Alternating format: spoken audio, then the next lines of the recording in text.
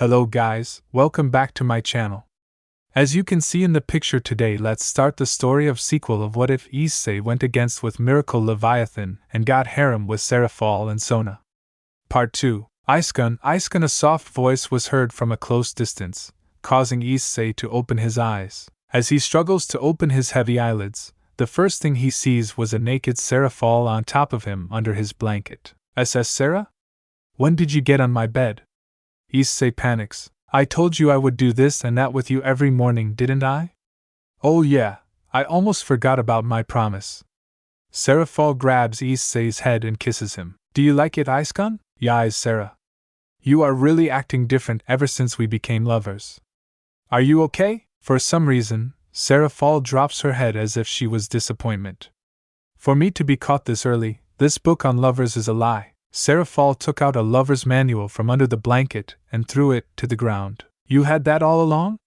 This is what you were following. Issei yelled out of shock. Serafall covered Issei's mouth. Shhhhh, quiet, they will hear you. Issei turns his head to both sides of the bed and becomes surprised that Rias and Asia aren't there. Huh! Where is Bucho and Asia? They are down there making your lunch. Both of them are competing with a Kennekan to see who gets to make lunch for you for the day. I plan to do the same tomorrow since I have shooting today. Is it because the two are gone that you decided to sneak into my bed? Yes, so I can spend a little time with my Issei before we go to school. Sonakin is strict as always, so I cannot sleep with you. It will be evening before we can spend time like this again, so I want to enjoy it till the last minute. Serafall lets go of Issei's head momentarily and lifts herself up a little, allowing Issei to view her large bulbas. Would you like that, Issei? Unable to take his eyes off Serafall's bulbas, Issei gets fired up. Yes. Yes. Please do. Serafall gets excited hearing Issei's answer. Yay. Then I will do 2 days' worth of service before my alarm rings. Service? Issei yelled. That's right, Issei. Serafall said in a childish tone. Before Issei can respond, Serafall grabs Issei and pushes him onto her bulbas, which Issei immediately gives into. Nothing like the feeling of soft épée in the morning, and it is the mouse épée I am feeling. I am so lucky to be alive right now. Wait a minute, the problem is I can't breathe, unable to talk, begins struggling for breath. His arms started flailing as he attempts to get Serafall to release him. Come on, Issei, we just started. That is not the problem here. I want this to continue, but I can't breathe. Issei yelled in his thoughts. Feeling his consciousness fading away, Issei begins to move his body instinctively. Aha! Hey, cut it out, Issei. I am ticklish there. Issei's fingers move across Serafall's sides, but Issei cannot stop his hands as his body randomly struggles. Stop! Stop! Ahahaha! Serafall begins squirming and starts to move her body across the bed while clinging on to Issei. Wah! Both of them fell off the bed, but luckily the blankets that were accidentally thrown during Issei's struggles softened their fall. I heard a thud. Are you alright, Issei? Sona entered the room in her blue-colored pajamas after hearing the thud, but goes into a state of shock to seeing Serafall naked and slightly out of breath on top of Issei, who awakens and immediately recognizes the situation. Wait, Sona. This is a misunderstanding. What are you doing to Onisima? Sona yelled to the point where everyone walking past Issei's large house could hear her scream. At the kitchen table. So Serafall did something like that. I thought that you are going to watch over her, Sona. Wasn't that our deal when we let you stay here? Rias said in an angry tone. Sorry, Onisima is much more perceptive of me than I thought. Sona said as she lies her head down. Next time, please don't attack me until you hear the story, okay? Issei's face is shown to be bruised up as Asia heals him. Sorry, Issei. I am still not used to the fact that the two of you are lovers, so please take it slow. Anyway, I have to leave early since I am the student council president, so I am going to change now. Sona leaves the table and heads upstairs. I better go too since I am the teacher's assistant. Serafall gets up from the table and heads the same way. Just because you and Serafall became lovers, don't forget you still have me, I see. Rias warns Issei. Don't leave me out as well, Issei. Asia also warns him and the rest of the girls follow. Yes, Issei said out of fear. In school. Hey there, I see. How is life treating you? Matsuda asked as he pats Issei on the back. Remembering serafall's bobas, Issei shows a lecherous face in response. It was a very good morning. What? Care to explain? Motohama shows up and intensely stares at Issei's face. All I can tell you is that it is another Issei-related moment. Quit hogging everything to yourself. Just tell us already. Both Matsuda and Motohama yelled. Keites and Murayama continue to look at the naughty Ed trio in dismay as their rambling is loud enough for the whole class to hear, although most ignore them. Aisa-san. Asia approaches Issei as Motohama and Matsuda continue to argue. Asia, do you need something from me? No, I was just wondering if you want to eat with me, along with Zenaviazan and Irina-san. Of course. Lunch is better when you are eating with your friends. Issei responded immediately. Then would Motohama-san and Matsuda-san like to join as well? It's like Aisa-san said, the more people the better. We would love to have lunch with you, Asia-chan. Both Matsuda and Motohama vainly tried to act like gentlemen in front of Asia. Hey Keites, I kind of noticed something about Hayado-kun. Murayama said. What is it? Hayado is a naughty who a lot of girls in this school hate, right? What made him popular all of a sudden that he is hanging out with Asia-chan and more importantly Bucho. I don't even want to think about that naughty being friends with beautiful girls, especially Ryosanizuma. How he became friends with so many girls remain a mystery to this day. I see. Why do you ask? Even I am dismayed over the fact that Hayado-kun became so popular even though he is a naughty. I just don't get it. Let's just leave them alone. Any more and we might catch their idiocy. Agreed. Both Keites and Murayama left in disgust. Here you go, Aisa-san. Say all. Asia sticks her fork into a chicken carriage and moves it towards Issei's mouth. Issei obeys as the food enters his mouth. Delicious. Did you learn how to make this by yourself? Well, I had a little help from Bucho when I was making my lunch, but yeah, Asia will make a great wife someday. Zenobia comments as she takes another bite of her sandwich. Hearing this, Asia's face turns fully red and begins to stutter. Wife? Please stop teasing me, Zenaviazan. It's frustrating, but from this perspective, Aisa-kun and Asia-san do look like a couple. Irina also commented. Will you two stop showing off? It is very frustrating as both me and Motohama are still single. Matsuda yells out of jealousy and frustration. Sorry! Speaking of couples, do you know where serafall is? She usually hangs out with us every day. Asia asked Issei. Sarah will eat lunch at a different time due to a scheduling conflict involving some of the staff meetings. I understand. It is never easy being a teacher, even if you are just an assistant. After school is done, all members of the Occult Research Club and the Student Council meet in the old school building, where Azazel is present. I am pretty sure you all know why we are here, right? Azazel asked. It is related to the Kuoh's brigade, isn't it? Sona asked. Yes. While there doesn't seem to be any active planning coming from them, there was a mention of evil dragons heard by one of our spy teams from the Grigori. It appears that they are only talking about how they wish to revive one, but the dragons themselves are a major issue since reviving them is actually possible. What are the evil dragons, Sensei? Issei asked. A class of dragons thought to be extinct. They are well known for their brutality and power, and as a result, they were either sealed or killed off. Many often tried to avoid fighting them as they lived to fight. I am pretty sure everyone knows the name of the dragons, even though Issei did not until now. Hey! I am still studying the history of the Underworld. There is no way I could have learned about them at where I am currently. Issei protested. Calm down. Anyway, I am pretty sure that after hearing about them, you would know that Vritra is also an evil dragon, but he is cute compared to the three most powerful among them: Crescent Circle Dragon Kromkruch, Diabolism Thousand Dragon Azidahaka, and the Eclipse Dragon Apophis. Are they stronger than the two heavenly dragons? Not if they are at their prime, I see, but despite that, even they would avoid fighting the evil dragons if they can help it, especially now since they are sealed within sacred gears. Still though, even though it is possible to revive them, there is no word of anyone doing that, not even the Kuoh's brigade. I am only telling all of you this as a warning if it actually comes so you can prepare for it. That is all I have to say about them. Azazel becomes more laid back as he relaxes on the desk, leaving the rest concerned about how to deal with the evil dragons should they come back. On their way home from school, Rias notices Issei putting up a serious face. It's okay, I see, the evil dragons are already extinct.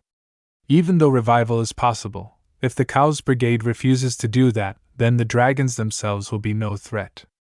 Rias grabs Issei's hand to comfort him. Thank you, Bucho. All I want now is for something to take my mind off of it. As soon as they entered the house, serafall wasted no time in welcoming them back. Riaskin, Iskun, welcome home. I finished my shooting early. Both Issei and Rias immediately took note on what serafall is wearing in front of them, which is nothing more than a white apron. Serafallsima? Why are you dressed like that? Rias asked in dismay. 'Cause I heard Asia-chan and Riaskin did the same many times and I didn't want to lose my boyfriend, so I decided to do the same. Serafall then embraces Issei. How do you like it, Iskun? Does it get you all excited? Feeling Serafall's almost naked body, Issei had a nosebleed, causing the blood to come out like a garden hose. Issei then faints due to blood loss. Iskun! Both Rias and serafall yelled simultaneously as Issei passes out. I think I can die peacefully now, Issei said before closing his eyes. As soon as Issei opens his eyes, he found himself resting his head on serafall's legs with the teary Asia sitting next to him. I am sorry, Isasin. I forgot to tell serafallsima that you pass out sometimes when me and Bucho would do this. That's okay. I actually enjoyed this experience. Then let Leviathan do it again tomorrow after school. You are still going to do that after you saw me faint? If it makes you happy, then I am willing to do it as many times as you like. I don't think so, Onisima. Sona suddenly shows up behind serafall. Sonakin? Since when were you home? A few minutes ago, and I was utterly dismayed to see my own sister dressing up like this in front of a man. Even though you two are lovers, there are limits to how far you can go, understand? Yes, Sonakin. Serafall said in a low tone. You too, Iskun, don't let your lecherous nature influence my sister. Yes, Sona. Issei said out of fear as he sits up. Much to his surprise, Sona gently puts her hand on Issei's while giving off a cute smile. Don't leave me out too, okay? Sona lets go and heads to the kitchen to assist Rias and the others with dinner, leaving Issei bewildered over Sona's change in behavior. The next day in school, those issei sure look good when the girls are changing. It is like issei paradise in there. Matsuda and Motohama are peeping into the girls' locker room once again through a hole. But Issei, conflicted about what he heard from Azazel yesterday, wasn't in the mood and rests on a nearby tree. Hey, I see, aren't you going to look with us? You usually join immediately when we plan to peep. Matsuda asked. I am sorry, I had a lot to think about last night. Don't get me wrong, issei still makes me happy, but I am just mentally exhausted today to enjoy the sights. Issei must have eaten something really bad yesterday. Usually, issei would get him more excited than anything else. What is really wrong with you? That's personal, Issei said before ignoring them. Just leave him be. Everyone has their own secrets they want to keep, Matsuda said. Just as Matsuda and Motohama get back to the hole to peep, Katan, Murayama, and several other girls came out standing behind them preparing to attack with their shurnai. They knew we were watching, Matsuda whispered. We better make a run for it. Motohama replied. When will you ever learn? Kate said in an angry tone as the girls start chasing after them. As Murayama follows the rest of the girls, she accidentally trips on a crack. Issei, seeing her trying to keep her balance, rushes and broke her fall by grabbing her arm. Kaya! As soon as Murayama sees Issei's face, she screams as if she was being harassed, causing Kate to turn back. Naughty! Hentai!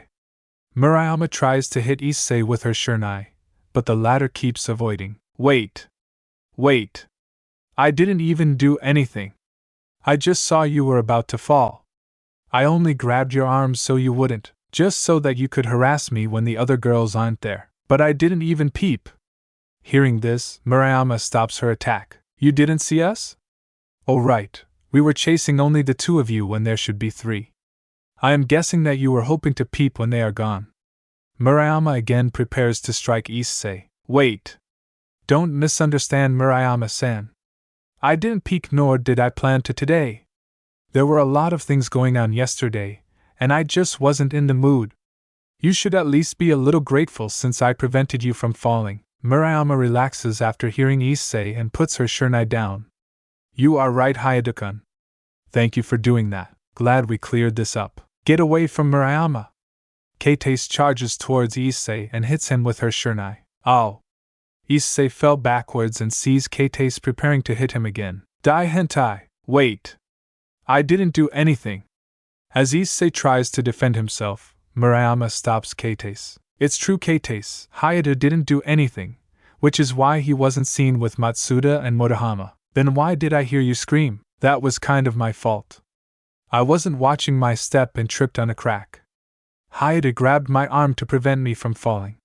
Seeing that he was one of them, I thought he was going to harass me. Issei becomes annoyed. Sorry for being such a naughty. Kate then turns to Issei. You've lucked out this time, Hayate, but the next time you hit, there will be no mercy. Kate and Murayama then head to the school building. How am I lucked out when I already got hit on the head?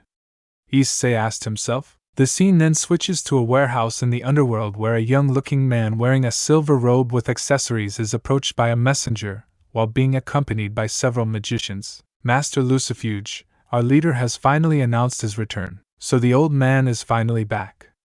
Excellent. It won't be long before the Kuoh's brigade purge all worlds of the filth that live in it. Sister, for you to drop so low to become a servant of the Gremmery, I will enjoy killing you the most. Euclid stands from his chair and leaves with the magicians following as the messenger watches. There is one that will breathe our fire, the messenger said before leaving himself. Euclid is seen in an empty warehouse observing a map of what appears to be Kuoh Academy, marking every opening that is possible for to enter using the transportation circle. A large figure slowly approaches him from behind. Is this the place where my opponent is? Indeed, it is Grendel. In order to lure him, we are going to need some live bait, and my followers shall retrieve them. Let's get this over with. I want to see this worthy opponent of mine. Patience. Your time will come very soon. Just let them finish their part first. Hurry. The figure then disappears as he moves back. Everything is now in place. All they need to do now is to wait for my orders. Euclid then puts a circle on the school gymnasium. Back in Kuoh Academy, Issei is currently walking to the school entrance surrounded by Rias, Aquino, and his girlfriend, serafall. All of the students who witnessed this are currently in shock, still not knowing why many of the beautiful girls in Kuoh Academy prefer to hang out with one of the members of the naughty Ed trio. That I see, always showing off. Matsuda clenched his right fist as he starts trembling with tears in his eyes. What do all the girls see in him anyway? He is no better than us. Motohama shouted, though no one seems to have heard him. Murayama and Katan are also watching the scene, but have a more quiet reaction compared to the other students. There is Hayate again, surrounded by girls as always. I wonder how he got so popular. Back then it was just him, Matsuda, and Motohama that nobody pays attention to. What do you think? Maybe there is another side to Hayate that none of us know about. Of course, there are still rumors of him blackmailing the girls into doing UAL acts. That is not how it looks like from this perspective. Even Kibikun is hanging out with Hayate. Maybe there really is a secret about Hayate that we don't know about. Oh well. I am getting pretty used to seeing this anyway. Let's go to class, Kate. Okay.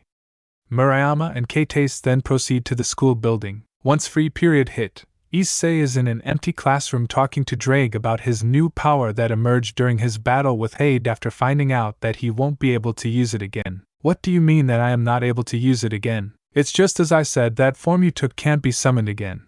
Probably due to the fact that your true queen is still unstable. Then how was I able to use it last time? If I had to guess, Zeus may have given you his own blessing.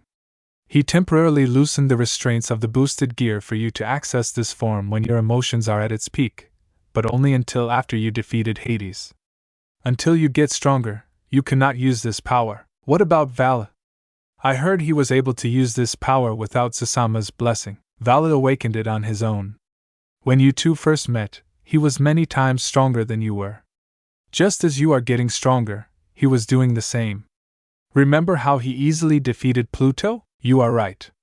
It will take me a lot more effort to defeat the strongest Grim Reaper if I had to fight him. You still have time to train. Just be patient, partner. Right. Just as Issei opens the door to the hallway, he sees Sona standing right in front of him, apparently trying to do the same. Sonakeichu? Ice-kun, a vampire from the Carmilla faction came to the old school building. Azazel Sensei told us to be there. Carmilla faction? You mean the all-female vampire faction I read about currently at war with the Teeps faction? Correct. She apparently want to take Gasper back to Romania. We better go. Issei and Sona then head to the school building. As soon as Sona and Issei arrived to the school building, they saw that the vampire was already there with the Occult Research Club and Student Council with Griselda Quarta present with them.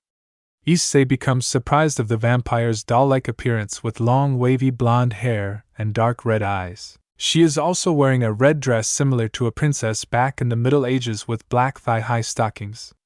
Issei notices that there are no shadows when he looks at her feet. Her name is Elmenhild Gallenstein. She prefers to be called Elmen. As a pure-blooded vampire, she is extremely proud of her race and has a big selfish side, so please be polite. Sona whispered to Issei, right, now you know why I could like to borrow Gasper Vladi. Elmenhild is apparently continuing her conversation with Rias and Azazel, ignoring the fact that Issei and Sona just arrived. There would be no telling what would happen if Gasper's powers were forcefully released. Elmen. Gasper still has no control over it, so that won't be much help for the war you have with the Teeps faction. Rias warned Elmenhild. That's true, but it might be even worse considering that the Teeps faction not only has a Longinus possessor in the form of Valerie Teeps, but I heard they have a secret weapon that is rumored to be able to easily put down the 5 Dragon Kings. This won't be good not only for our race, but for our county as well. They will only negotiate through a battle of strength. Issei takes a look at Gasper, who is visibly shaken after hearing that his friend Valerie is a Longinus possessor fighting on behalf of the Teeps faction. Elmenhild then presents a file to Azazel. He opens it and begins reading the contents. I see. So this meeting is for diplomatic reasons in order for us to make peace with the Carmilla faction in exchange to temporarily lend Gasper. Indeed. Our queen, Carmillasima, has grown tired of this war, so we decided that a truce should be held with the church and fallen angels. This only angers Azazel due to Elmenhild's methods.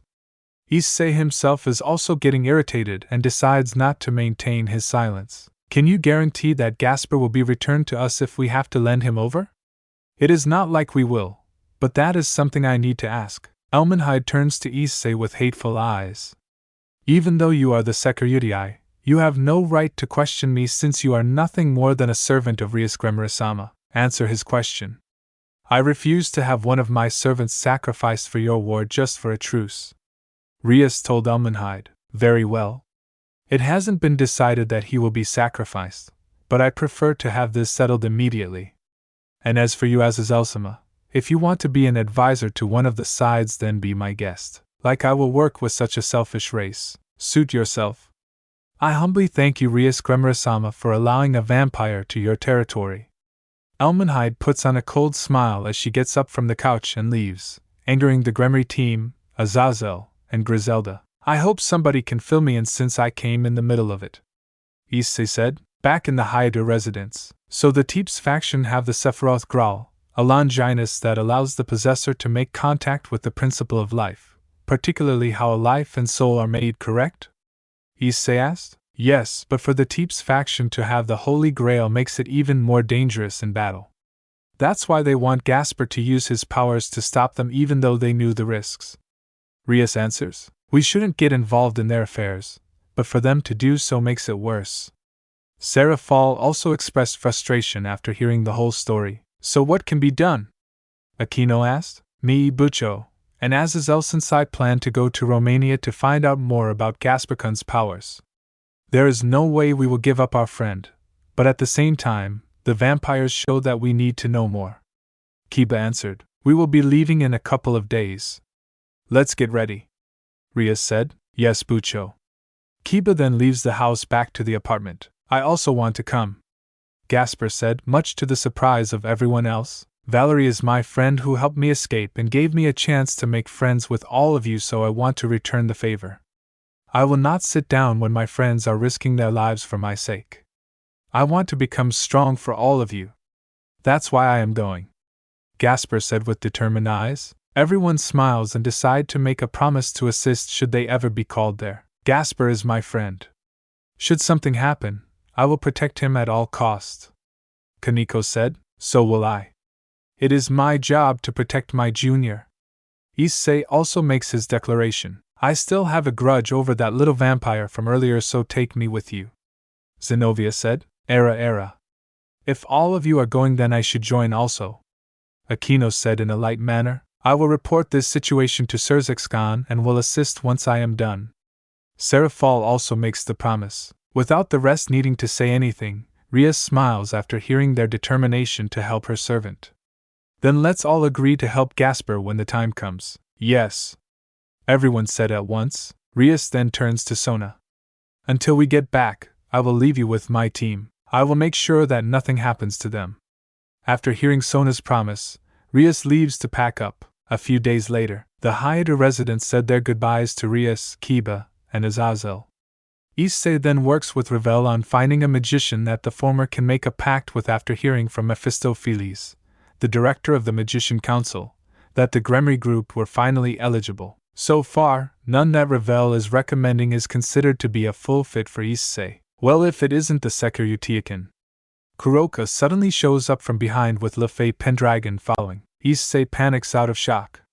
Kuroka? What are you doing here all of a sudden? I came to help Chiron with her training Naya.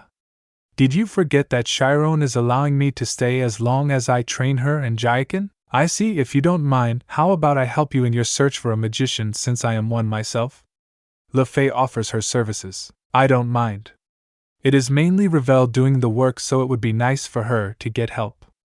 Issei is not in the mood to deal with Kuroka, so he lets her do as she pleases. During the night, as Issei tries to sleep at night with Asia, he found himself lonely without Rias since she has slept with him for many nights and hugs Asia for comfort. Sorry, Asia, do you mind if I stay like this for a while? Not at all, Isasin. You are such a spoiled child after all, Asia said. Just as Issei was about to fall asleep, he felt something clinging onto him with something soft pressing his back. This feeling. Don't tell me that. Issei turns around to see Serafall smiling next to him naked under his blanket. Surprise, Iskun. Since Ryaskin is gone, I decided to use this opportunity to sleep with you and Asia-chan. What? Issei yelled. Serafallsima? Since when did you get here? Asia yelled out of surprise. 10 minutes ago. I snuck in and hid beneath the blankets before making my surprise move on my boyfriend. Since Ryaskin and Asia-chan sleep with him all the time, I decided that I wanted to do the same. How Asia becomes dismayed after hearing Serafall's reason. I knew you were planning something like this, Onisima, Sona said after she was rushing into the room in her pajamas. Sona? Issei becomes very surprised at Sona's sudden entrance. This is not how a mouse should behave. Go back to your room. No! I want to sleep with my boyfriend since Ryaskin and Asia-chan get to do that all the time. They have their way and we have ours. Come on, Onisima, get up. Sona begins pulling her sister's naked body from Issei, but Serafall only tightens her grip. Stop being so stubborn. No! I want to sleep with my boyfriend and that is final. After many more attempts to get Serafall to let go, Sona gives in, but decides that she is going to sleep in Issei's bed to make sure her sister doesn't do anything strange to Issei and vice versa. You better not tell anyone in the student council about this, Sona warned Issei. Don't worry. I don't want to get killed by the student body anyway. Issei then had trouble sleeping after what went on earlier. The next day in Kuoh Academy, Murayama and Keitase were walking down the hall in their kendo armored bogu preparing for the kendo club when a hooded figure spots them. Excuse me? I am looking for a student named Haida Issei. I really need to talk to him. Is he here? He is in the boys' locker room changing. Murayama reluctantly answered. What do you need to talk to him about? Keitase asked. Nothing much. I just need to have a few words with him before I leave. Thank you for showing me the way. As the figure walks away, Keitase notices a knife handle sticking out of his cloak. Murayama, that guy has a knife. Realizing that she put Issei in danger, Murayama and Keitase raise their shurnai. You are planning to hurt him, aren't you?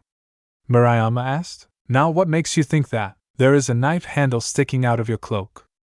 Keitase responded. The figure did not respond and just heads forward, leading Murayama and Keitase to attack. We won't let you do such things in school. Both girls yelled as they prepared to strike. Useless. As soon as the bamboo swords strike, the figure disappeared, leaving nothing but his cloak. How did he? Before Kates can finish, Murayama interrupted her. We have no time for that now.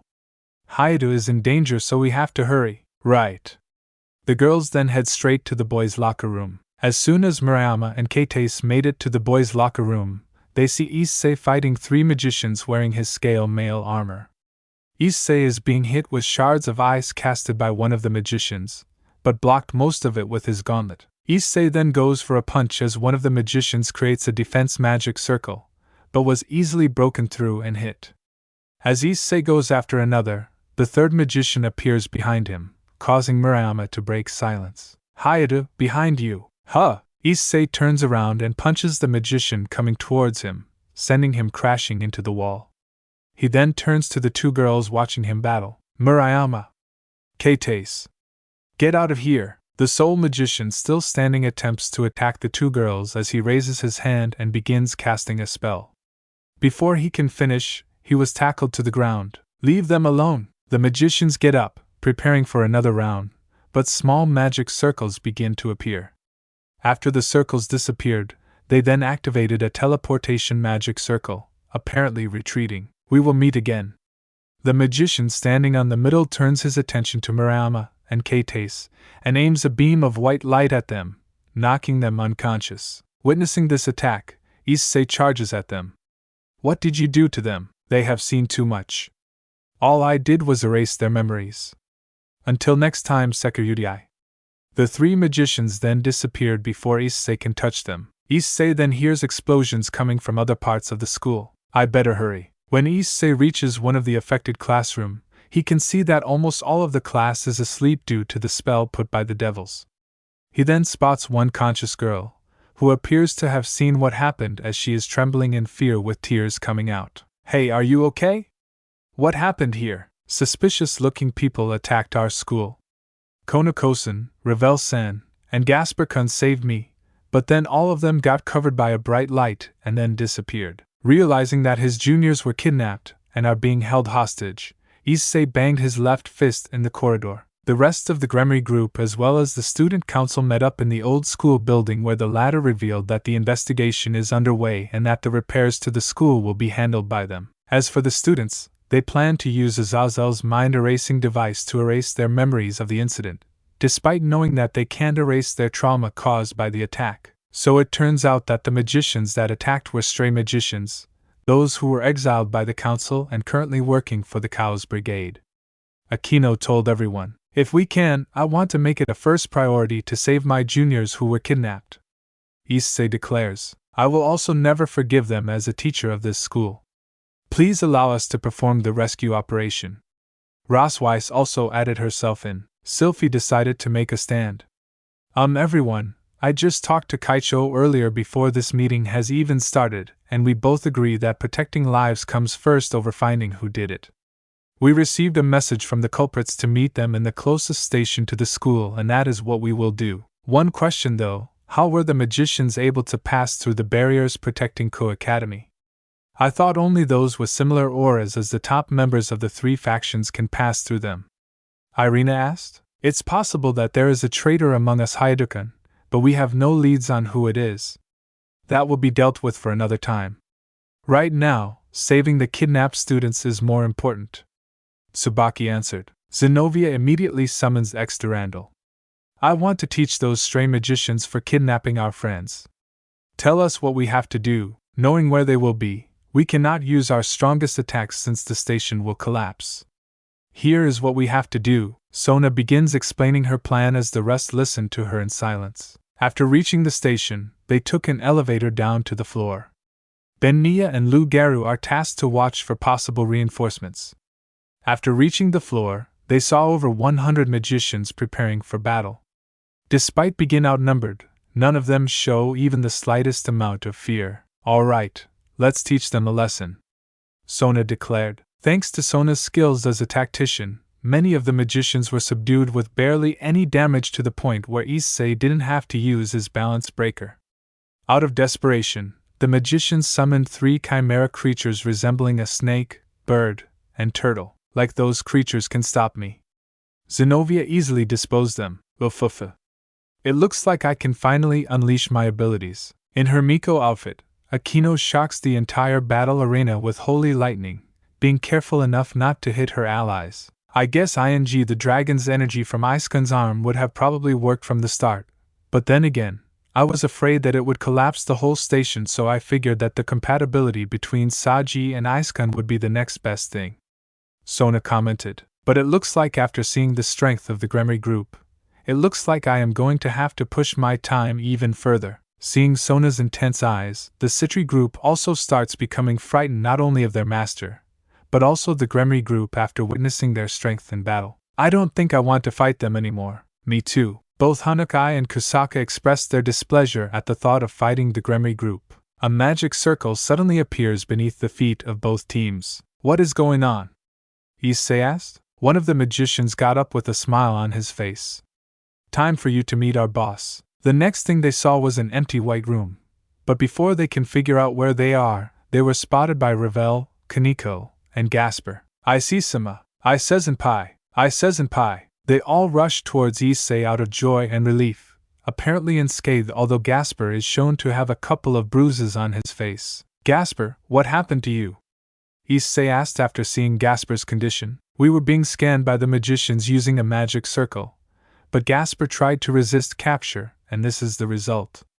Ravel explained. Those guys, I am going to make sure they pay for this. Then turn around.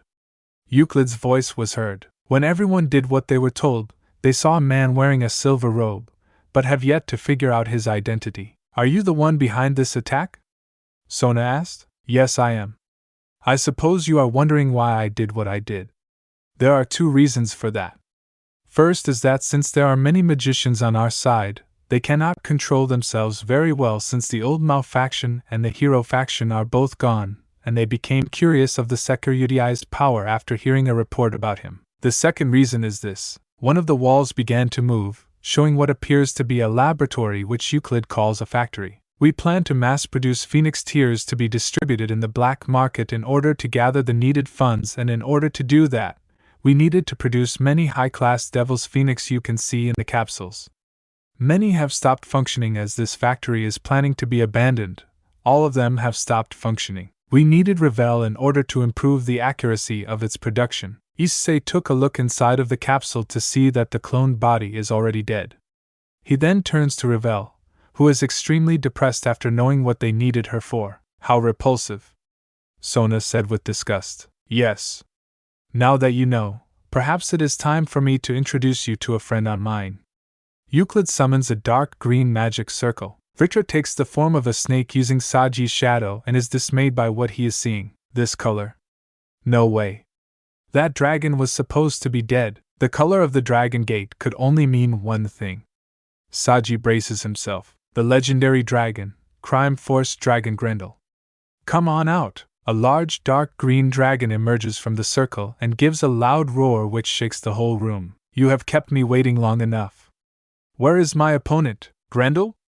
I thought you were destroyed by the original Beowulf. Grendel takes a look at Issei and Vritra. Oh good, it looks like the Red One and Vritra are here. Gwahahaha. It looks like I am going to have a lot of fun today. I heard that Drake was sealed as a sacred gear from this man, but I also heard that this host was the greatest of them all. So will you entertain me today? Hearing Grendel's voice, Drake immediately responds. So the Cow's Brigade did revive you after all. Partner, this fight cannot be avoided, but Grendel is a ferocious evil dragon that you must not hold back against. Don't even show a bit of sympathy, understood? The jewel in the boosted gear begins to glow. Welsh Dragon Balance Breaker. Everyone stay back. This battle will be between me and him. Issei's body is then covered in thick armor, and immediately charges towards Grendel. This is exactly what I want. Give me what you have. Boost boost boost boost boost boost boost boost boost boost boost boost boost boost. Welsh Dragonic Rook. Charge solid impact. Issei thickens his armor and punches Grendel head on. Despite getting thrown back, Grendel is not impressed. Is that really all you got?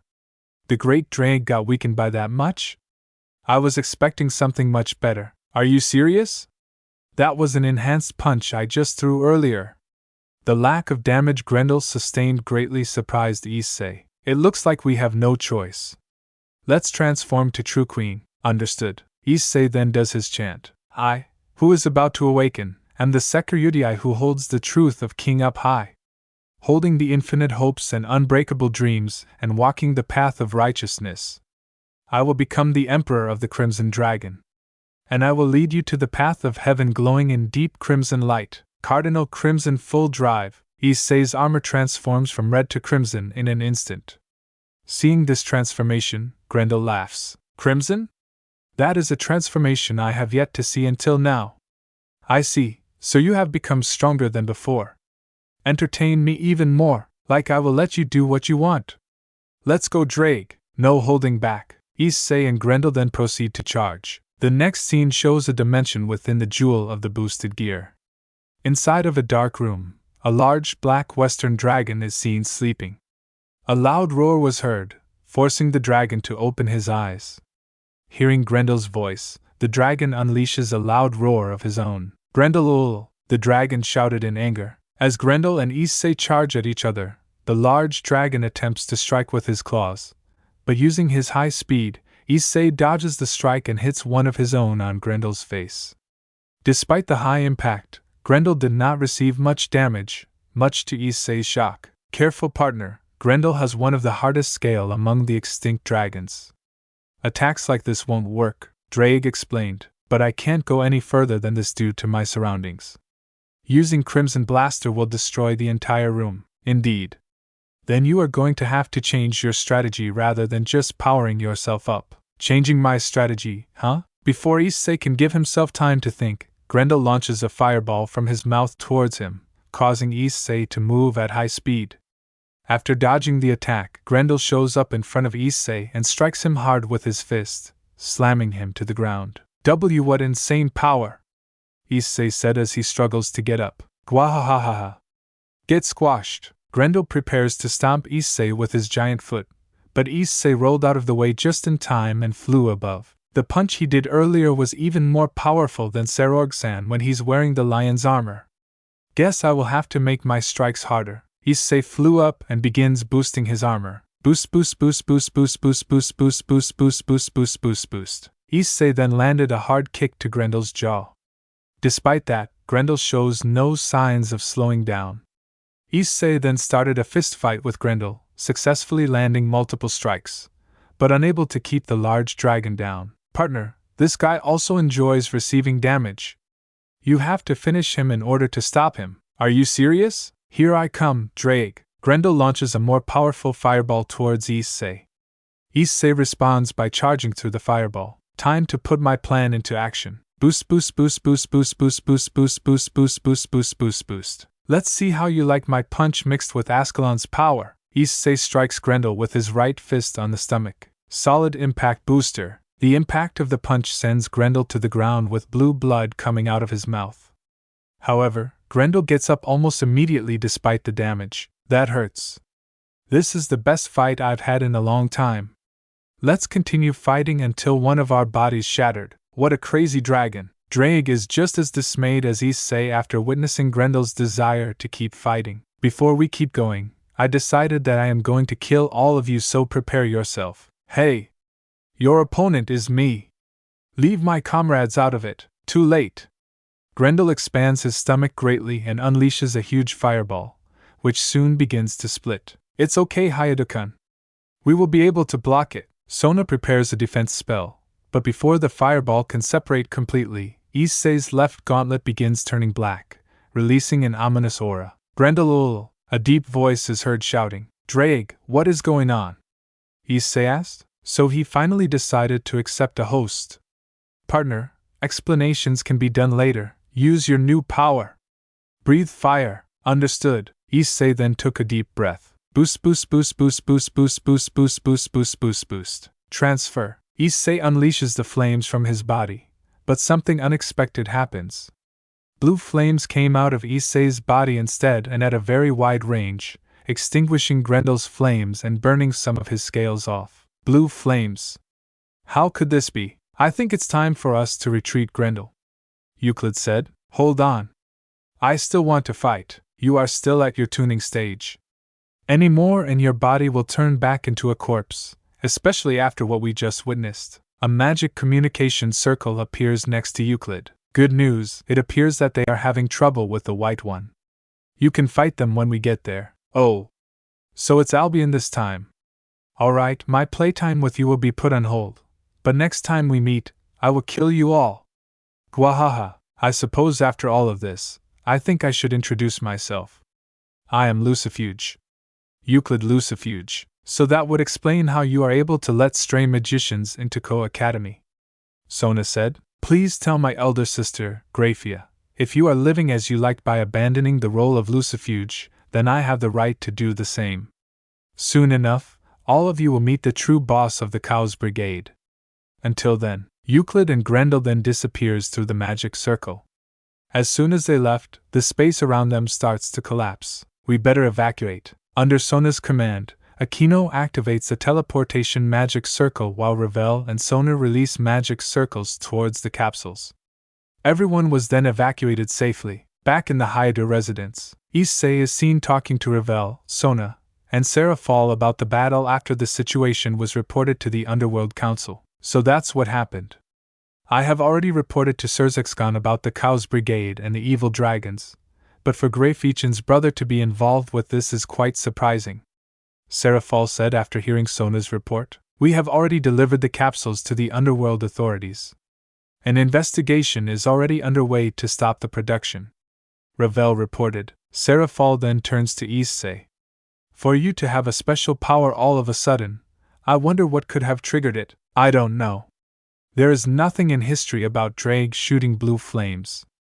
There are certain dragons that can breathe such flames, but none of them known were sealed within sacred gears, although there are some labeled missing. Sona stated, something did change though before I expelled the blue flames. Before Grendel's fireballs separated, my left gauntlet turned black and I heard a deep voice shouting Grendel's name. Drake referred to this change as if there was another dragon within my boosted gear.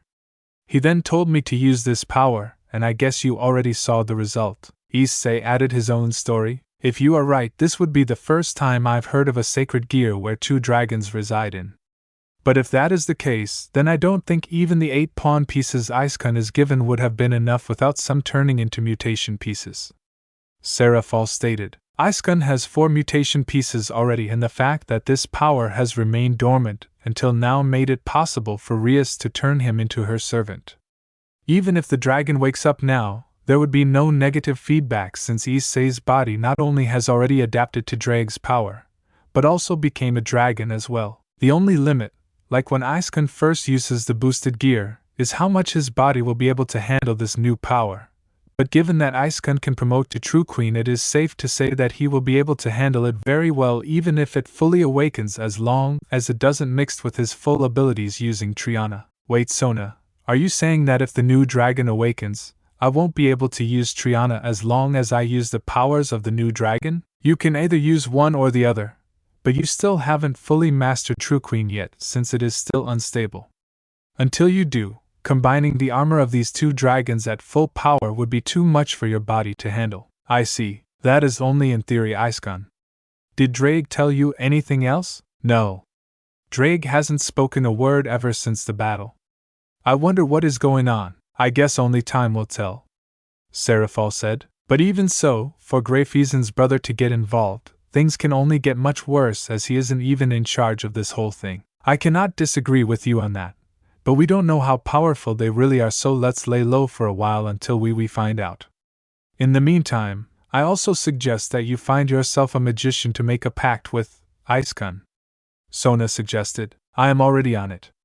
Ravel announced as she started looking through different files. Within the jewel of the boosted gear, Drake is standing in the front of what appears to be a large black door with a gold-coiled dragon insignia in the middle of it. So you have finally awakened. Drake, it has been very long since I have last awakened. A voice was heard beyond the door. I was about to say the same. What was it that woke you? Was it my new host or the evil dragons? The evil dragons, where are they? They are alive. The group known as the Kuoh's brigade revived them. Such a disgusting bunch for them to betray me and got me sealed with you in this prison. The evil dragons are who me and my host are fighting right now. If you want your revenge, then you are going to have to work with my host. The voice lets out a laugh. Kukuka. Are you kidding me? All of your previous hosts I was with fell to the corruption of my powers, which is the reason why you put me to sleep here in the first place. Not this one. What makes you so sure that he won't fall like the rest? Because he is the greatest possessor of me. Barely anyone was able to reach the stages he went through. The voice went silent for a moment. I see. If sharing a host allows me to exact my revenge on the evil dragons, then so be it. Release me. Drake begins breathing fire towards the door. The door then begins to glow as the insignia turns, unlocking it. As the door slides open, a large black western dragon comes out of it and stares face-to-face with Drake. So Drake, who is my so-called host? A second head suddenly emerges next to the dragon's main head, the one named Issei Haidu. Meanwhile, in the Haidu residence, the Citri sisters are currently taking a bath together, with Sona showing an unpleasant face towards serafall. Onisama, please tell me you are not going to sleep with Icegun again, eh? Why not, Sonakin? You did the same thing a couple of nights before. That's because you won't let go. Seriously, Onisama, considering your age, I thought you would be able to handle relationships more like an adult. How rude! I am an adult. And it is because of that I made my own decision to sleep with Icegun. What kind of an adult would dress up as a magical girl in public and try to act like the character? Hey! That is called method acting, in case you didn't know, Sonakin. Serafall pouts. You don't need to do any method acting to act like a child. You are so mean, Sotin. I told you not to add tan. Then don't call me a child. Serafall then splashes water to Sona's face. Then quit acting like a child. Sona splashes back. You are the one acting like a child now. Both Sona and Serafall soon started having a splash fight similar to Zenobia and Irina in the underground pool. Mao. You are too strict, Sonakin. I think I am going to make you smile a bit more. Wait, Onisama, what are you high? Serafall begins tickling Sona's underarms. You always have that serious look on your face. You need to learn laugh more. Serafall starts showing a naughty-ed look on her face. PP, please stop, oh Onisama. Sona tries to resist the urge to laugh. Not until you start laughing. Drool starts coming out of Serafall's mouth as Sona starts to moan. Oh, like I will. Then it looks like I will have to go even further. Serafall begins wiggling her fingers even faster. Aha! Ahahaha! Stop it! Sona finally broke down. Unable to resist her urges, Serafall continues her torture. You need to smile more, Sonakin. I rarely get a chance to see you like this, so I am not going to waste it. Ehehe. Ha ha. This isn't fun, Onisama. See, cut it out. Sona had tears coming out of her eyes. Are you going to let me sleep with Icegun without bothering us? For my sister to go this far, aha. Two can play at this game. Sona then tickles Serafall in the same place, causing her to jump and return back to her senses. Aha. Sonakin, what are you doing? Ahahaha. I am not going to let my sister win my decision through such devious means. Aha. Serafall refuses to stop despite being tickled by Sona. Hey, stop it. Ahahaha. You stop first, Sonakin. Aha. Their tickle fight can be heard by Zenobia and Irina, who are just outside the bathroom. What are they doing in there? Zenobia asked. I don't know, but if Icegun were here, he would have a nosebleed listening to them.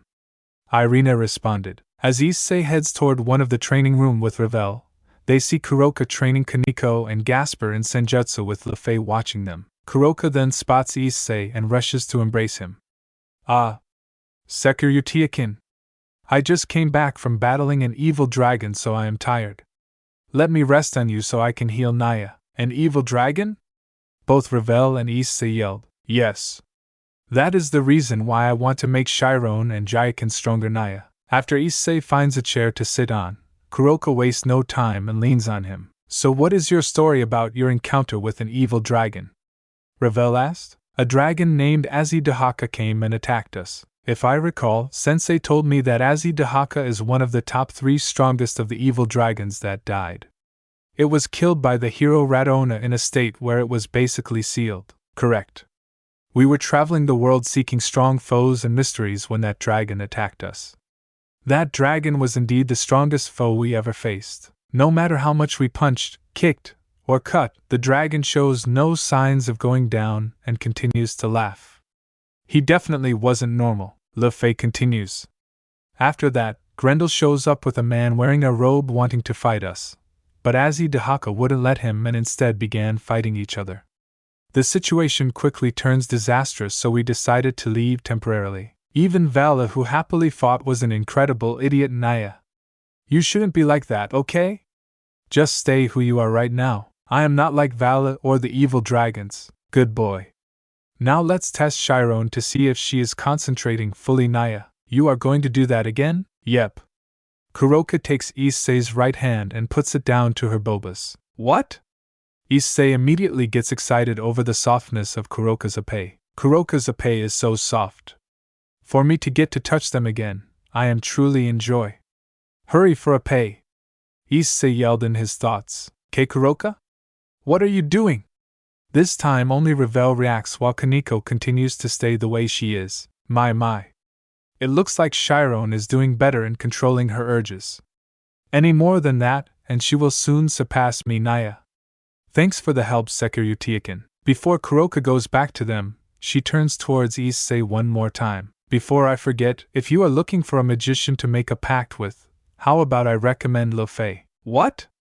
Everyone in the room becomes surprised at Kuroka's suggestion. Kuraka-san? There is no loss considering that she is an expert magician coming from a well-known family, you know? That may be true, but the fact that she is in the Kuoh's brigade creates an obstacle between her and Isisama. Ravel protested against the pact. Then at least consider interviewing her first, little Burdikin. My name is Ravel. Before the arguing can continue, Issei stops Ravel. Calm down. Let's just hear what Le Fay has to say. If Isisama said so, then fine. You better answer every question truthfully, understand? Why wise?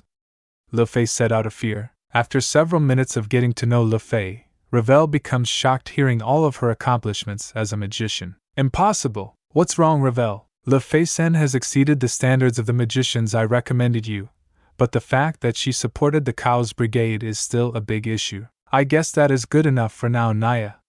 Hopefully, things will change for the better for us. Kuroka then leaves to focus on Kaneko and Gasper. In Kuoh Academy, finally I get to relax after a hard day's work. From the Kuoh's brigade to the evil dragons, it feels as though school is the most relaxing place for me. Issei thought. Hey, I see, what's up? Motohama puts his arm around Issei's head. Seen any good épée lately? Matsuda later joins. What are you guys doing? Issei asked. Take a look. Motohama takes out a DVD, something that Issei got excited about as soon as he lay his eyes on it. Are you serious? This porn DVD is one of the rarest ever to contain an anime bishoujo magical girl. Where did you guys get this? I made a deal of trading half of my old school live-action DVDs for the more modern ones.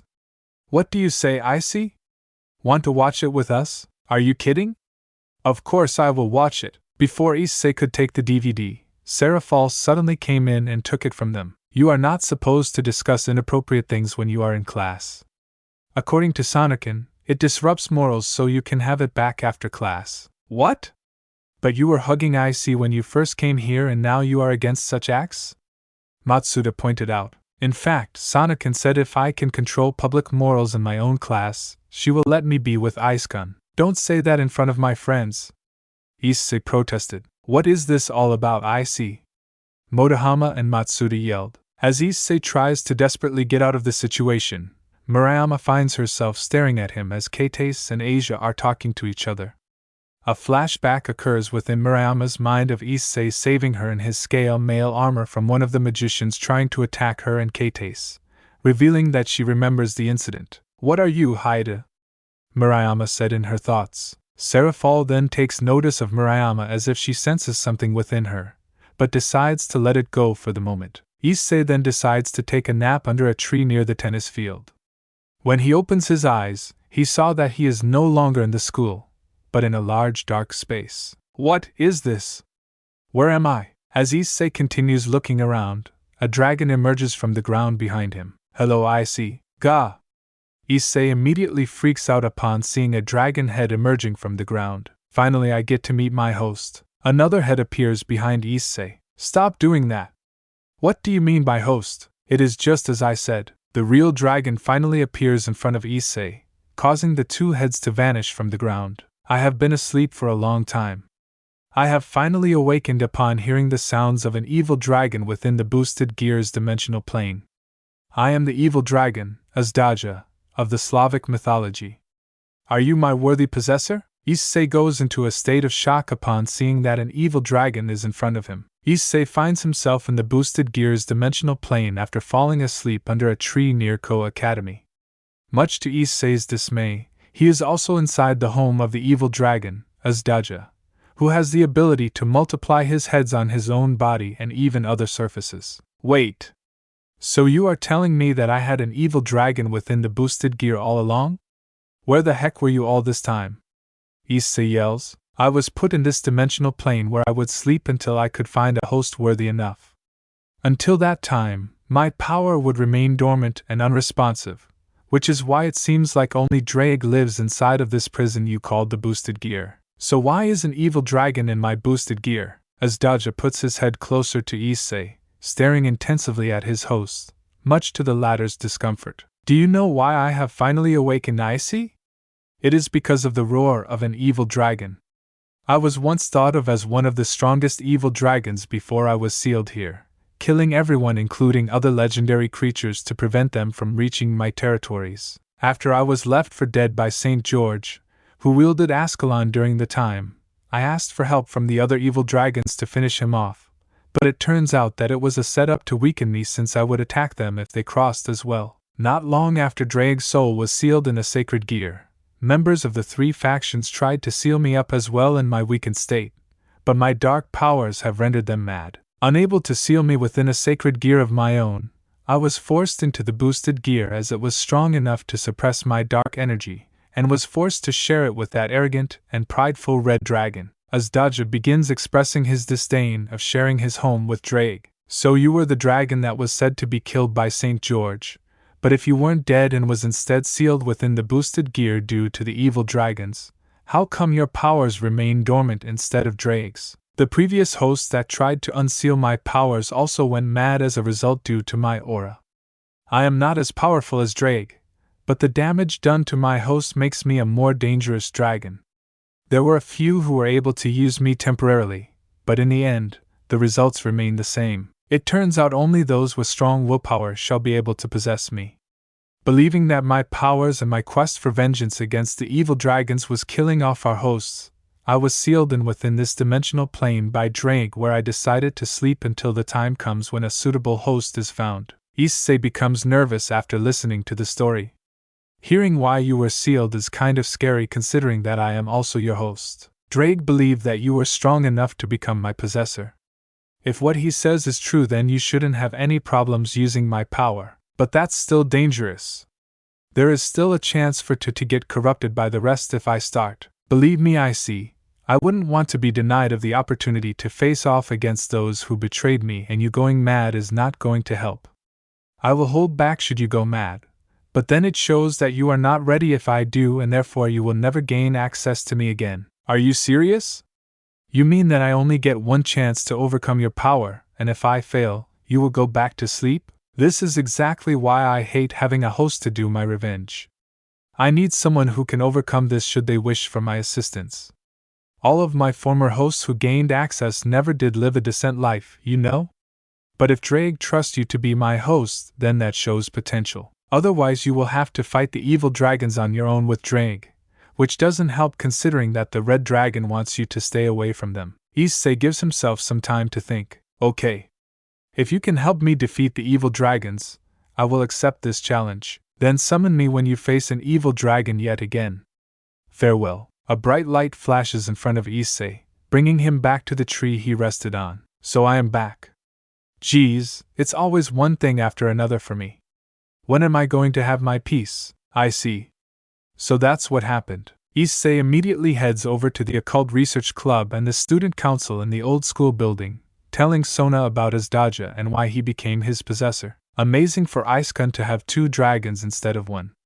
Akino is more enthusiastic about the news. but the fact that the evil dragon has powers that can corrupt the host for a single use is a problem.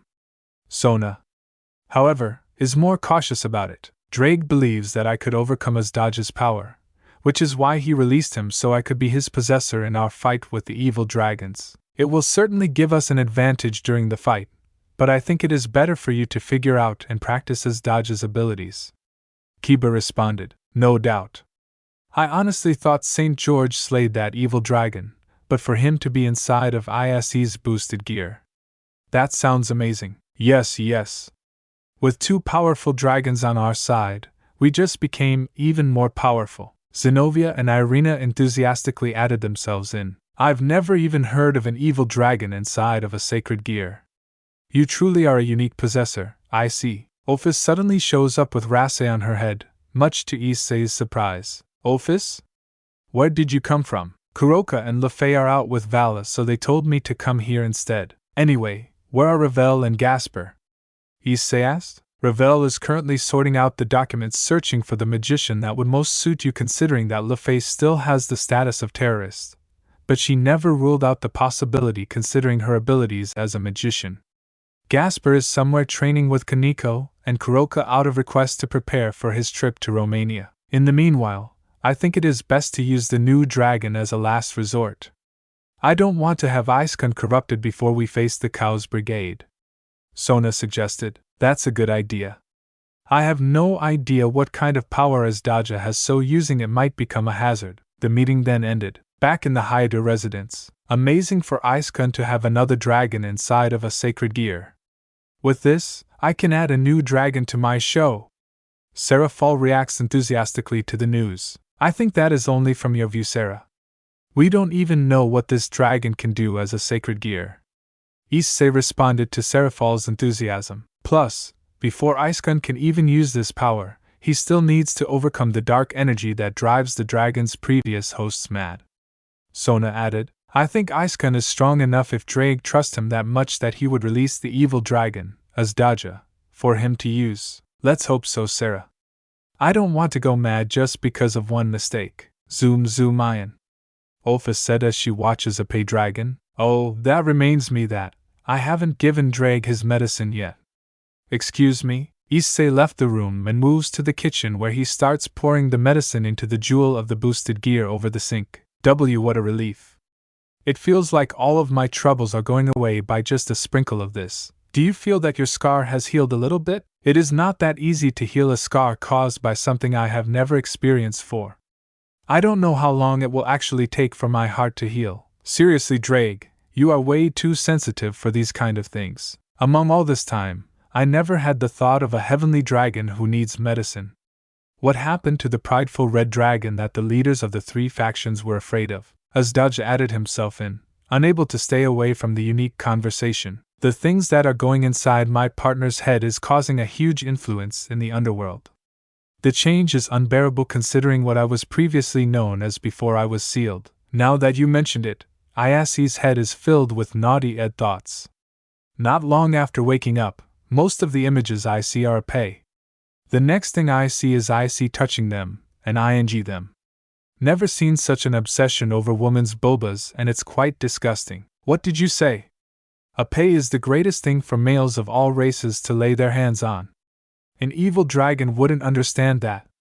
Issei protested. Iase's obsession with Boba scarred Drake, due to him being known by almost everyone as a pay dragon and Treachery Udii instead of the feared Red Dragon Emperor he once was. Ophis shows up after seeing that the show is currently on commercial. Kukuku. Are you telling me that Drake is known as a pay dragon among everyone? Is that the reason why he needs medicine? Azdaja holds back his laughter. I didn't care at first, but soon my partner starts coming up with apparelated techniques using my power. Did you know that when he activated his balance breaker, he did it by poking Bobas? He did the same thing to deactivate Juggernaut Drive. It was so horrible that I kept crying nonstop. Drake complains to Azdaja. Bahahahaha. I can't believe it. The Red Dragon Emperor developed a fear of Bobas and is now like this because of it? Ha ha ha ha ha. This is just too great. Do your best, Chichiri Uti. Ha ha, as Daja continues to make fun of Drake while laughing very hard at him. Yuyun! My situation is already bad enough without you here. Partner, give me more medicine. What? But I just gave you some. Ahahaha. I can't stop laughing at this. For me to see a heavenly dragon like this, maybe I can use Bulbas to defeat the evil dragons the same way I see defeated Drake. Whoop, gun. Drake starts crying more constantly. That's enough as Daja. Drake is now in a delicate state again because of you. At this rate, I am going to run out of medicine before the counselor could make new ones. Issei then pours another round of medicine on the jewel. Ha ha. I wish I could get out of here so I could tell the other dragons about this. Please don't make me use more medicine, okay? The situation is already bad enough as it is. Fine. I am done laughing anyway. Wake me up when you fight an evil dragon. I guess there is only two things that will wake this evil dragon up: someone to make fun of and the opportunity to fight other evil dragons. Drake, are you feeling okay? Better than earlier. That crazy dragon doesn't know when to stop. I wonder what it would be like if he is known as the issei dragon instead. As Daja probably wouldn't care since all that motivates him is fighting and getting revenge.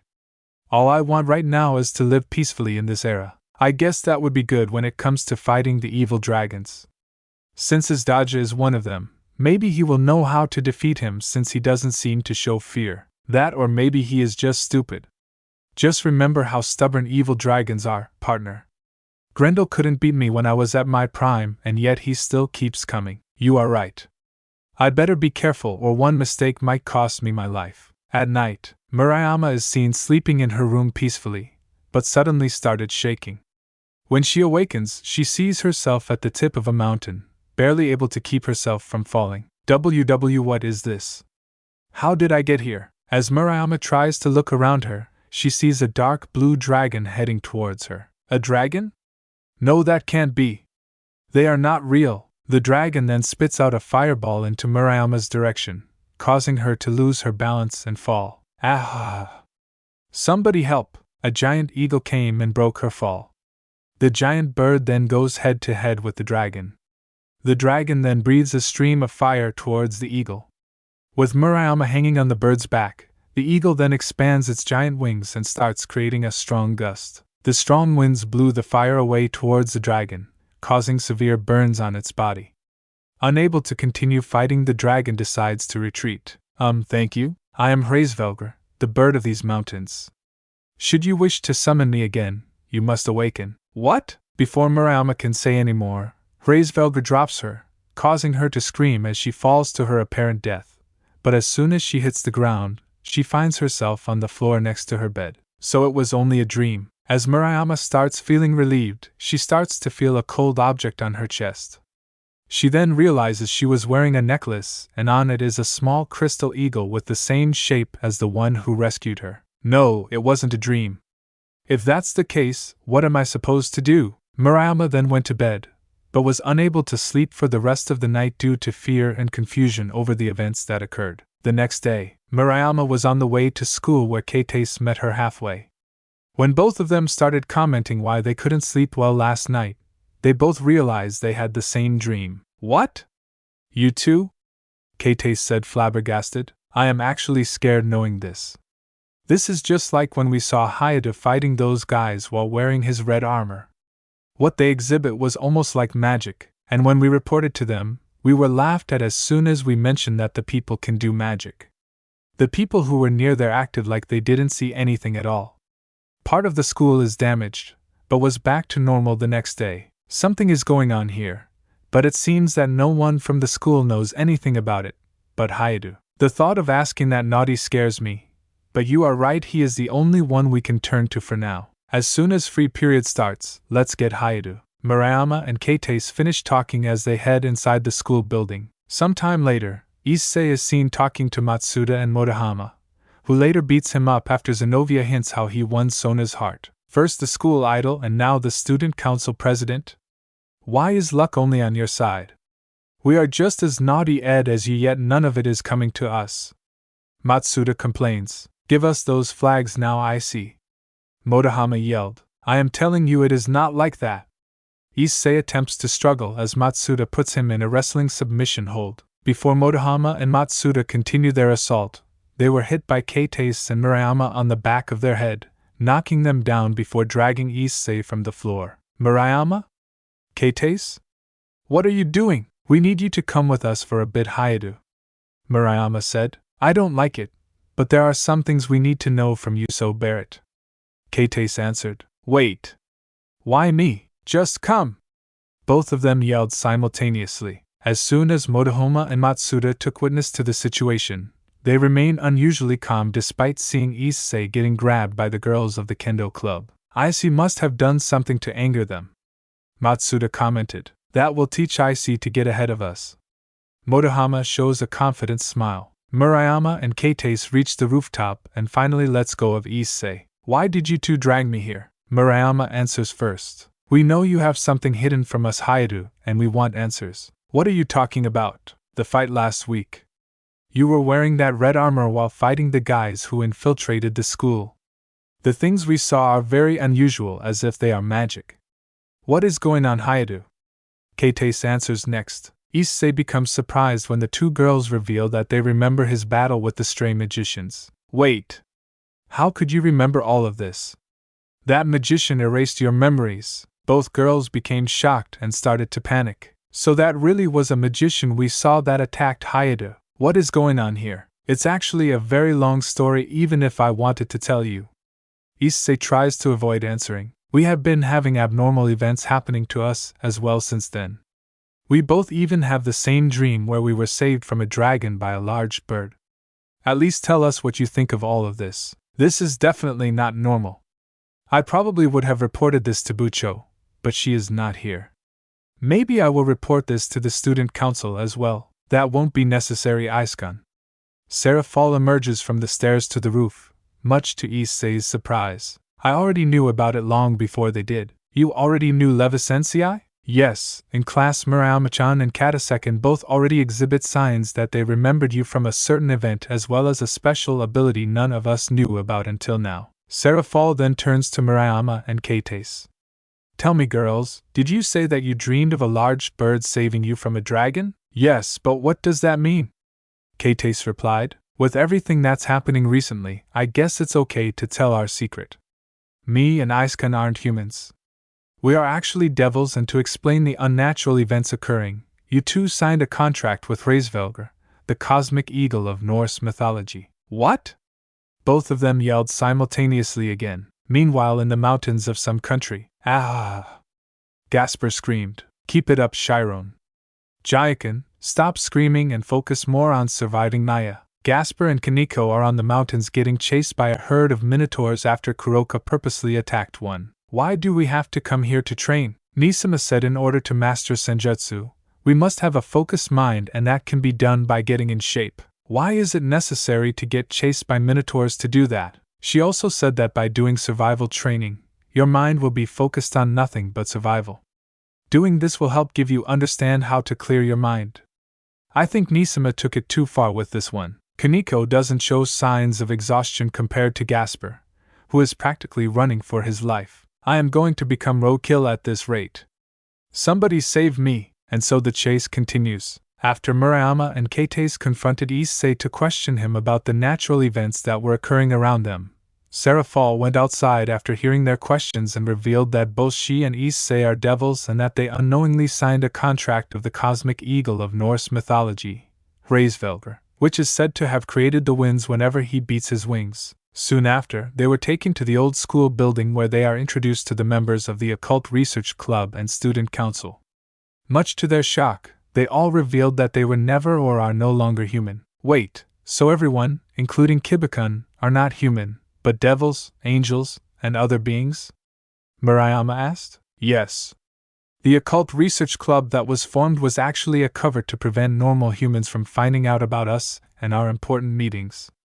In fact, Kuoh Academy is practically run by us. Sona said. This is quite hard for us to take all of this in at once. It's still quite a shock to us to find out that all of you are not human. That explains why someone as awful as Hayata gets to join the Occult Research Club. Keitase said bluntly. I am still here, you know. Issei complains. Aiskan is not a bad person once you get to know him. Sona defended Issei, causing him to behave strangely due to being grateful. I am very thankful for your high opinion of me, Sona, Issei said in his thoughts. So the rumors are true. Sona Keichu's heart was stolen by a naughty. Keitace complains, causing Sona to blush. Don't say things you don't know. We are nothing like that in school. Kaicho is stolen, Kaishu is stolen. Saji is currently sitting in the corner of the room away from others while feeling very depressed. Sorry, Hayate-kun. I had to break the news to Saji that Sona is currently staying with you. Tsubaki whispered into Issei's ear, so that's why he looks so out of it. Saji suddenly turns towards Issei and charges right at him. Before Issei can escape, Saji placed a wrestling hold around his neck. Kaishu is staying with you? Why are all the girls around you, Hayadu? How many more of our girls are you after? It's not like I force her or anything. This decision was made by her family, not me. Saji immediately released his hold and goes into another state of shock. So he even got her family's approval instead of mine.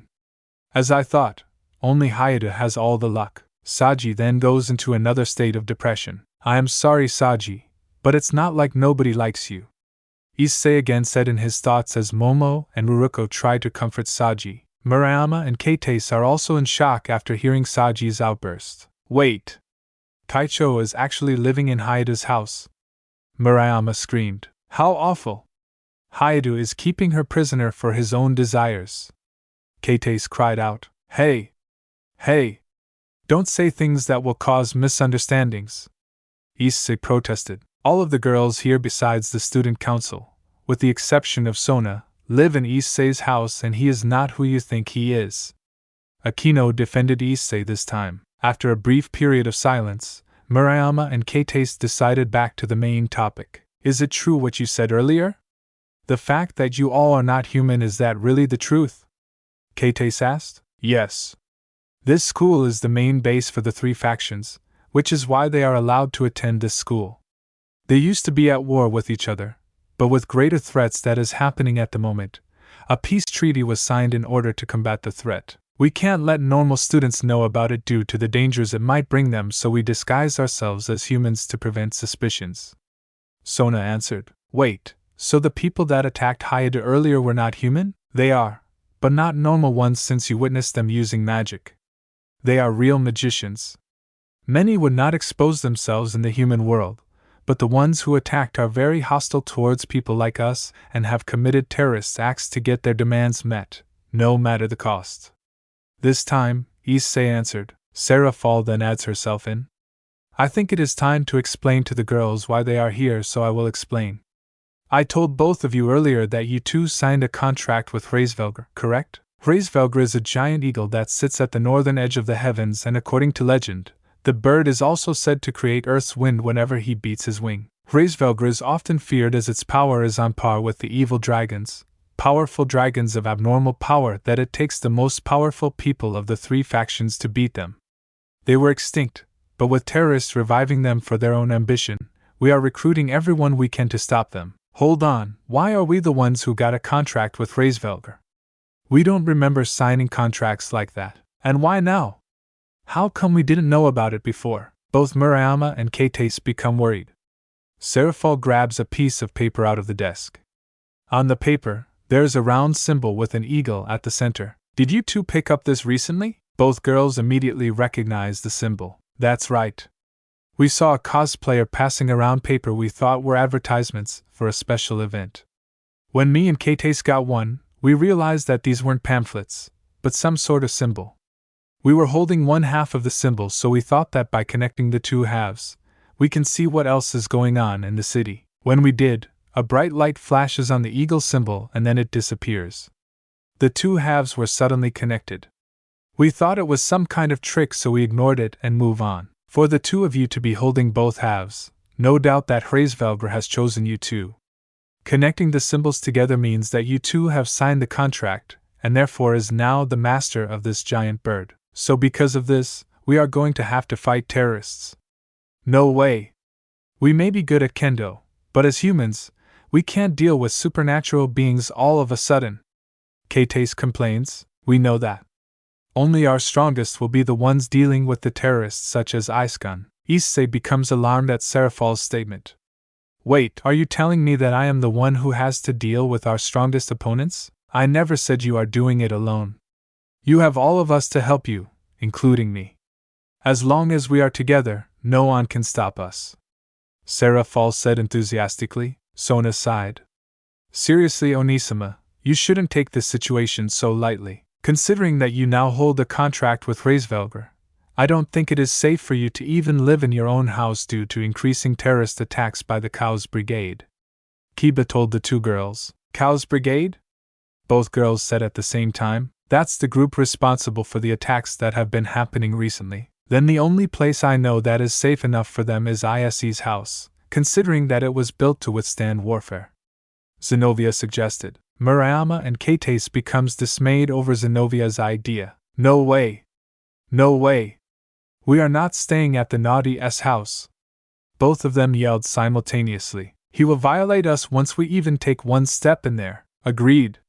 If we are even across from him, there is no telling what he can do to me and Murayama. Zenobia does have a point.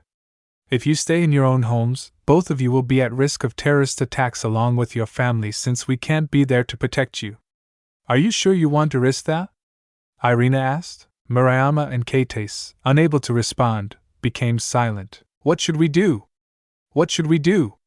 The two girls said in their thoughts. For their own safety, Murayama and Kates reluctantly agrees to stay in the Haida residence after the student council obtained permission from their parents. As Issei walks by them, Murayama grabs him by the collar. Listen, Haidu, I don't care what the reason is, but if you dare touch me and Kates, you are dead, understand? I got it. I promise I won't do such things while you two are living in my house. Murayama then releases Issei. Don't worry, Isukan. They will eventually warm up to you. Serafall tries to cheer up Issei, although he wasn't really depressed. As soon as Issei's house is in sight, Murayama and Kates express shock and amazement. You live in a mansion, Haidu? What exactly do your parents do? This was built by Bucho's family to accommodate the number of people living in the house. I see. Both of them are not impressed after hearing what Issei said. Once the door opens, Serafall immediately greets the new house guests to Issei's parents. While admitting that it was unexpected, they are not surprised. As long as they can take care of themselves, I don't mind considering that we are not the ones who built this house and that more people keep on coming and coming. Issei's mother sighs. As I thought, my son has truly surpassed his father in accomplishing his dreams. Issei's father starts crying tears of joy. It's not like that. Both girls immediately went into denial. Issei sighs at the situation and heads back to his room, leaving the other girls to accommodate them to their rooms. Hang on, Isukan. Serafall heads to Issei's direction. What is it, Sarah? Issei becomes speechless when a soft feeling touched his lips, much to the shock of others. I didn't want you to forget a goodnight kiss. After all, I am your girlfriend. Sorry, Sarah. I am still getting the hang of being in a relationship. Murayama and Kates, however, reacts the most strongly. What a minute, Levisensei. Did you just say that Haida is your boyfriend? Murayama starts to tremble. Yes. Me and Isukan have been dating a couple of months now. He is the reason why I became an assistant teacher for his class. Both Murayama and Kates yelled. After this, I am next, right? Era. I hope that I get my turn. Time for me to test my limits as an angel. Everybody is going with the flow? Then give me a kiss too, Isasin. Aquino and the church trio begin showing signs of jealousy after seeing Serafall kissing Issei. Sylphie tugs Issei's sleeve. You are going to give me a kiss too, right? Rosweiss, who was already home, gave a small laugh at this situation. It appears that everyone is not giving up on Isukan, despite already having a girlfriend. What about you, Sonikin? Are you going to give Isukan a goodnight kiss? Sona's face immediately turns red. Not in front of everyone, Onisima. Murayama and Kates grows even more shocked at Issei's high popularity with girls. Does everyone in this house likes Haida? I am already surprised that this naughty is able to get these girls to live with him. Serafall then turns to the kendo girls. All right, both of your rooms will be on the 4th floor in the left. Get some rest, because tomorrow, we will train you two on how to use magic. But we are not magicians. No ordinary humans can actually do magic. Both of you are no longer ordinary after signing that contract. Cat a second. Magic is needed in order to summon Hraesvelgr again, which both of you gained when you connect the two halves of the contract. Anyway, good night. Serafall walks away. Alright girls, follow me. Aquino guides the kendo girls to their rooms, while the girls eyed issei for a goodnight kiss, much to his dismay. The next morning, as Murayama begins to wake up, she becomes confused and starts looking around. It took her some time for her to remember where she was. Oh yeah, I am living in the naughty S house. Fully awake, Murayama decides to head out of her room, where she sees Kates walking past her. Morning, Murayama. Are you heading downstairs for breakfast? Morning, Kates. I am, but I am still not used to this house yet. I know. I feel intimidated going through the large hallways to find the bathroom. I even got lost when I was on my way back. I still remember where the elevator is. Come on, let's go. Before the girls can reach the elevator, Ravel runs to them. Excuse me? Can you two check if Isisima is awake on the second floor? We need him for today's training. Thank you. Ravel ran off without letting them give an answer. If we are going to do this, we need to bring our Shernai. Yeah. Who knows if Hayato is actually planning something for us? Murayama and Kates grab their Shernai as they head to the second floor. Once they figure out which room is issei's, they made a big mistake by opening the door without knocking. Hey Hayato, Ravel-chan told us to wake you up, so before Murayama can even finish, she became speechless at the sight of Issei laying in bed with serafall and Asia on both sides. Issei, who was already awake, begins panicking after seeing Murayama and Kates at his door and struggles to get out. Wait! This isn't what it looks like. Hayato, you pervert! Both yelled as they prepared to beat him with their Shernai. Why? Issei yelled as he is getting hit. At the kitchen table after Serafall left to the Underworld for work. So that is how you get all those bruises on your face. Do you want me to comfort you to make it feel better? Aquino attempts to seduce Issei, whose face is filled with bumps and bruises being healed by Asia. Murayama and Kates emits a killing intent, causing Issei to become afraid to answer. Not at this moment. I don't want to get beat up again. Sona then comes to the kitchen table. I am sorry you had to see Onisima like this with Ice-gun. She feels that as his girlfriend, it is her right to sleep with her loved one. Murayama and Kates' opinion of Issei worsens after hearing Sona. I still can't believe this. If we weren't targeted by terrorists, we would never stay here with this womanizer. Forget it, Murayama. As long as we are going to stay in Hayata's house, we might as well tolerate his antics. But only as long as he doesn't do strange things to us. But you hit me when I didn't do anything to you. We thought you were violating Levis Sensei and Asia, like I can do that when both of my arms are held. Alright. We've got training to do after this. You two better be ready, because we are not going to go easy on you.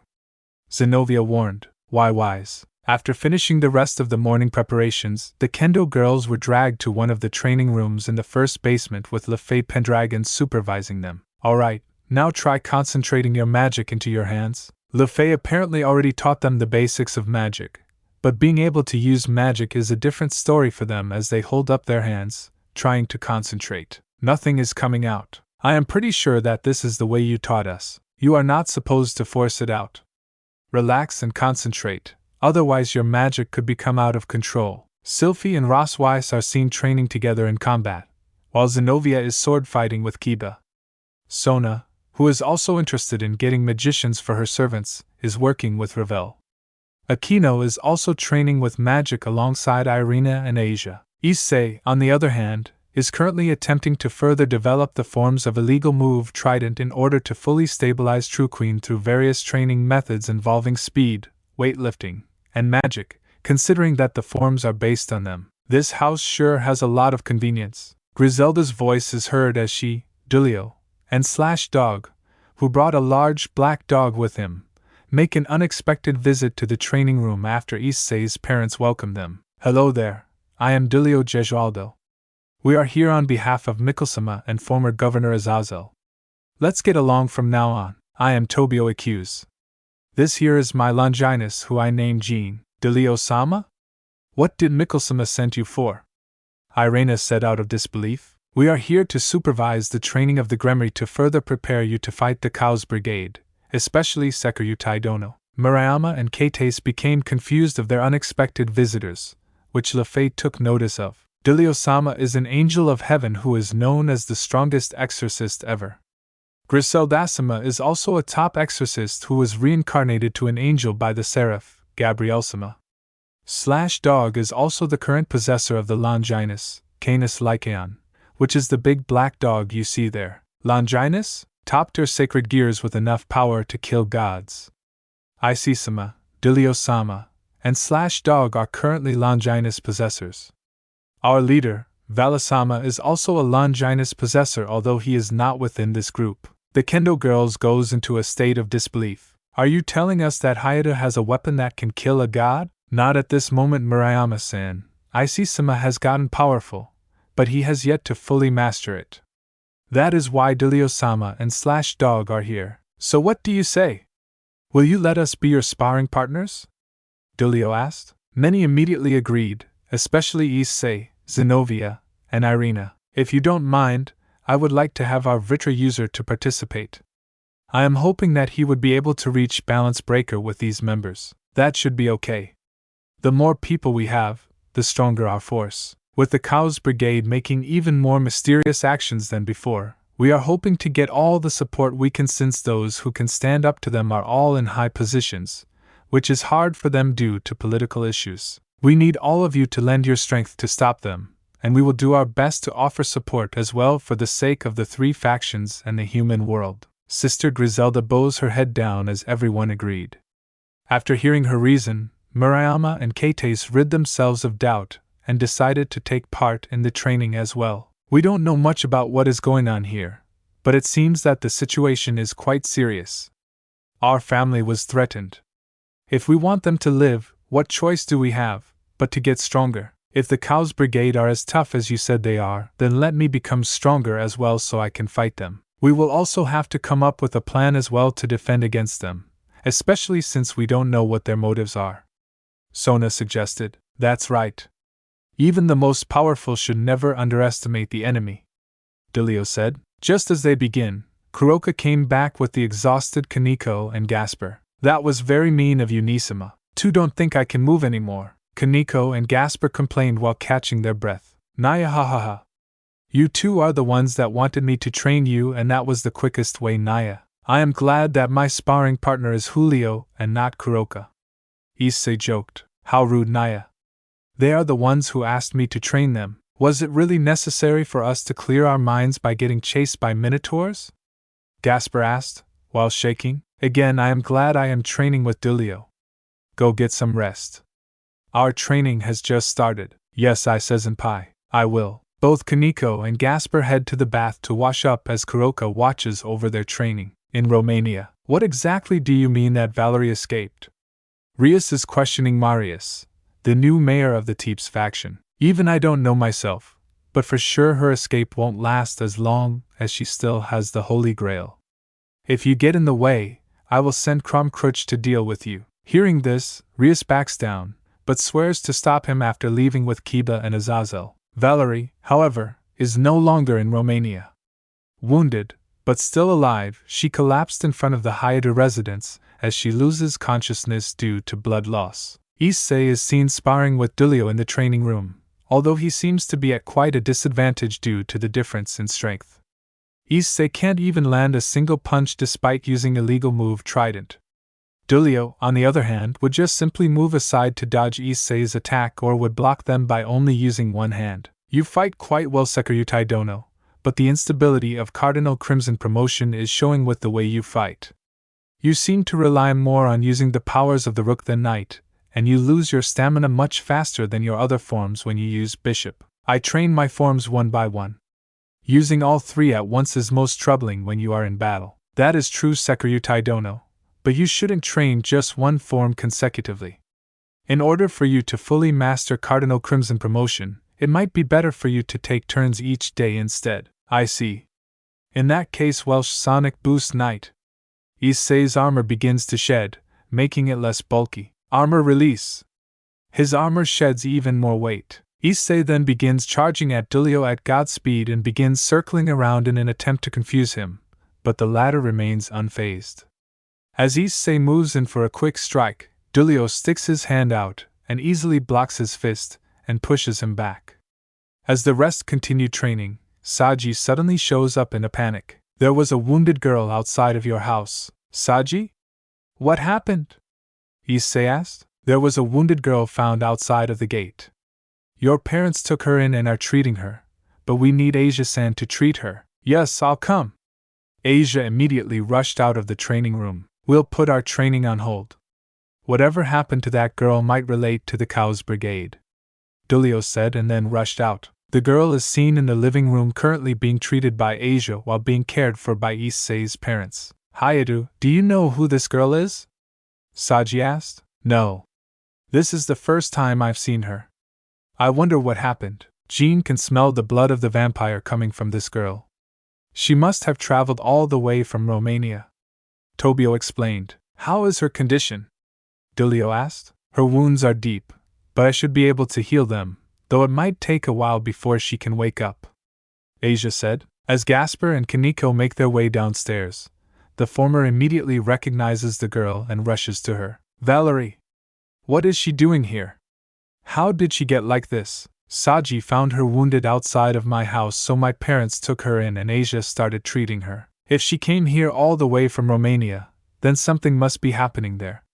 Rias might be in trouble. Sona becomes alarmed. Issei becomes worried. Then we've got to go there right now. I don't think that is a good idea at the moment, Iskon. Remember, Valerie is now the head of the Teeps faction.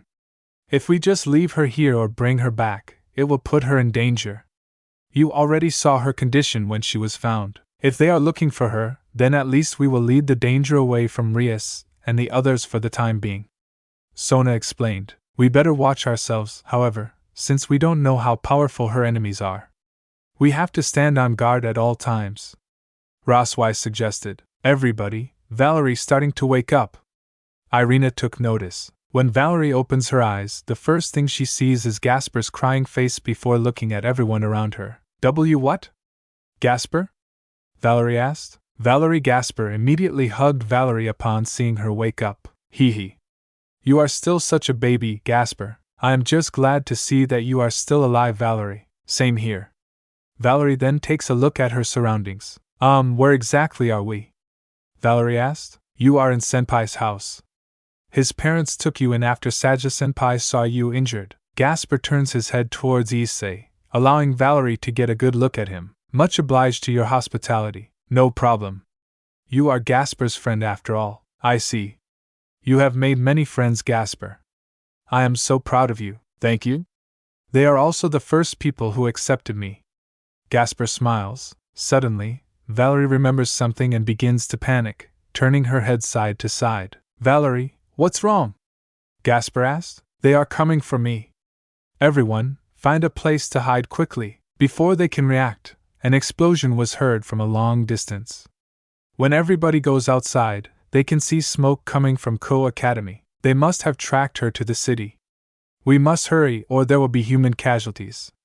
Dulio flies off with Dog and Jean following. Before the rest can respond, a magic communication circle appears in front of them showing Azazel. Sensei, Kuoh Academy is being attacked right now.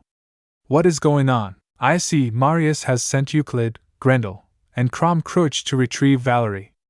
Try to hold them off until we arrive. They've already attacked. Couldn't you have mentioned that earlier? The Kuoh's brigade is moving faster than before. Just do as I say until we arrive. Azazel then hangs up. Did Azazel just say that Grendel and Krom Cruch is here? Drake becomes disturbed at the message. They are attacking the school right now. Once we get there, I am going to need all you can give me, Drake. Partner, Krom Cruch is the strongest evil dragon in existence. He is the type of dragon you want to avoid fighting at all costs. There is no avoiding it considering that innocent lives are at stake here. Hopefully with our combined forces, we should at least have a chance to fight them. If you are going to fight, then make sure to fight at your best.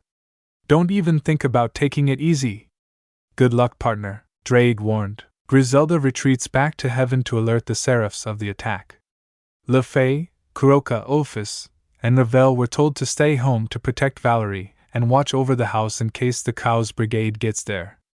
Once they reached Kuoh Academy, they can already see part of the building destroyed. Luckily, there were no civilians in sight during the attack. As the dust begins to fade, 2 human silhouettes and 1 giant dragon silhouette were seen.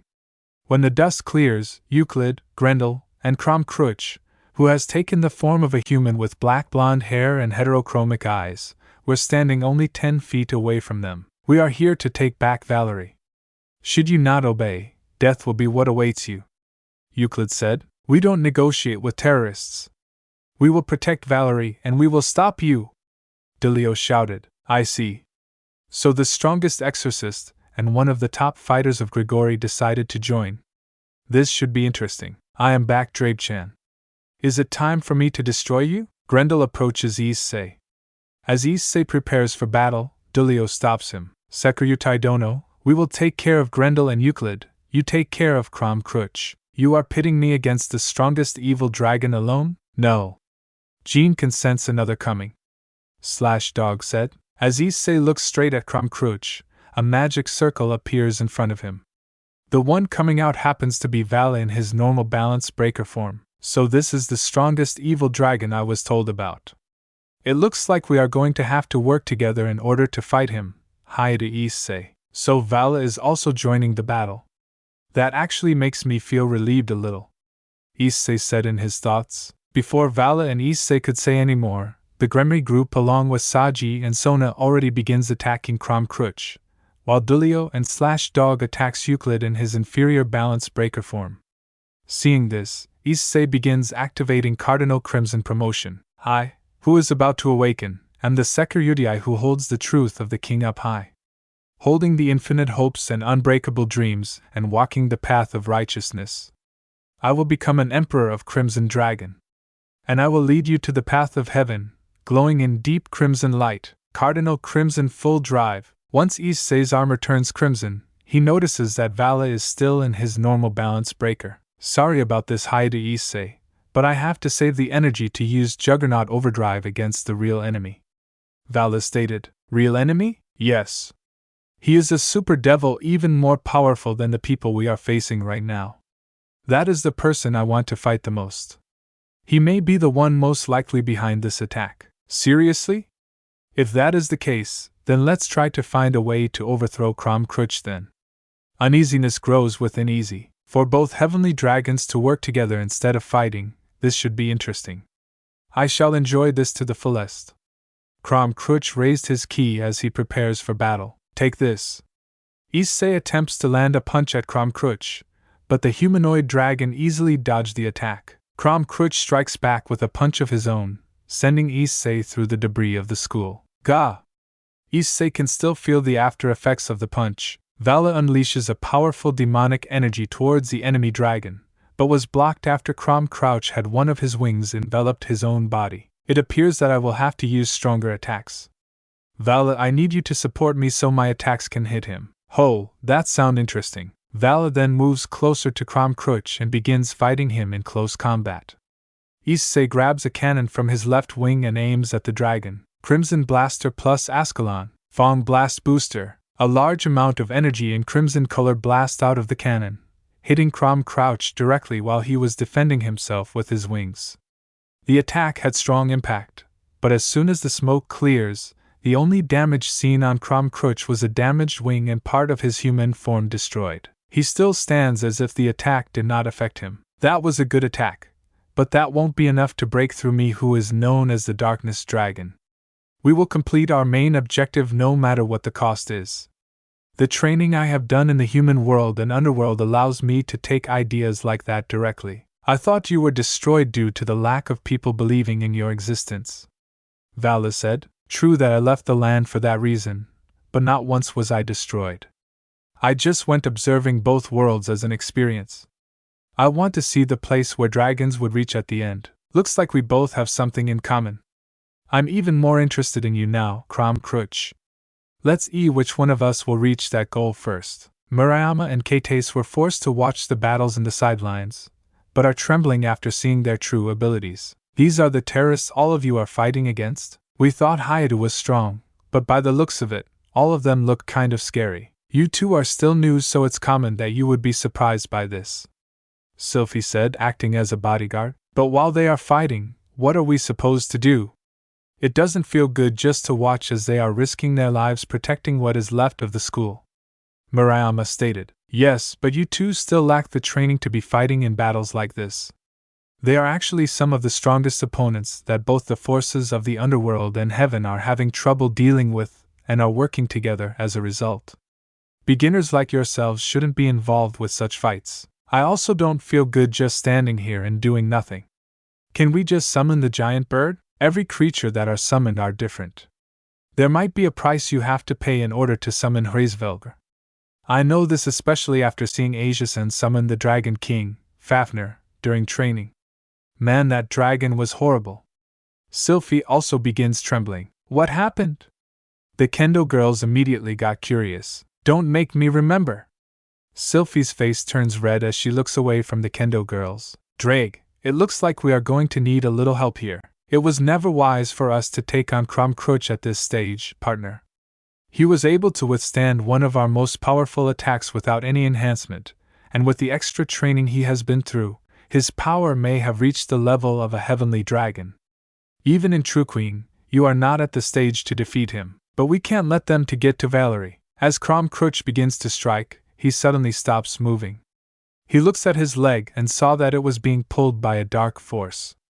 Looking ahead, the humanoid dragon spots Gasper using Forbidden Bela view as he covers himself in darkness. Recognizing where this darkness come from, Kromkruch smiles. Bela, how nice for us to meet again, yet you don't seem as powerful as you once were. You are right. I lost my divinity, but my power remains within Gasper as only a fraction of his consciousness, where I became this boy since birth as the actual Bela was killed by the god Luff. In the situation you are in right now, none of this matters, right? I will never allow you to get to Valerie. Even with only a fraction of your consciousness, this still would have been a threat to me back then, but with my current self. Kromkruch easily breaks free of his restraints, much to the dismay of the dark Gasper. You can no longer control me as you once did. I have gotten stronger while you have gotten weaker, so the results were obvious from the very beginning. True, but I am not alone. Dark Gasper takes a look at all of his friends and allies working together fighting the Cow's brigade. My strength is now made up by my friends and allies. Together, we can defeat you. As issei looks at Gasper with shock, he soon begins to feel pain on his left arm. Gah! His left arm is emitting energy of similar intensity as Dark Gasper's, slowly transforming his armor black. What is happening? A loud roar was heard, something that even surprises Dark Gasper. I still have some unfinished business with the evil dragons. I see, you either overcome this painful obstacle or I take over. Azdaja, what are you doing? Drake is also alarmed at Azdaja's sudden appearance. The evil dragons left me for dead. I will not let this opportunity to go to waste. Grendel, Kromkruch, and Azidahaka are all alive. I will kill them. I will kill them all. Gawa! Issei continues to scream in pain as his armor further transforms. What is happening? Akino is also dismayed by this sight. Azdaja is awakened. He is trying to take over Aiskan's body. Sona said, Partner, I can't stop Azdaja at this stage. This was definitely going to happen, so you will need to overcome this or Azdaja will take over your body and corrupt you. That darn dragon. Gah! Does he really hate evil dragons that much? He wouldn't be in this state if he didn't. Blah! Issei starts spilling blood. You listen here, I see. I will fight the evil dragons no matter what. If you can't overcome this, then weaklings like you will die with the rest. Like I will let you kill me. We shall see. Azdaja releases even more of his power to Issei's body, causing the pain to become more intense. Galawawawaya, Isasin. What should we do? Should I summon Fafnir?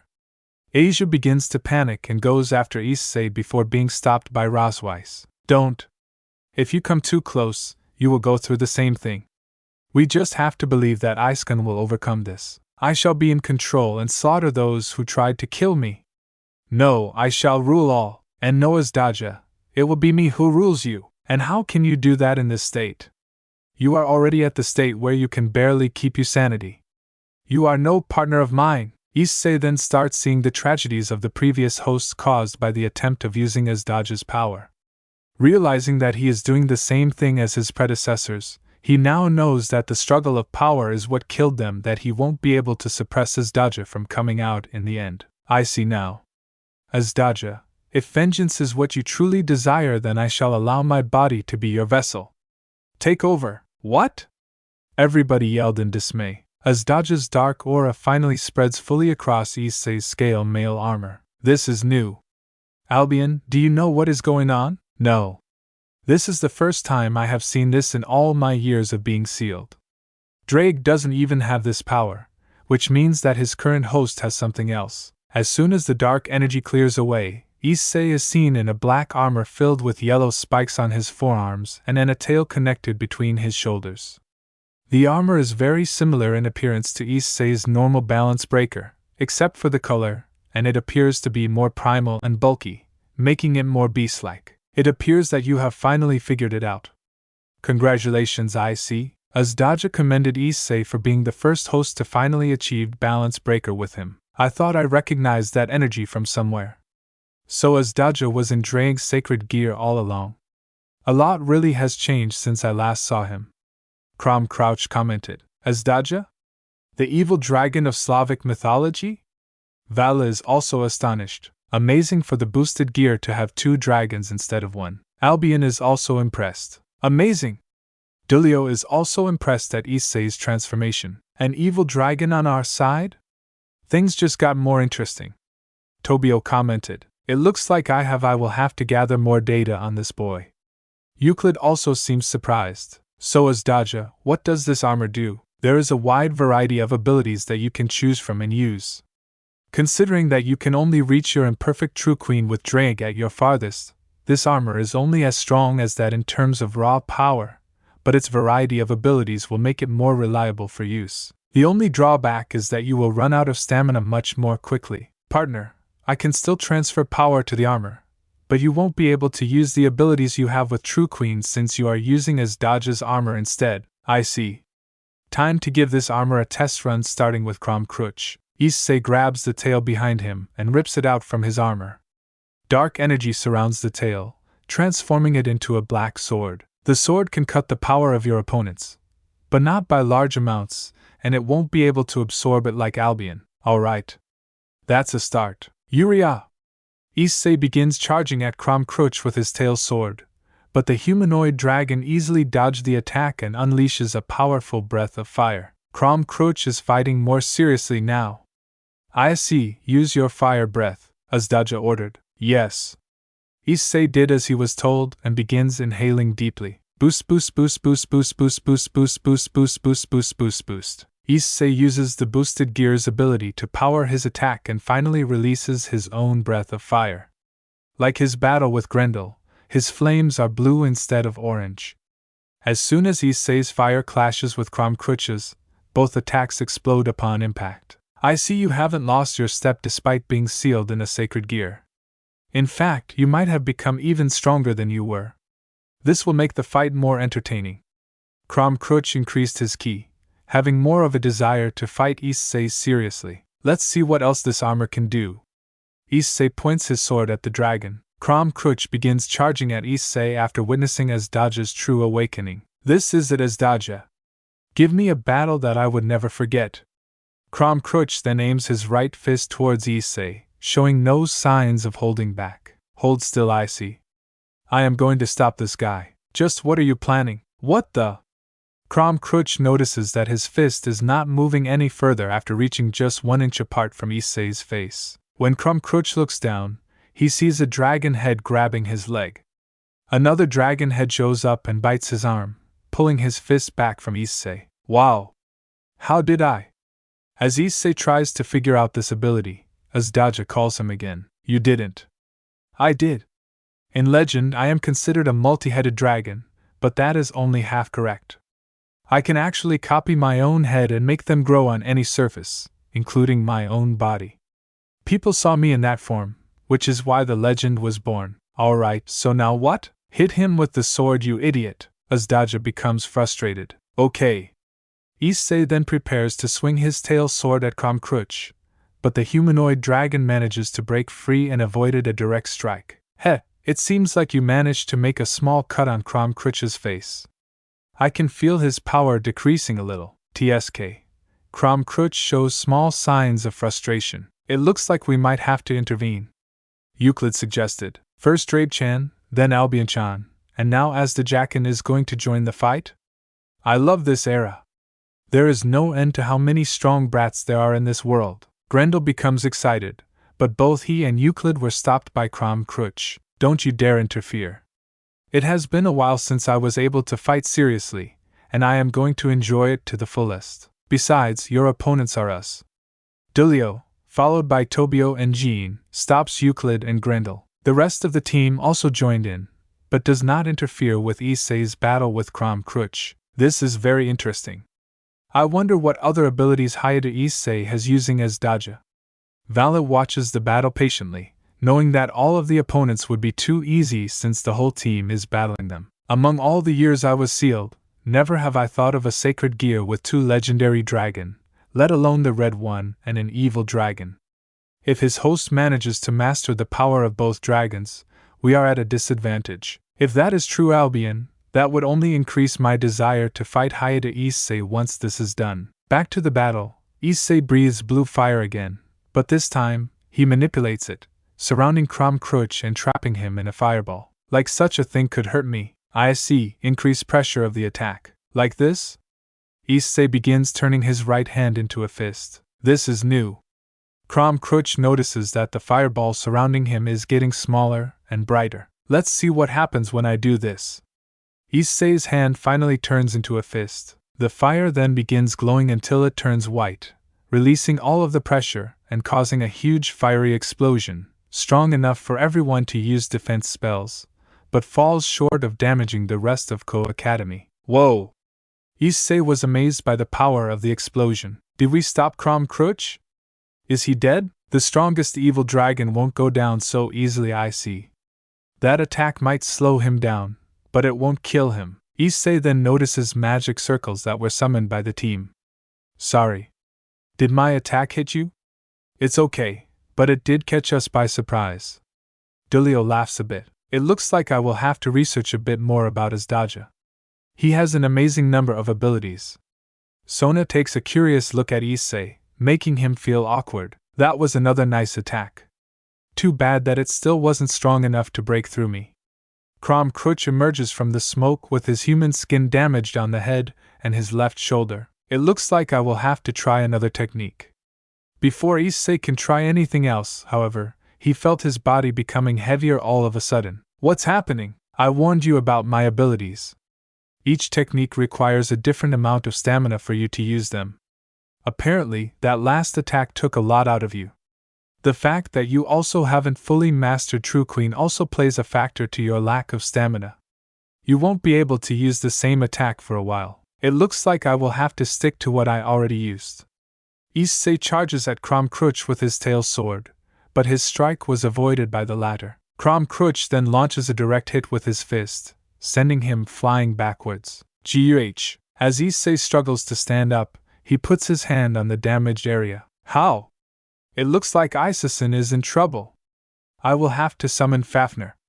Asia then takes out a panty from her pocket, something that Murayama and Keites takes notice of. What are you doing, Asia-san? Murayama immediately stops her. In order to get Fafnir to listen to me, I have to sacrifice a panty to him so he can help Isaacson. How? Asia becomes dismayed at the thought. No, we will not allow someone as pure as Asia be used by such a naughty Ed beast. Let us summon our own creature to help Hayato. Right. Leave it to us, Asia-san. Keites and Murayama then hold hands together while summoning a magic circle in the other. But you don't know the cost of summoning your creature. Asia warned. As long as we don't have to give up our panties, anything will do. Agreed. Now it is time to summon Hraesvelger. The Kendo girls then put both magic circles on the ground, which fuses and creates a big one. From the circle, a giant eagle emerges and spread his wings as he flies around. Hraesvelger, we summon you to provide assistance against the evil dragon. What is your price for the summoning? Kate asked. Hraesvelgr's eyes begins to glow yellow and traps both girls inside of a tornado. Once the tornado clears, Murayama and Kate emerges only in their underwear. Both girls screamed out of embarrassment and desperately tried to cover their underwear. The others were just as surprised over what just happened. What is this? Murayama screamed. That is my price for assistance. Hraesvelgr lets out a loud squawk. I take it all back, Murayama. I think I would rather give up a panty from my closet than to be half naked in public. Kate complained. Don't look at us, Hraesvelgr. I thank you for allowing me to witness such an awesome event, but please remove the bra and panties next time.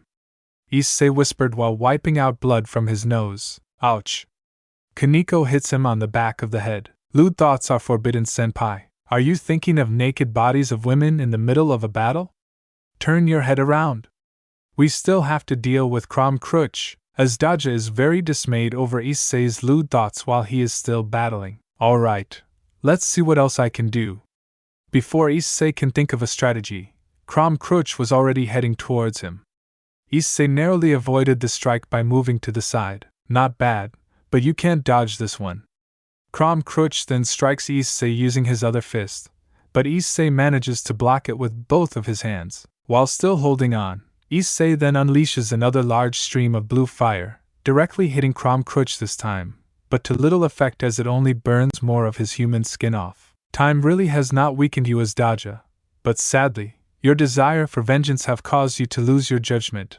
Therefore your attacks are poorly coordinated and renders the rest of your abilities useless since the Security no longer has the stamina. You used more power than you should have, which is why you ended up in this exhausted state. Crom Crutch then grabs Issei's throat and unleashes his own fire breath towards Issei. Gah-wah-wah! Issei screams in pain. Before any more damage can be done, Hraesvelgr blew the fire back at Crom Crutch and Vala decides to come back to the battle after noticing Issei's limit using as Daja's power. Give it up, Crom Crutch. You are no match against all of us, Hraesvelgr proudly declares. Fine. There is still more data to gather anyway. Valerie is yours for now, but mark my words that we will be back. Euclid then orders both dragons to retreat. What? But I still want to fight. Grendel is dismayed that the fight ended so quickly. We are at a disadvantage considering that there are 4 legendary beasts including the 2 dragons within the Security. The fact that the strongest exorcist and one of the Grigori's top fighters are also here would make it impossible for us to complete our mission without alerting the rest of the 3 factions. Next time we fight, it will be to the death, so get stronger. Crom Crutch tells Issei. The 3 members then retreated using a magic circle, allowing Issei and the rest of the team some relief. Issei then turns his attention on the kendo girls, both of whom are whimpering out of embarrassment due to their half-naked bodies. Get away from us, you beast!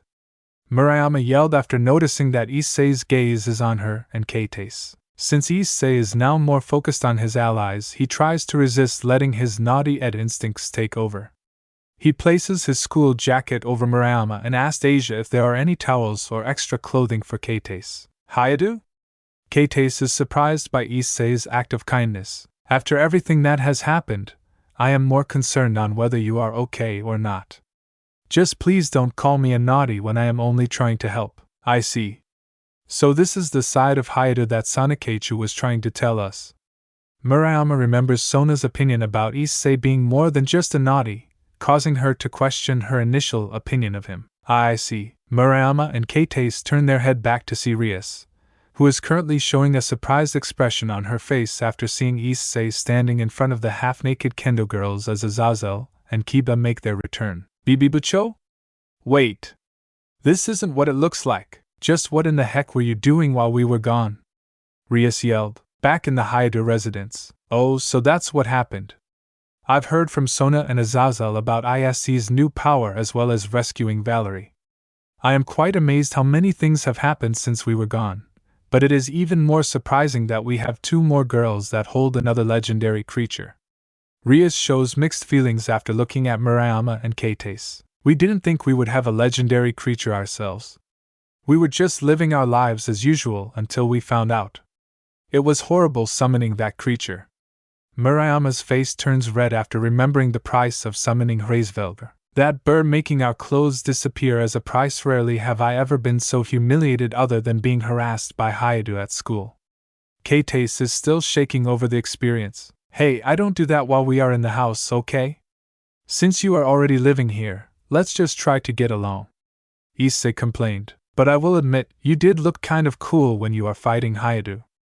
Murayama embarrassingly admitted. After the battle was over, I thought that Hyadu was going to take advantage of us, but instead treated us with kindness by handing something to cover us. It really surprised me. Kates also finally admitted one of Issei's good points. After seeing the blushing faces of the kendo girls, Rias starts emitting a crimson aura out of jealousy while Akino gives a creepy smile towards him. But before they can do anything, someone rushes in and starts hugging Issei from behind. Ice-kun! I am finally back from the Underworld. I miss being with everyone so much. Did you miss me? Serafall playfully hugs Issei, which causes Rias and Akino to back off. It's good to see you again, Sarah. Issei replied. I heard a lot has happened from Azazelkan. For Ice-kun to awaken the power of the second dragon as well as being able to face Kromkruch with it was amazing. Serafall then turns her head towards the kendo girls. I also heard that you summoned Hraesvelgr in order to help Ice-kun. I thank you for that. Yeah, but at a terrible price. By the way, Levi-sensei, what is with that outfit? Do you cosplay as a hobby? Murayama asked after noticing Serafall's magical girl attire. This is my uniform. I always wear it so that I can defeat enemies with just a flicker of my wand. Serafall did a pose and a peace sign to follow, rendering the kendo girls speechless. Sorry, but this is how Onisama is in real life, so please get along with her. Sona is still dismayed over Serafall's passion for magical girls. Hyadu told us that you two were sisters, but it is hard to believe that since you two are way different from each other. Kate said. Excuse me. What exactly happened in Romania while I was gone? Valerie asked as she heads downstairs to join the group. Not good. Marius will still be after your holy grail, and no doubt that he plans to send Kromkruch to retrieve it. The vampire community is also being threatened by the super devil known as Rizavim Levan Lucifer, the grandfather of Vala, who plans to cause chaos by unleashing an army of evil dragons. Rias explained. No one knows of this but us, since both factions are too busy fighting each other to care. Valerie is only Marius' objective so he could obtain your holy grail, but Rizavim doesn't need it considering that he already has one extracted from you according to Azazel-sensei. Kiba added himself in. It looks like my worst fears have been realized. It doesn't look like Romania will be getting better anytime soon. There is some good news though.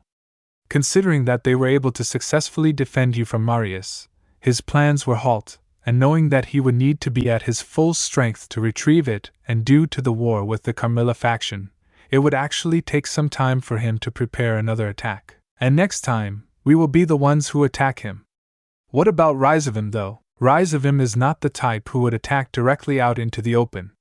He proclaimed to us that he will wait until we are ready. Apparently, he is trying to test us. Rias said. That is where we will have to come in. Sun Wukong emerges while followed by Dilio, Tobio, Jean, Serorg Bale, and Vala. No doubt that all of you have fought your battles well, but in order for you to face such enemies again, you are going to have to reach the levels where you are able to reach ultimate class devils as well as a Mao and God. We will discuss this more in the VIP meeting area. On the 6th floor of the Hyder residence, everyone in the house minus Issei's parents were joined by Sikvera Agars, Griselda, and Azazel to discuss the situation at hand, which later lead to the formation of DXD. Azazel then mentions that Rizavim has the intention of summoning a beast known as the 666, which is said to be as strong as Great Red and was sealed by the god of the Bible before the Great War. In order for the Vala team to join DXD, the group was pardoned of their crimes thanks to Odin, who adopted Vala as his son, much to the dismay of Sikvera due to their criminal records. Dilio was named the leader of the team, much to his surprise, due to the bad image that devils and fallen angels show in general. After Azazel manages to get through to Dilio, the latter would accept the position only if Sun Wukong would become the sub-leader, which he accepts. However, what they did not expect was having another visitor. A magic circle suddenly appeared and a female fallen angel emerges from it. She has shoulder-length black hair, purple eyes, and, like most fallen angels, well endowed. Her outfit consists of a white t-shirt, which shows her midriff, and skinny jeans while wearing sandals. As is Elsima, I was sent by the Grigori to live here and help discuss strategies to deal with Rizavim and the Cow's brigade should another attack occur. I am hopeful that I would prove useful for the time. The fallen angel declared. Oh yeah, the Grigori mentioned that another strategist is planning to join us to help us deal with the current crisis. May I have your name? My name is Marta. Will you allow me to assist? If the Grigori sent you, I don't see why not. Sona herself is a brilliant strategist, but it would be better if there are more to guide us. Wait a minute. She is going to live here? But Azazel, that's Rias is against the idea of having another girl live in the house. Marta then caught sight of Issei and approaches him. I've heard of the Security through the Ape Dragon show. You have a lecherous face, but I can see something cool from within you. Would you mind if I get closer? Marta then puts her hand on Issei's cheek and apparently intends to kiss him. Wait, Marta! Issei weakly resists her advances. It's okay, I just want to see what it's like to be with the Security. Marta then speaks with a seductive voice. My name is Hayadu Issei and please stop this. We can't do it in the middle of a meeting. Well then I see. I hope that you satisfy me during the rest of my stay. Satisfy? That's enough. Rias pulled Issei away from Marta. Why did you have to stop them, Ryaskin? This was just getting good. Serafall complained. We are in the middle of a meeting right now and if you look around, everyone has an awkward look on their face over what just happened. Half of the girls were blushing after seeing Marta attempting to seduce Issei while many of those who are attracted to him look at this attempt with hostility. Some of the men in the group only had confused and awkward looks on their faces while the others ignored them. Is she really going to be one of the strategists for our team? Sikvera asked. If the Grigori sent her then she must be reliable in a way. Marta, are you really the strategist they sent to assist us? Of course, as is Elsima. Sorry about that. I only wanted to play with Icy a little, but it seems my switch got flipped by accident. Marta laughs it off. There is no way I will accept having her in the house. Rias screamed. We cannot send her away due to the fact that the orders for her to stay were from the Grigori, so everyone should just get along with her. Azazel makes a big laugh much to Rias' dismay. Moments later, the meeting ended with the formation of Team DXD and awkwardness ensues with their new house guest. I still have yet to figure out the rest of Azdaj's abilities since I can only use so little of them. There is still so much for me to learn about that dragon. Issei said in his thoughts as he leaves to train. In Romania, I will get Valerie and her holy grail no matter what. Marius shows obvious frustrations by Euclid's failure to get Valerie despite backup from Grendel and Krom Kruch. After knocking down a vase, Marius was visited by Euclid and Krom Kruch. The three of you were supposed to bring Valerie to me. What the heck happened? There were too many powerful opponents for us to fight.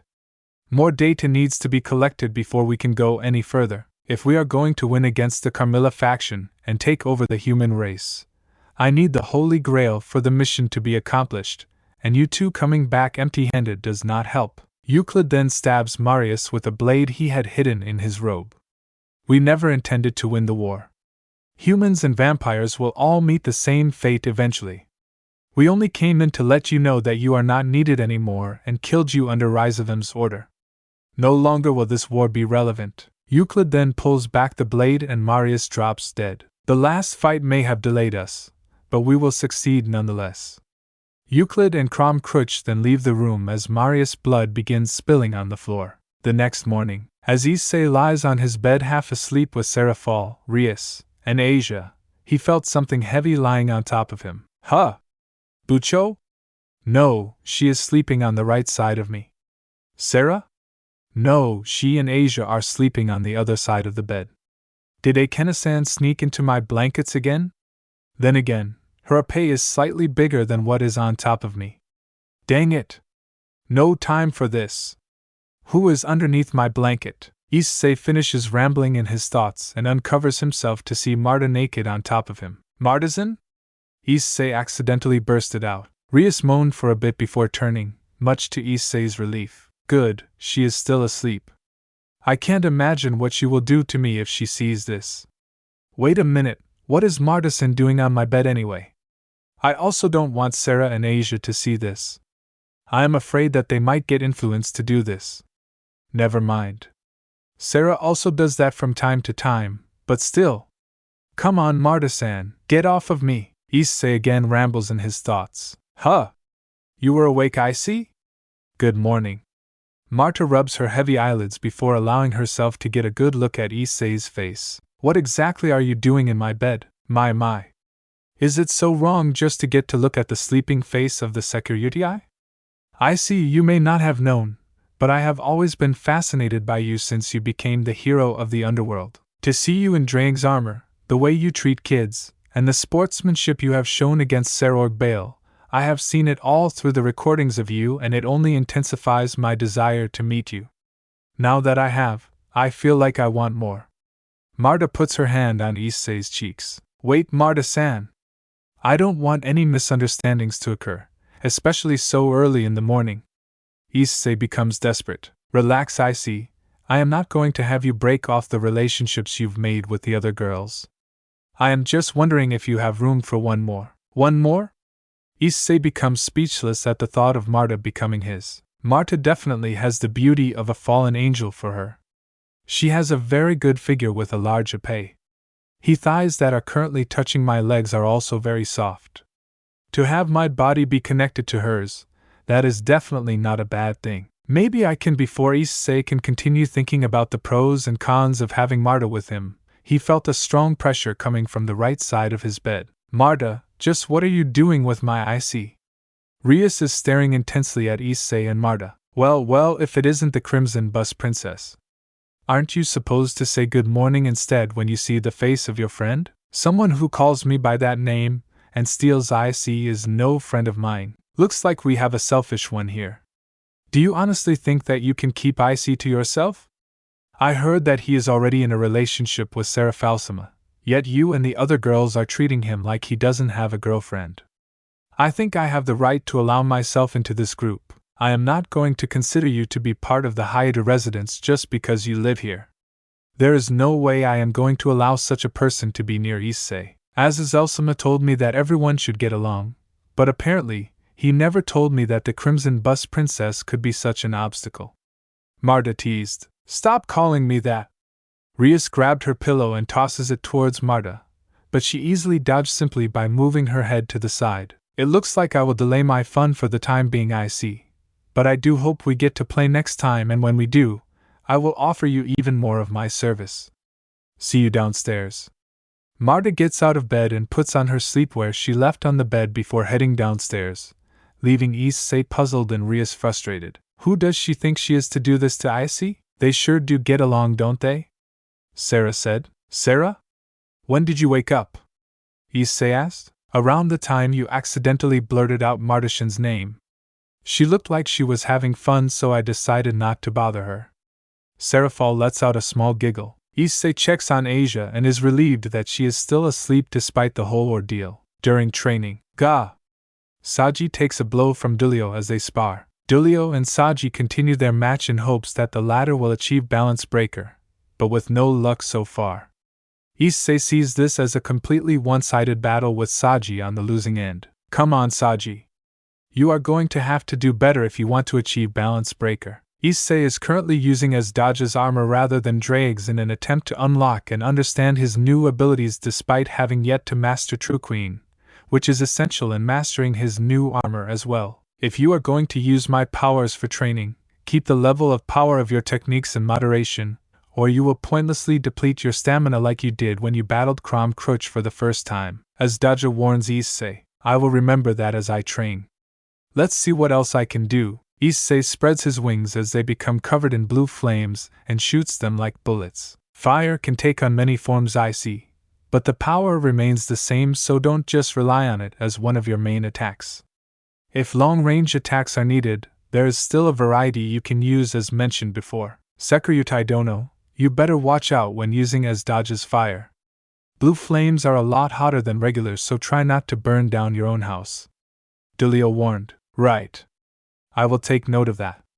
Issei then accidentally summons a black shield, but at the cost of his tail. What the? It seems as though Ice-kun can also make weapons from his dodge's armor. It looks like what I was told about the variety of abilities of this dragon is true.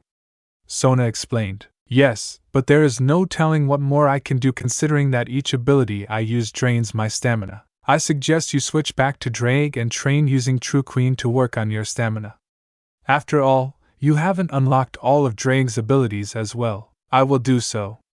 Issei then switches back to Drag's balance breaker and transforms into True Queen. I see that you have been too busy using his dodge's power instead of mine. Drag sounds displeased. Sorry, Drag.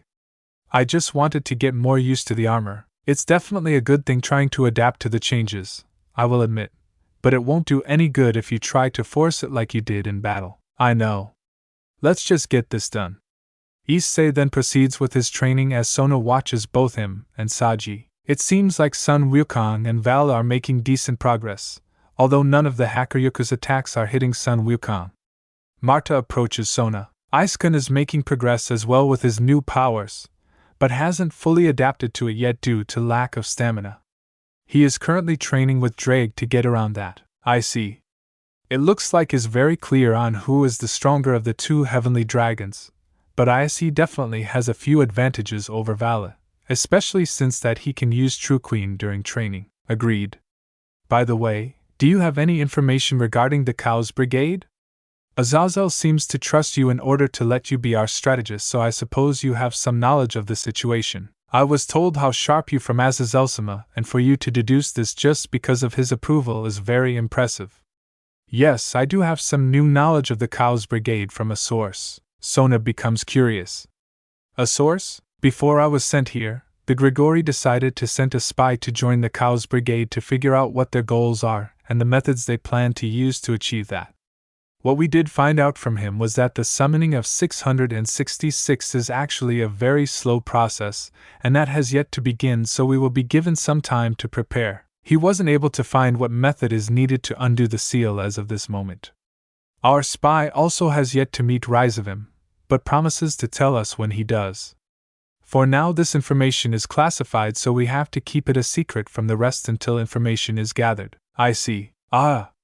Murayama's scream was heard. Murayama and Keitase are lying on the floor exhausted with their shunai beside them after apparently losing to Sun Wukong's Shikigami, who takes a form of a human and is just standing there calmly with a disappointed look on his face. You two definitely exhibit the basic skills needed to use a sword, but in order for you to defend yourselves against the Kuoh's brigade, you are going to need to be at least 10 times better than what you are showing now. Sheesh, we are only human. We can't be as strong as devils like Hayadu and Kibikun. Keitase complains. No doubt that humans are weaker in terms of raw strength, but that alone isn't what makes you strong. Some members of the Kuoh's brigade are human and are strong enough to keep even the Sekiryutai at bay. We want you to at least achieve part of that since your magic is still very limited, as you are only able to summon Hraesvelgr as your only technique in that area. Le Fay is currently training us in magic so that we don't have to rely on Hraesvelgr to do our battles. Summoning him is practically the last thing we wanted to do. Yeah. The price of summoning that bird was horrible. Both Murayama and Keitase shriveled at the thought of summoning Hraesvelgr again. After Issei spars with both Dulio and Serafall, with the former ending up as a frozen popsicle both times due to their abilities, the day of training ends with most showing signs of exhaustion except the trainers and Ophis, who was sitting next to Sona to watch. I will help if needed. Ophis told Sona before leaving. Is the information on who the spy is classified as well? Sona asked. Yes. It will be dangerous for him if everyone here knew who he is. We can't risk his identity being found out by such a dangerous terrorist group. Even if you meet him, you must treat him like an enemy at all costs, as he will do the same. That is as much as I can tell you. That information is good enough. Well then, since taking a bath is the next thing after hours of training, I guess it is time for me to wash Issei's back. Talk to you again later. Marta softly giggles. What? Sona yelled in shock as Marta runs towards Issei. She is just like Akino, Sona said in her thoughts. Marta's actions soon got Issei into more trouble with the other girls once they are in the bath. Meanwhile in Romania, Master Lucifuge, I just received word that Marius' death has given a huge advantage to the Carmilla faction. Soon enough, they will acquire all the territories they desire. The messenger spoke to Euclid. It matters not who wins or lose. What really matters is the progress of our plan. Has there been any word from our oppositions? Your involvement in the human world has alerted those beyond the 3 factions. You must plan your actions carefully as they are now allied together against us. Euclid remains calm. They won't be much of a problem after they are eliminated. After all, for us to summon the Great Red, something bigger must be freed. How exactly are you going to free 666 when the seal was made from the God of the Bible himself? It's a slow process, I will admit, but every journey begins with a single step. The first step will be a sacrifice. Euclid then opens the curtains behind him. Behind those curtains was a young vampire girl restrained heavily on the arms and legs with her mouth tied up. Euclid takes a knife and makes a small cut in her arm. MMPH. The girl makes a small cry. The blood drips on a symbol below her, which then glows briefly and stops. The blood of a pure-blooded vampire is always welcome as a sacrifice. Now that the girl knows of our plan, I suppose that a quick and merciful death will suit her. Euclid then begins releasing a spell, which takes the form of a miniaturized sun. MMPH. MMPH. The girl grunts painfully before her body quickly turns black and fades away. If that is something you didn't like to see, then don't worry. We needed only her as a sacrifice. The rest of the plan will be acquired through other means. Yes, Master Lucifuge, come. There is something I must attend to. Euclid then leaves the room with the messenger following behind. The next day in the Haida residence, Valerie is currently adjusting to her new lifestyle. Since her soul has been broken due to the overuse of the Holy Grail, she often requires assistance from the other residents. Gasper shows the most concern for her condition, but is happy that she will be staying with him as a safety precaution from the Kuoh's brigade. Eheed. It seems like you've made quite a life for yourself, Gasper. Compared to me, it looks like you had the better end of the deal. Your hard life is over, Valerie. Senpai is a kind person and I know that he and everyone else will treat you well. Gasper said, Oh my. You have grown after all for you to be this confident. I guess you really made the right decision to be with the Gremry clan. I didn't choose to be with them. I was actually found by them, and they took me in first before meeting the rest of them. You are right, however. I felt like I was becoming stronger thanks to my friends who are there to support, and with the Kuoh's brigade on the loose, I need to get even stronger. I am sure you will. Ah. Valerie suddenly grabbed her head out of pain. Gasper panicked. Valerie! What's wrong? Don't worry. It's just the dissipating effects of my Longinus. It will take a while before the effects fully wear off considering how long I have been using it. Valerie, don't push yourself. You only started recovering from your broken state, so you need to be careful. I was told what happened to Valerie through Bucho, and all that did was made me more determined to defeat the Kuoh's brigade. Issei said as he approaches Gasper and Valerie while holding a cup of some kind of hot beverage. Senpai, Issei gives Valerie the drink. This tea is something I learned from my mom. It will help relax both your body and mind, hopefully. Thank you. Valerie takes a sip from the tea and suddenly becomes surprised as the tea enters her mouth. It's good. What did you add in this? It's a special kind of tea leaf I bought that are often used to make Chinese medicine. My mother would often have me drink this tea or miso soup with crushed ginger whenever I am sick. I know you are not sick, but I think it will help you recover faster once your mind calms. I see. Again, thank you very much, Security. My name is Haida Issei, but feel free to call me Issei like the rest of my friends. Very well, Isekan. Valerie gave Issei a genuine smile, causing Issei to feel embarrassed. Thank you for caring for Valerie, senpai. Issei responded to Gasper's gratitude by petting his head. You're welcome, Gasper. With more people in the house, let's get stronger together. Yeah. Both Gasper and Valerie agreed immediately. Just as Issei was about to leave the room, Marta approaches him. Marta-san? Hello, I see. Flirting with Valerie after she just recovered? Valerie lightly blushes after hearing Marta. No. I was just thought that maybe since Valerie is a new member of the house, I thought I should help her since is still affected by her Longinus. Issei immediately denies it. So you are truly as caring as they say you are. It's okay to flirt with all the other girls, but just don't leave me out, okay? What? Again? Issei becomes dismayed. Our fun just keeps getting ruined by the other girls, like in the bed and just earlier in the bath. For once, I hoped I get to have my way with you, I see. Issei is at a loss on how to react, which Marta finds amusing. Just kidding. You are probably already tired of getting in trouble with the other girls, so I will leave it at that for today. But don't think I am going to give you up so easily just because your girlfriend is a Mao, understand? I will see you soon.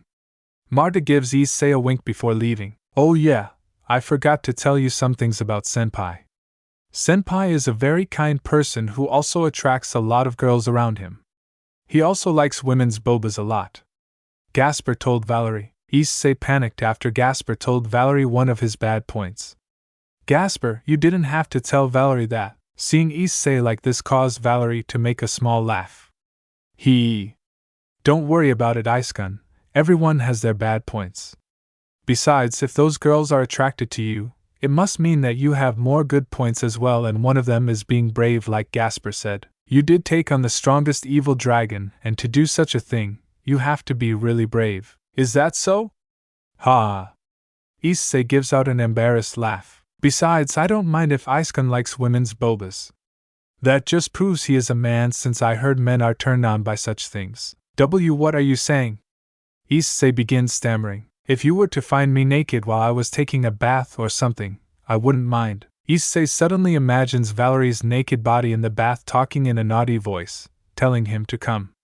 He then has a small nosebleed, which Valerie and Gasper takes notice of. Just kidding.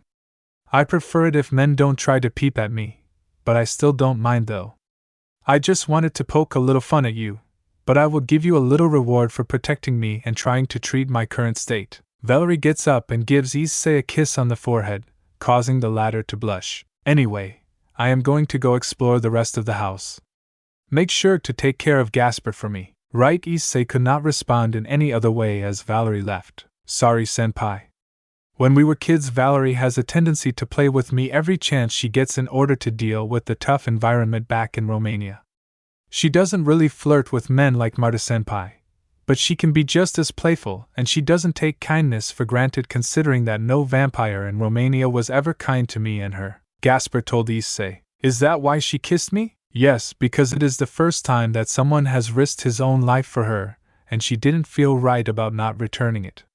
I hope you don't mind that part of her. Of course not. She is your friend, and that alone is enough for me to allow her to stay. Gasper smiled brightly at Issei. Thank you, senpai. I am going to go train to get stronger so I can fight alongside you. Gasper immediately heads to the training room Issei was using. Of course, I also like the reward. Issei gives a naughty smile after remembering Valerie's kiss. In Marta's room. Hello, it has been a while since I've last heard from you. Did you learn anything new? Marta is speaking with someone through a magic communication circle. Euclid has already began taking steps to undo the seal. They have already accomplished the first one by taking the blood of a pure-blooded vampire that had been affected by the Holy Grail. How long do we have before all of their steps are completed? The process is very slow.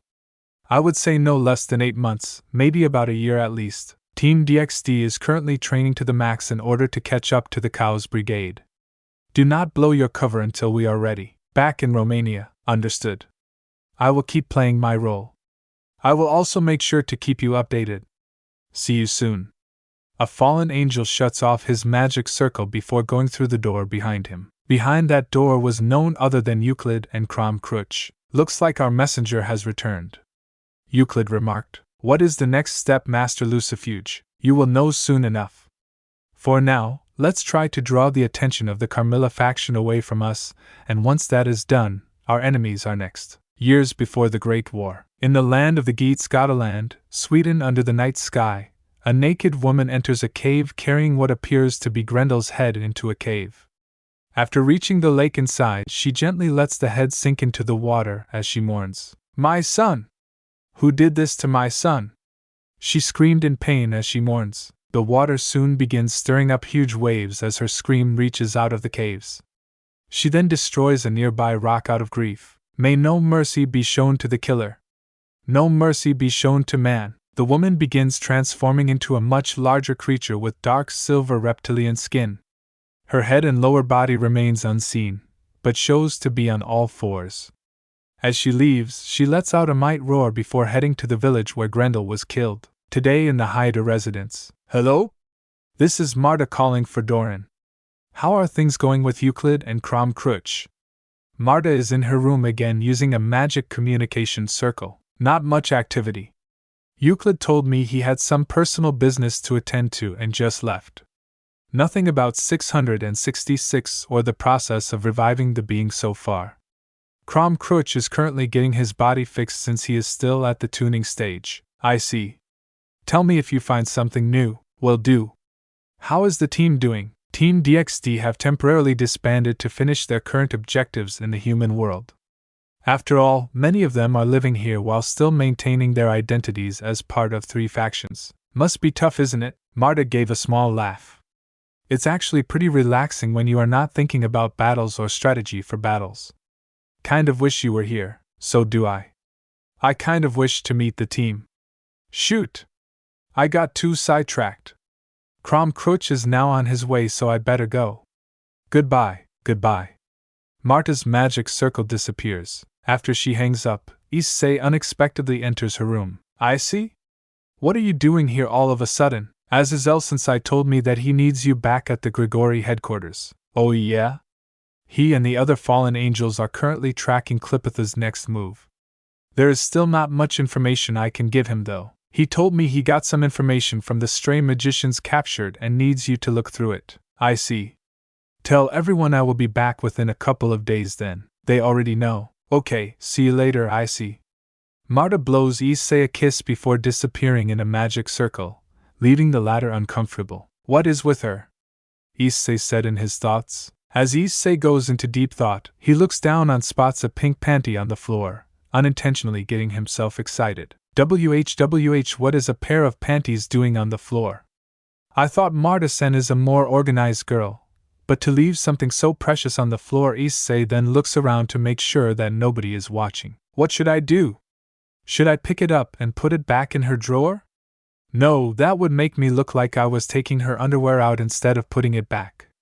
If I leave it, it will make me look even more like an underwear thief. Issei becomes deep in thought, unsure of what to do. Maybe it is better for me to put it back. I just have to make sure no one is watching, cause if I just leave it on the floor, it will be even worse. Okay, here it goes. Issei then picks up Marta's underwear and opens the drawer. But before he could actually put it back, the door suddenly burst open. Hey Marta-san! I heard you were leaving, so I thought maybe you need lunch. So Murayama was holding a bento box she made for Marta, but goes into shock after getting a clear look at Issei. Issei stood there frozen with sweat dripping from his head. Murayama-san, this isn't. Before Issei could finish, Murayama, out of anger, takes out her shurnai and starts beating him up. You pervert! Issei's scream is then heard through the whole house. Issei is currently sitting on his bed while Asia is healing him. Thank you, Asia. I am glad that you believed my story. Things like this always happen to you, Isasen.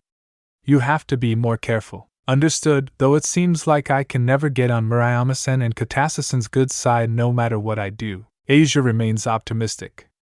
Actually, I still remember Murayama-sen saying you looked kind of cool after your battle with Crom Crutch.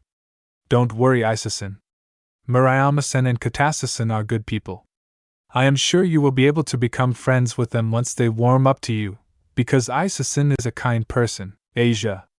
Issei is touched over Asia's opinion of him. As Asia finishes healing Issei's face, her face suddenly turns red. Hey Isasen. Do you mind going on a date with me? It's been a while since the two of us were together. Issei becomes a little surprised, but smiled at Asia's request nonetheless. It has been a while since it was just the two of us. If you are okay with me, then yes. Hearing the answer she wanted, Asia becomes excited and nodded strongly. Hi, that's not fair for you to get ahead of us, Asia. That's right. I want to have a date with Iskun too. Zenobia and Irina suddenly show up in Issei's room, surprising the two. Zenoviazen? Irina-san? Both of you were here? Of course. We overheard you asking Issei out on a date earlier, and for you to get a head start is unfair. Zenobia complained. It's been a while since me and Iskun spent time together as well, so I should have the right to date him first. Irina also complained. How? But Isaacson already said yes. No way will I be left out. Asia remains persistent. As the church trio argue, Sophie stepped in and is the most calm of the four girls. I heard that you said yes to Asia's request for a date. Why, yeah? Issei was reluctant to answer due to the church trio arguing. Well, I would also like to date Iskun, but I am actually here to tell you that I think you should date Murayama-san first. Everyone in the room becomes shocked over Sophie's opinion. Sophie-san? What are you saying? Asia responds first. I overheard Iskun complaining about having a hard time getting Murayama-san and Katasa-san to fully acknowledge him. Considering what you've done to them in school, it's easy to understand why they don't trust you. That's not helping Silphican. Issei complained a little. I am only pointing out why they still don't fully trust you. I am asking you to go on a date with Murayama-san so that she can learn to trust you a bit further. Trust is not just something you receive, it is something you have to earn. If it's to earn trust, then it can't be helped. Too bad. Oh well, I'll just have to wait until my turn. Zenobia and Irina reluctantly accepts Sophie's suggestion. I am sorry, Asia, but it looks like our date will have to wait for another time. I understand, Isa-san. I hope that you and Murayama-san get along better after this. Serafall suddenly shows up in Issei's room, apparently having overheard everything like the other girls. Huh? All of you are going on a date with Iskun? No fair. I am Iskun's girlfriend, so I want to have a date too. Serafall pouts, then forcefully puts her arms around Issei. It's been a while since we were together. I am always looking forward to spending time with you since I am always so busy. This is so unfair, I have to wait again. I got it. I got it. Please don't look at me with such a sad face, Sarah. You are going to make me feel bad. Issei becomes desperate seeing Serafall's sad face. Issei hesitantly turns to Asia. Asia? Asia looked as though tears were about to come out of her eyes, but holds it back. Serafall-sama is right, she has less time with you due to her jobs than most of us. Make sure that I am next after her, okay? Of course, Asia. Issei felt relieved. Wait a minute! How am I going to convince her to go on a date with me? I am sure that all of you already know that she will refuse if I ask her. Just leave it to me, Iskun. I will make sure she comes to meet you. Just wait at the entrance of that department store you and the girls always go to at 10. See you then, Iskun. Sylphie then leaves the room, leaving Issei and the church trio uncomfortable over what she is planning. The next day, Issei is already waiting at the entrance of the department store after arriving 15 minutes early to make sure he isn't late. Seriously, how the heck will Sylphican be able to convince Murayama-san to come here? She and Katasa-san are already avoiding me as much as they can in the house. I just hope that no blackmail is involved. After 5 more minutes of waiting, Murayama suddenly shows up running to the entrance, and is surprised to see Issei standing there. Her outfit consists of a pair of pink Tom shoes, a colorful flower-patterned skirt, a jeans jacket over a purple t-shirt, and a white handbag carried on her right shoulder. The time is 9:58 a.m. Hayadu? Issei is just as surprised that Murayama would show up as scheduled. You actually came, Murayama-san. Sylphisan told me that Katase is going to be here at this time. Do you know where she is? So that's how Sylphican is able to convince her. Just how exactly am I supposed to follow it up? Issei said in his thoughts again. Sorry, but Katasa-san isn't here. Did you actually plan this out with her? No, Sylphisan told me that Katase wants me to dress up in some cute clothes for some reason and that I have to meet her here. She didn't tell me why, but from the sound of her voice, it sounded important, so I decided to go only to see that she is late. Issei starts having trouble finding words to say due to Murayama's innocence, but knows that he has to tell her. Murayama-san, I was also told to come here by Sylphican at this time. You were told to come here to meet with Katasa-san, but since she isn't here, I am sure you know what this means. Murayama did not immediately get the idea and begins looking around to see if Katase would show up. As soon as she figures out what Sylphie did, her face begins turning red. WHWH what? Why did Sylphisan set me up with Hayadu of all people? Murayama's scream attracted some bystanders nearby. And not so loud, Murayama-san. Sylphy can set this up so that maybe we can get along better. There is no way I can get along with someone who peeks in the girls' locker room almost every time he goes to school. Please just give it a chance, okay? I promise I will do nothing of the sort since I do want to get along with you and Katassin. Murayama looks at Issei, giving an innocent plea to continue, and sighs. Since we are here, we might as well take a look around and maybe get some shopping done. But you better not get too close to me. Alright. Issei follows behind Murayama as she enters the store. After the two enter the store, Sylphy is seen behind the bushes observing Issei and Murayama. Alright, everything went as planned. Time for me to go follow them. Before Sylphy is able to leave the bushes, a hand grabs her right shoulder. When Sylphy turns around, she sees Rias and Aquino enveloped with aura emitting a strong pressure, frightening Sylphy. Are you going to explain what is going on here, Sylphy? Rias asked in a frightening tone. Why wise? Back in the mall, Issei and Murayama are looking around the store and exploring different shops, although the latter is keeping distance from him, making it impossible for Issei to give eye contact with her. Just when Issei is about to give up hope, he saw Murayama staring at a beautiful blue dress with stars in her eyes. Was so cute. Murayama forgot that she is with Issei as her eyes are too focused on that dress. Would you like me to buy that dress for you, Murayama-san? Murayama finally snaps out of her trance and becomes surprised over Kazuto's sudden offer. Oh, like I would want anything touched by your hands. You are saying it like I have some sort of disease. Issei protested. Of course. Every time you lay your hands on mine, I always feel the need to wash them. How rude. Despite his complaints, Issei couldn't help but smile looking at Murayama strongly staring at that blue dress. Well, since you keep staring at that dress, I'll just go into that store and get it. Hey! I already told you I don't. Before Murayama can finish, Issei headed into the shop. Geez. After buying the dress, Issei rushes out of the store and holds the bag in front of Murayama with both hands. I told you I don't want it. Murayama protested. Your words don't support your actions. Ugh. Murayama couldn't fight back. Just think of this as an apology gift for school. All right. I will take your gift. Murayama reluctantly took the bag from Issei. So where to next? I am still looking around. I told you not to stand too close to me. Sorry. Issei immediately backs off a couple of steps. Murayama then turns her head to the front and secretly gave herself a smile while holding the bag. Thank you? Murayama softly whispered so that Issei couldn't hear.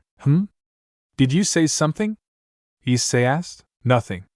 Let's just continue. Murayama and Issei then took the escalator to the upper floor of the store, not knowing that they are being secretly followed by Rias, Aquino, and Sylphy. Seriously, if this date was just to get Murayama to trust him, you could have just told us. Rias sighed. I thought Asia and the others told you by now. Sylphy replied. Wait, Asia knows about this? Oh yeah, Asia-san, Zenevia-san, Irina-san, Serafall-sama, and I made Ice-kun promise to take them on dates after he is done. He sure has his hands full whenever he has time off. Rias becomes frustrated. Darn, I should have come earlier. Era. Maybe after he is done with Murayama-san, I will make up for lost time by offering my services to Ice-kun in bed. No! Absolutely not. If anyone is going to be with Icy in bed, it's going to be me. After all, I was the one who made him into a devil. Rias fights back. Selfish as always, Bucho.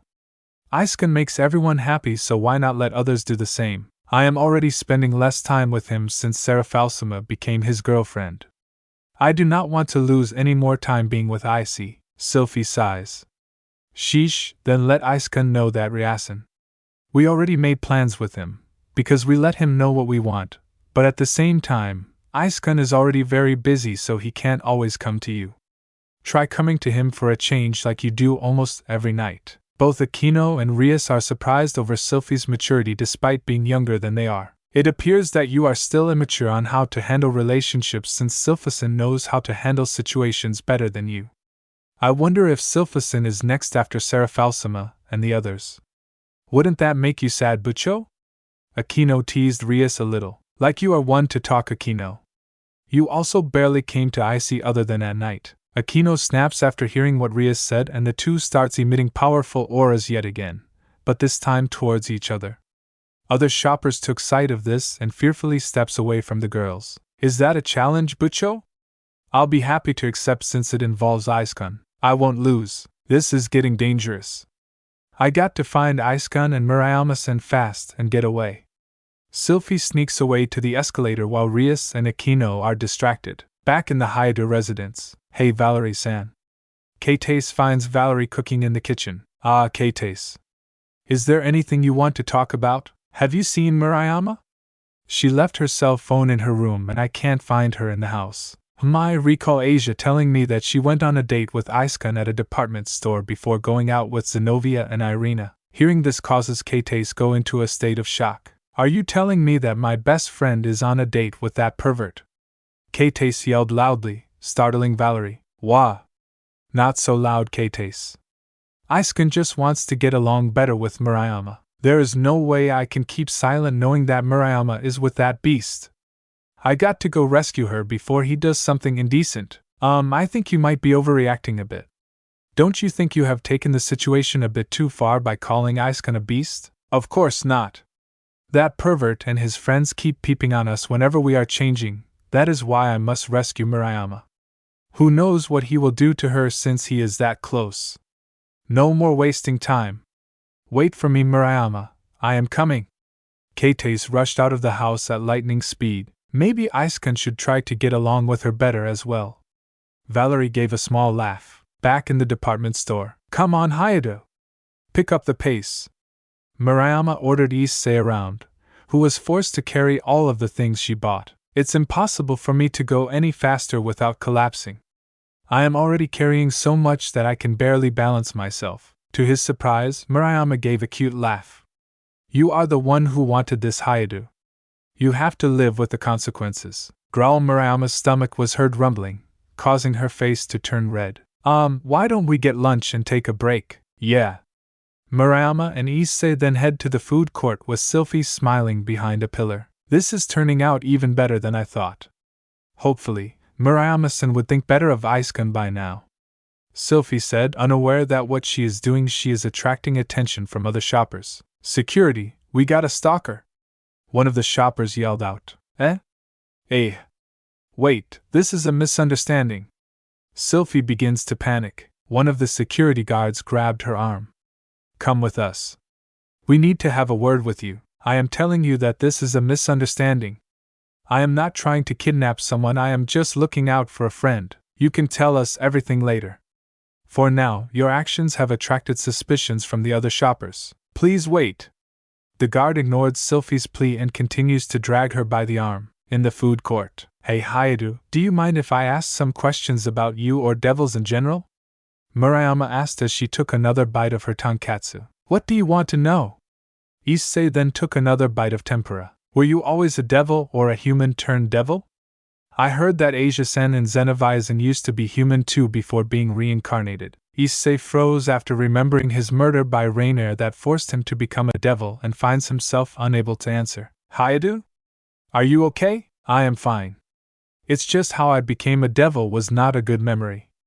Asia and Zenobia also did not have good memories of how they became devils as well, so it is hard to say. I see. Then I guessed I shouldn't have asked. Sorry, it's okay. I can tell you if you really wanted to know. If it's something that you really want to forget, I would feel bad for making you remember it. I just thought. Issei suddenly muffles Murayama and hid under the table. Murayama forcefully makes Issei let go. What are you doing? Not so loud. Look. Issei pointed at several people wearing black robes. Based on their outfits, these are stray magicians. They must be from the Kuoh's brigade looking for us. What? Now, they are terrorists. They don't care what they do as long as they can accomplish their goals. What are we going to do? Murayama becomes anxious. We will hide until they leave. Try to be quiet. Realizing that Issei probably knows their presence, the magicians forcefully push away the tables using magic, causing everyone to panic and make a run. They are using magic here. This is bad.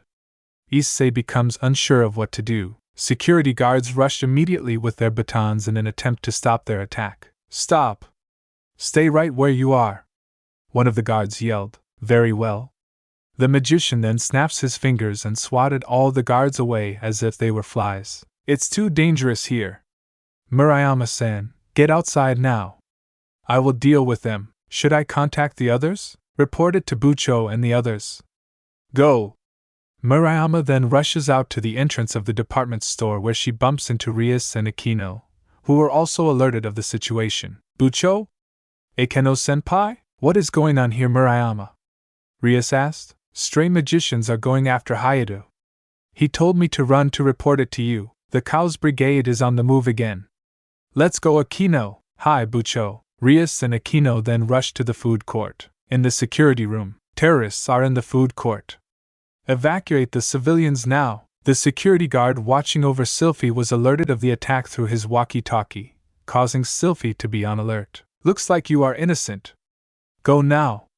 Both Sylphie and the guard rushed out to the store to see panicking shoppers running outside. You follow them. I will assist in the evacuations. Right. After the guard left, Sylphie instead heads further into the store to find issei, back in the food court. Well, thanks for saving us the trouble of finding you, Security.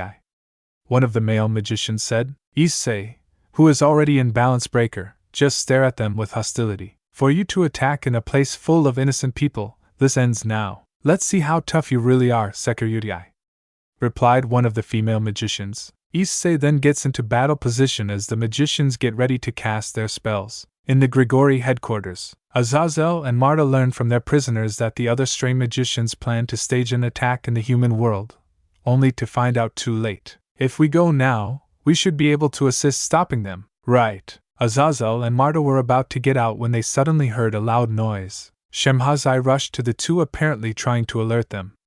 The Grigori's headquarters is under attack. The security guards are dead or dying. We have to move. Azazel and Marta decide to stay and rush towards the entrance, where they see fallen angels desperately trying to get out. A stream of fire suddenly appears and kills the retreating fallen angels. When Azazel and Marta look up, they see a large dark silver wingless dragon looking down at them, apparently at least 50 meters tall, more than 3 times the height of Tannen. No way. Azazel looks up frightened at the sight of the large dragon looking at him with hostile eyes. Why did you kill them? Azazel asked. They are the ones who attacked first. This is my punishment.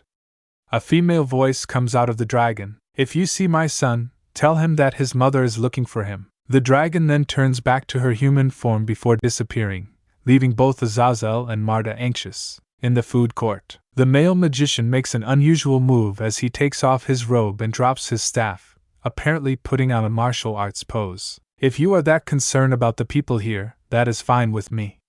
Now that you are here, there is no reason to involve them anymore. Issei becomes very surprised at the magician's sudden pose. Are you actually going to fight me barehanded? Of course. Do you want to risk destroying this mall or have a proper unknown fight? The other magicians were surprised at their comrade's suggestion and started complaining. Are you serious? We defeat him if we all fight. That's right. You don't have to risk injuries fighting the Security, especially since he is covered in the armor of a heavenly dragon. This is my fight. The rest of you already have opponents to fight. I see. Rias called Issei as she, Akino, and Sylphie arrived. Stay back. It appears that he intends to fight me unknown. Take care of the other magicians. Hi! Sylphie yelled as she prepares for battle. Now with the others taken care of, shall we begin? The lone magician asked. Of course. Once both sides are ready, Issei charges at the magician at full speed, ramming the magician through one of the food vendors until they reach the kitchen.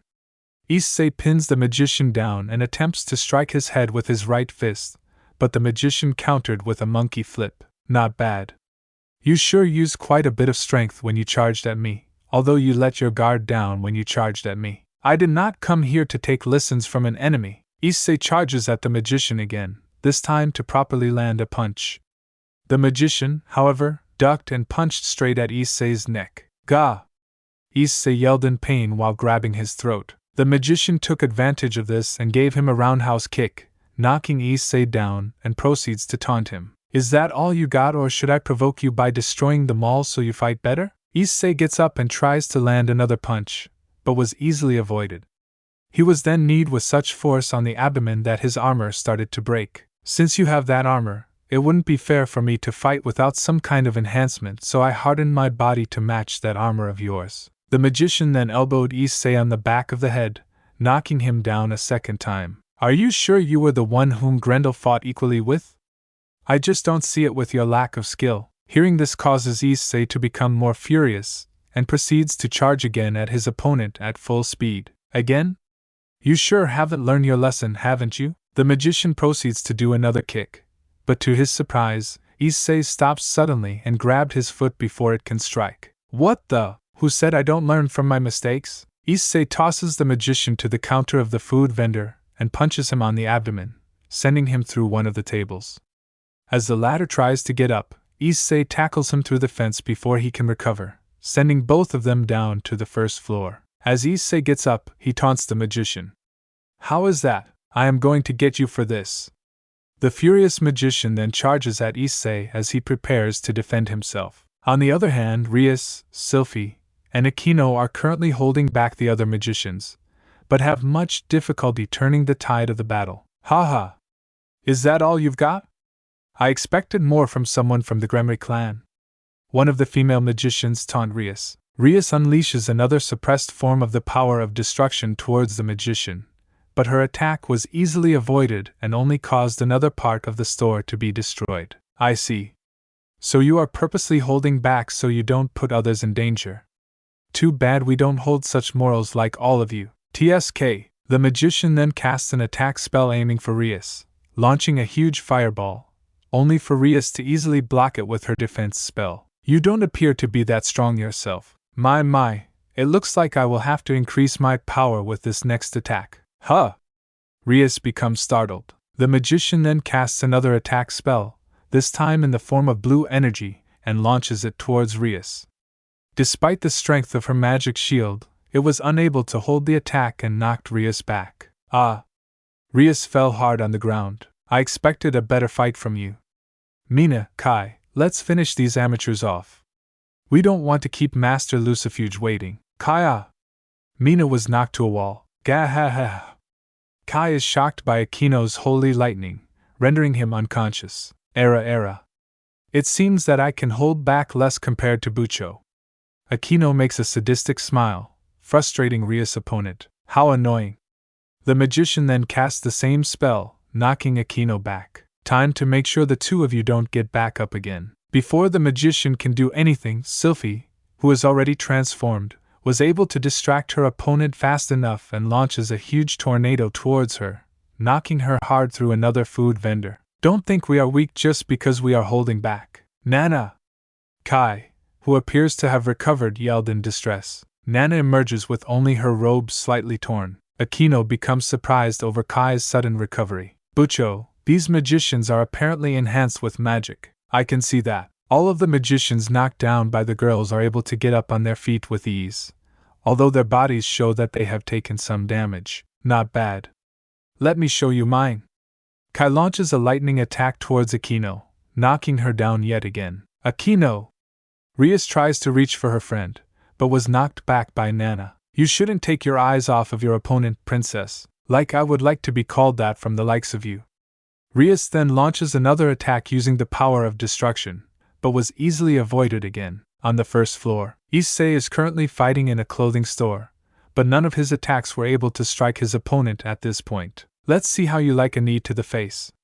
The magician knees Issei to the face this time, cracking even more of his armor. Gah! Or a punch to the gut. Gaha! Issei soon started coughing blood. Partner, his body is definitely enhanced by magic.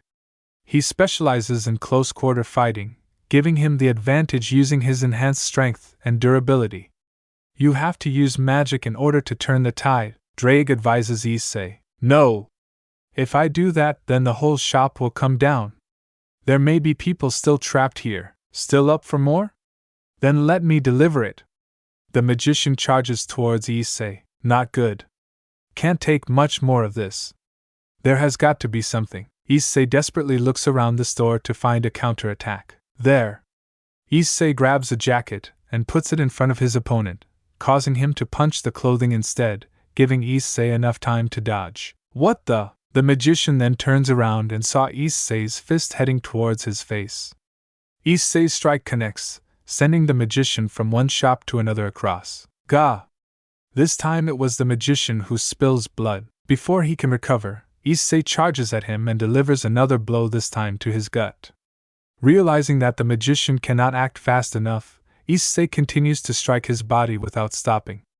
With each blow, the magician continues to spew more blood from his mouth. You are not the only one trained in close-quarter fighting, you! Out of anger, the magician holds up his hand and unleashes a blast of energy, pushing Issei back. What the? I thought you were going to fight me without using magic, Issei complained. Since when does so-called terrorists ever keep their word?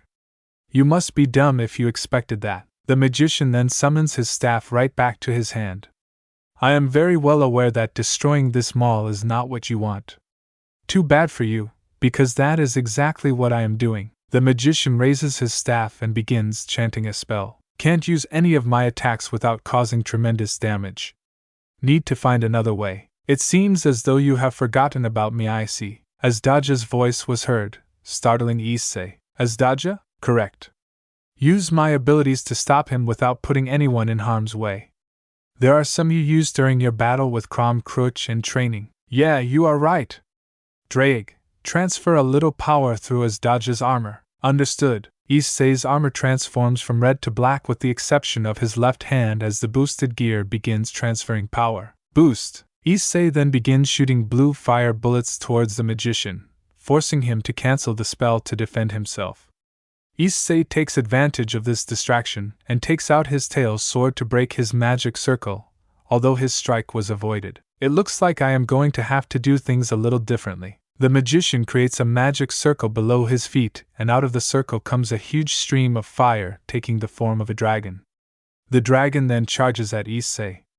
In response, the tail sword transforms into a shield, holding the attack back until the magician's magic can no longer support it. This is very interesting. It looks like I am going to have to take back my doubts I had of you earlier. I see now why Grendel likes to fight you. Be careful, I see. Because you transformed in your normal balance breaker instead of true queen, this armor is only as strong as the form you transformed from, Azdaja warned. It's alright. I don't think I will need that much power to defeat him. Very well. As I said before, make sure to keep the level of your techniques moderate.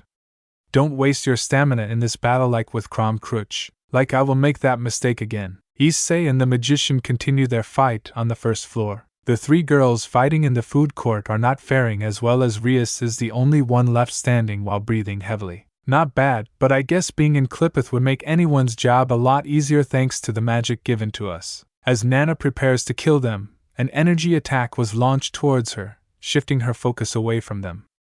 Nana turns her head to see Murayama and more members of the Occult Research Club members behind her. I figured how dangerous you stray magicians could be, so I called for some help. Rias smiled proudly at Murayama. Help couldn't have come in a better time. Good job, Murayama. Rias then turns towards Nana, Kai, Mina, and a couple other magicians behind them. Everyone, those stray magicians are covered with magic to enhance their abilities. I am going to have to use this technique, so hold them off. Asia, heal Aquino and Sylphie. Rias summons a magic circle below her feet and begins channeling magic. Hi Bucho. Asia then heads towards her injured comrades and begins using twilight healing. Murayama, Kates, stay back and let us handle this. The Kendo girls obey as Zenobia then summons Exterandal. Let's see how well the rest of you fare against us. Nana becomes eager to fight them. Here I go. Kaneko emerges from the ceiling and scatters the magicians by punching the ground with immense strength. Kiba and Zenobia took advantage of this and aimed for the two magicians behind Nana. Kai attempts to fight Kaneko, but was blocked by Rosweiss and Gasper. Irina and Kaneko decide to fight Nana, but with great difficulty. Since we are fighting in a department store, we have to be careful in case there are people still in here. Rosweiss said as she tries to bombard Kai with explosive magic, but all were easily blocked by his defense spells. Gasper activates Forbidden Bailaview to freeze Kai, giving Rosweiss another chance to strike him with explosive-based magic yet again. The attack hits, but when the smoke clears, Kai emerges with only minor wounds on his body. That attack would have killed me if it wasn't for my body being covered by magic. This is going to be interesting. Kai then launches an attack spell of his own, but both Rosweiss and Gasper avoided it. Kiba summons Graham and, along with Zenobia, starts to fight off equally against the two magicians they are facing. Neither side, however, have the advantage over the other. How very persistent. Nana manages to block Kaniko's punch, but distracts her long enough to allow Irina to summon her light bow and launches a light spear towards her, causing Nana to move back. In response to Nana's superior magic, Kaniko goes into Nikomata mode, growing a pair of white cat ears and a tail to match her opponent's abilities. We can't let any of them get near Bucho. Right. Kaniko then uses Senjutsu in the form of an energy ball and launches it towards Nana, but was blocked. Irina then summons her holy demonic sword, but her strike was blocked as well with Nana's staff. Apparently, you are all lacking compared to our first opponents.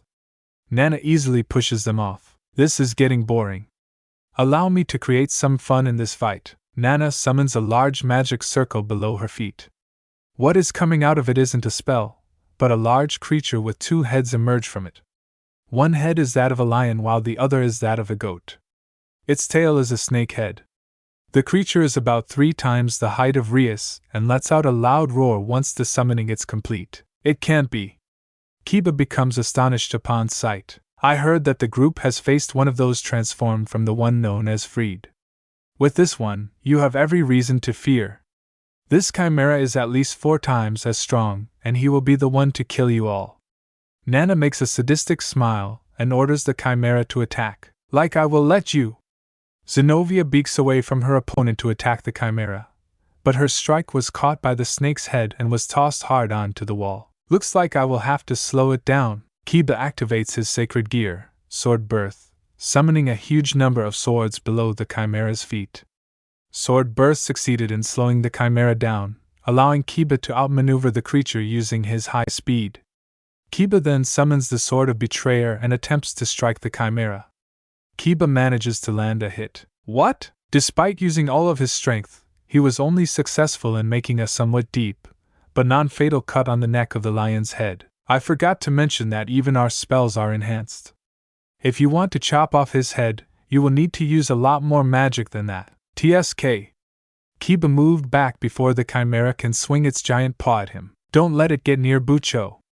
Akino, who has already recovered, attempts to slow down the chimera with her holy lightning, but the creature's high durability allows it to keep moving. Don't you dare kill my friends. Gasper is suddenly surrounded darkness, turning him back into Dark Gasper. My, I guess summoning the chimera was a smart move after all. Nana only laughs seeing Gasper transformed. Like I will let you. Kai attempts to stop Gasper from transforming completely, but was blocked by Rosweiss. It looks like I have a huge mess to clean up. Wait, Gasper. Riastin is still channeling her magic for an ultimate attack. We just need to slow them down. Sylphie warned Gasper. Sounds interesting. Very well, I will abide by your terms to see how you do. Dark Gasper surrounds his enemy with darkness. What is this? Nana struggles to break free. None of you are safe for what is coming. The chimera violently struggles against Gasper's restraints. This one appears to be a little stronger.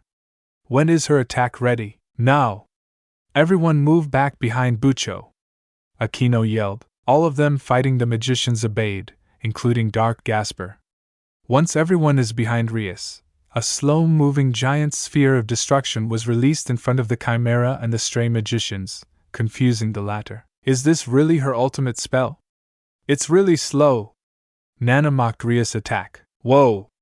Nana, I am being ed in. Mina shouted as her body is being pulled into the sphere. Kai and the chimera are pulled as well while Nana tries to resist. This can't be happening. This can't be happening.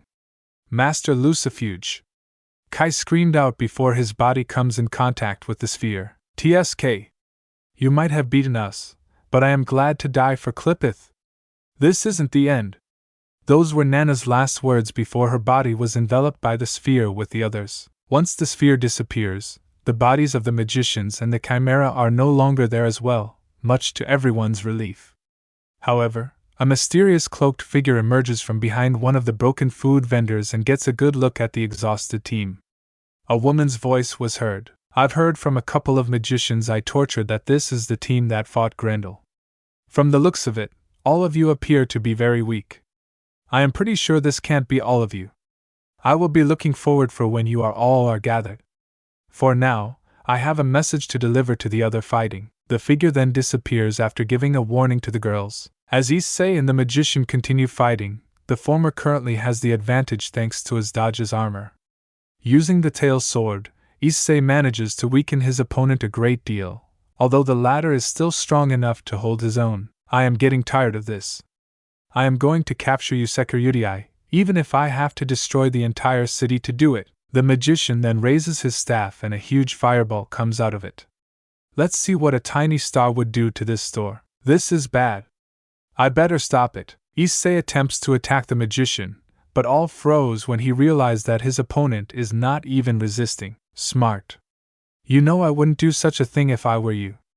If something were to interfere with my concentration, I would no longer be able to hold the star, and I already told you what might happen if I drop it. Now be a good security and let me kill you for Master Lucifuge, or I will make this star bigger, and have you watch the city burn. Gah! You coward! Issei becomes frustrated over the choice he has to make. I won't let you ruin my child's fun, Vaman.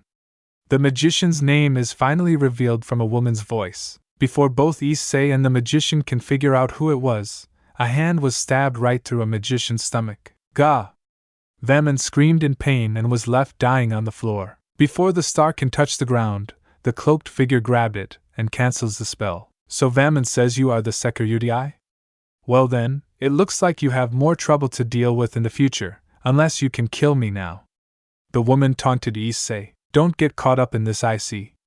I sense an extraordinary power coming from this woman. As Daja warns issei against fighting her. If you aren't going to fight, let's see if your friends can fare any better. Leave them alone. Against Daja's advice, issei charges at the woman with his tail sword. Before the sword can connect, however, the woman grabs the weapon between her finger and tosses it away. Before issei can strike back, the woman takes a deep breath and suddenly releases a huge stream of fire at him. Gah! Issei screams in pain. Issei falls on his knees, allowing the woman to make one more strike on his abdomen, causing issei's armor to shatter almost completely. How disappointing. I only threaten your friends so I can have a good fight against the one who fought my son to near death, but I can see you are not at your full strength. I will be expecting better once we meet again. The woman disappears, leaving her cloak behind. With the woman's disappearance, the battle ends. Outside of the department store, we will take care of the people's memories so that they don't remember what happened while the store is getting fixed. But we can't erase the trauma people felt from this experience. Rias told serafall, who arrived upon request to get a report. Understand, Riaskin. I will alert the Underworld authorities. Serafall disappears using a magic circle. Issei, who is currently being healed by Asia, explains what happened to Murayama and Sona. So there is a woman you fought wearing a thick black cloak and you lost easily in the end. This is very troubling. Are you sure that this is all the information you can provide us about her? She mentioned that I fought her son to near death, but considering how many strong opponents I have faced, I can't tell who it is. Before issei can continue his discussion, Kate suddenly attacked him. Kuoh, battle or no battle, I heard that you've had a date with my best friend, and knowing you, you've probably violated her. No way I can forgive this. Kate puts issei in a submission hold. You've got it all wrong, Katasasin. I didn't do anything of the sort. Issei struggles to get Kate to let go. Lies. Murayama would never accept a date with you willingly, so you must have used dirty tricks to get to her. Kate, as strange as it sounds, Hayate did not do anything wrong to me. In fact, he saved my life when those magicians attacked. Murayama urges Kate to calm down. Really? Kate relaxes her grip. Yes. To be honest, I think it would have been a lot worse if I had been to the store on my own without him. It's safe to say that Hayate never had any ill intentions during our date, at least this time. This time? What do you mean? Are you saying that I am actually going to violate you next time we are at a store? Murayama ignored issei's complaint. Let go of him, Kates. Fine.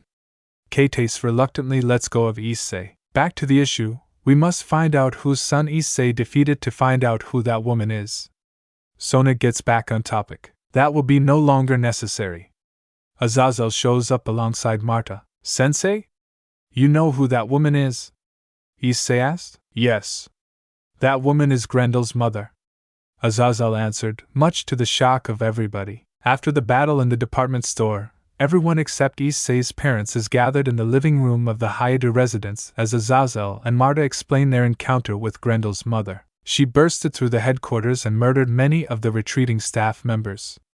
More than half of the people inside are now dead. Sensei, do you know whether she is working for the Clipith or not? She killed off the magician I was fighting, but decided to keep me alive. Issei told Azazel. Clipith is a group that prefers to make ends meet. The magicians that attacked the store were after issei, correct? The fact that Grendel's mother decided not to kill or take him means that she is most likely not affiliated with the group in general. If she is, her only reason for doing this is because of Grendel. Marta explained. I see.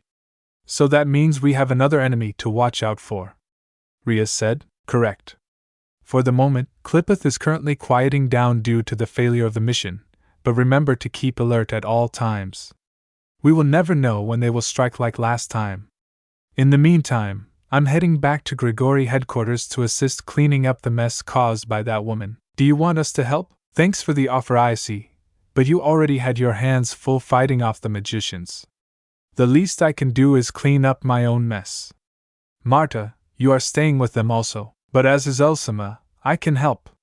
Marta protested. I have already been calling on your help more times than I should. I need to start doing things on my own again. Don't worry, I will call for your assistance if needed, so take it easy here for now, okay? As you wish, as is Elsima.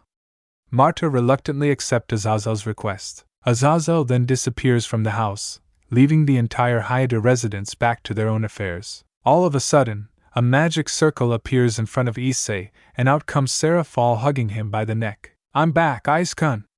I was just done reporting to the Underworld and I am tired, so I am going to lean on you for a bit. Serafall then causes Issei to trip onto his couch as she tightens her grip, causing most of the other girls to give intense stares at the two. Issei, however, had another issue to deal with. Serate's touching. Issei can feel Serafall's boba pressing his chest. What is? Serafall innocently asked. I don't mind. Ice-kun is my boyfriend after all, so I will let you touch my bobas as many times as you want. Serafall smiled, much to the shock of Issei. Seriously, of course, I have always been pushing myself onto you. Despite being known as the Epee Dragon, I thought you would enjoy touching women's bobas, but you seem to avoid touching mine. Serafall makes an unpleasant face. It's not that I don't want to touch your bobas. In fact, I want to do it a lot, but Sona is watching, and even though you are not working as one, you are still a Mao, so I guess I am just a little afraid. Issei desperately explains to Serafall. I will also not allow it. Sona immediately intervenes. For my sister to become like this, Rias and Akino definitely has something to with this. I think I'd rather have you be a Mahou Xiaozhou than to become the naughty Mao I was afraid you would turn into. Eheed. I remember Sona saying something like that when we were in the department store shopping for office. Both of us were trying to select underwear when… Wait! Don't tell Onisima about that. Sona interrupts Akino before she can finish. What happened at the department store? It's kind of hard for me to answer, Sarah. A lot of things happened when we tried to look for office necessities. It happened in the underwear section. Akino picked out a very naughty underwear for issei, and Sona immediately prohibited her from wearing in the school, so… Awa?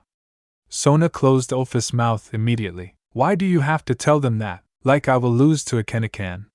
Serafall immediately runs out. Where are you going, Onisima? To get new underwear that will arouse Ice-kun.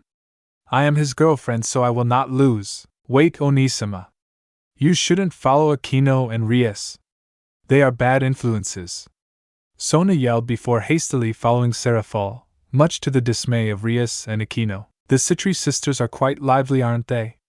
Marta gave a small laugh. Not knowing what to say at the moment, Issei could only stay silent. The next day, Issei wakes up to see darkness around him.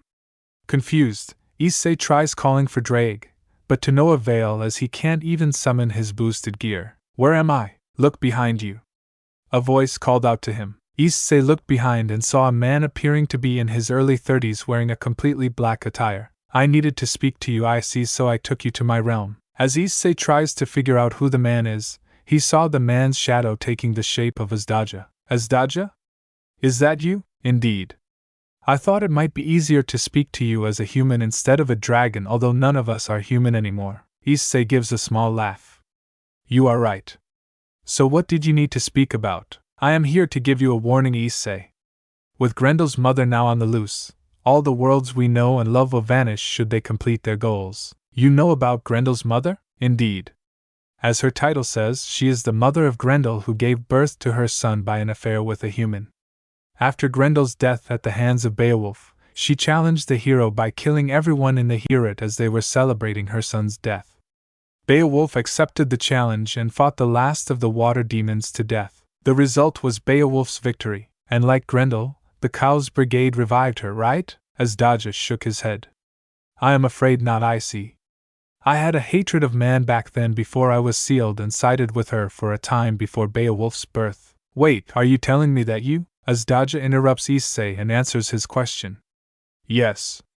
To prevent man from dominating the lands, I kept her alive, but she was too weak to fight back and had been in hiding, regaining her strength until now.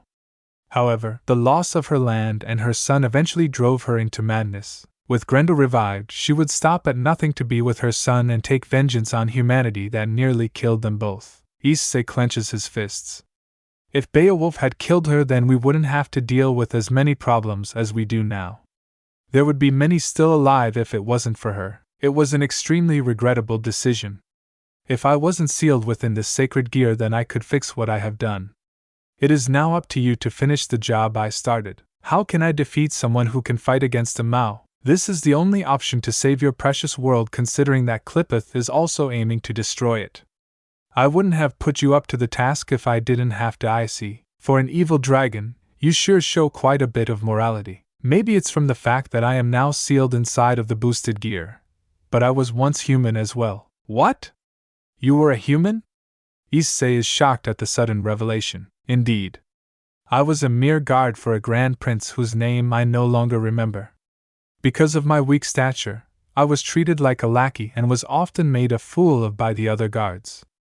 Not one day passes when I see my weapons and armor stolen, and my superiors would often punish me in various ways for being ill-prepared. That doesn't sound like someone who became an evil dragon all of a sudden. I never thought I would become one myself, but I do remember why I hated man. Eventually that hatred boils me down to the point where I thought every man deserves to be punished for the pain they caused me. A witch approached me as I was standing guard, asking me if I wanted revenge. She told me that she can grant me that power. I told her yes. Suddenly she turned me into this hideous dragon, and the next thing I saw are 2 extra heads connected to my body. She gave me power, but at the cost of my own humanity. I started wreaking havoc and killed the superiors I worked for before fleeing. That was the beginning of my life as an evil dragon. So that form you are taking now, was that you as a human? Issei asked. No. I only remember why I was mistreated, but I have no memory of my human body. What I know comes from the people I have already killed. That is all I am going to tell you. I see, you must stop Grendel's mother as well as Clipith. They can't be allowed to unleash 666. I agree. But what will happen should 666 be unleashed and be allowed to fight the Great Red? Allow me to show you. Azdaja and Issei then found themselves floating in Earth's orbit. The Earth that they now witnessed is now the color of desert sand with lightning storms relevant in certain areas. Issei becomes dismayed. What happened to our planet? Both 666 and the Great Red no longer exists, and thanks to their battle, Earth will no longer be the utopia you once knew. With Clipith ruling, humanity is almost driven out of existence, and those who oppose them. Before Azdaja can continue, a human body hits Issei.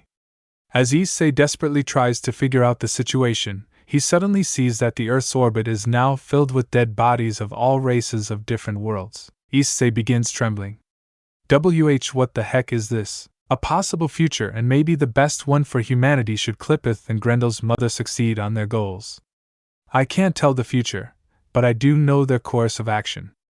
Now do you understand why I need you to finish my job? If we defeat Grendel's mother, can we prevent this future? It will give you some time, enough time for you to stop Clipith as well.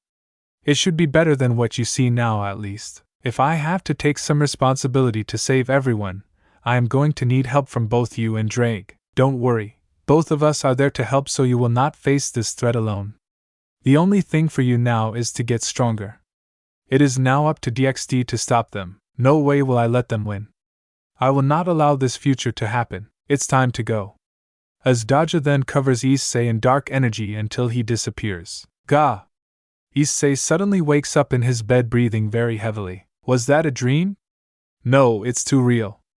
If that future is what results from Clipith's victory, then we must make sure they never succeed. Because if that happens, I won't get to everyone's pay. Issei said in his thoughts. As he was trying to calm down, he notices that his body is feeling much heavier than usual.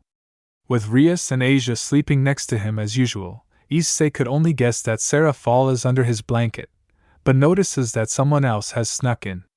As soon as he opens his blanket, guess who? Marta's head comes out of the blanket. Marta-san! Why are you under my bed? Issei loudly whispered in panic. Shhhhh. Don't wake up your girlfriend now, considering that she is also on top of you. Marta pointed to someone next to her. Issei uncovers his blanket even further, and sees serafall sleeping comfortably on the right side of his body. Serafall appears to be talking in her sleep. That's quite a cute girlfriend you've got there. But since other girls often sleep with you, I thought I would add myself in. Marta calmly explains. Don't just sneak into other people's bed just because other people are doing it, eh? How unfair. I have seen different girls coming to your room every night and I can't? They are the ones who did that on their own without my consent. Oh, I get it. It appears that Iskun is unsatisfied with my body. Too bad. As Marta begins to get up, Issei sees her naked body and his eyes soon glued itself to her large bulbous. Wait, I never said that. Didn't you hear what I said? So does Iskun want me with him or not? If he does, then he will be allowed to do this. Marta grabs Issei's left hand and puts it on her bulbous. Soft, aren't they? Marta gives Issei a seductive look. Woohoo! Issei's mind soon spirals out of control after being able to touch Marta's bulbous. Marta's issei are really big. Just like Kuroka, she has the elasticity of Bucho and the softness of Akino. Even if they are not as big, it is still a marvelous combination. My, it seems Iskun really likes it when I let him touch my boba. Yes, Marta's issei is really marvelous. Issei accidentally spoke out loud. I think that was a little too loud, Iskun. It seems that your girlfriend is now taking action. Huh? Issei turns around seeing serafall pouting as she immediately grabs his left hand and places it on her bulbous. I have said it before, I will not lose my boyfriend to other girls. I have big bulbas too, so Iskun should touch mine as well. Serafall pushes Issei's hand further in. With both hands touching the bulbas of two girls, Issei starts having a nosebleed. For me to be able to touch two ippeis in the morning, it feels like heaven even though I am a devil. What are you two doing to Issei? Rias asked in a hostile voice. Nothing.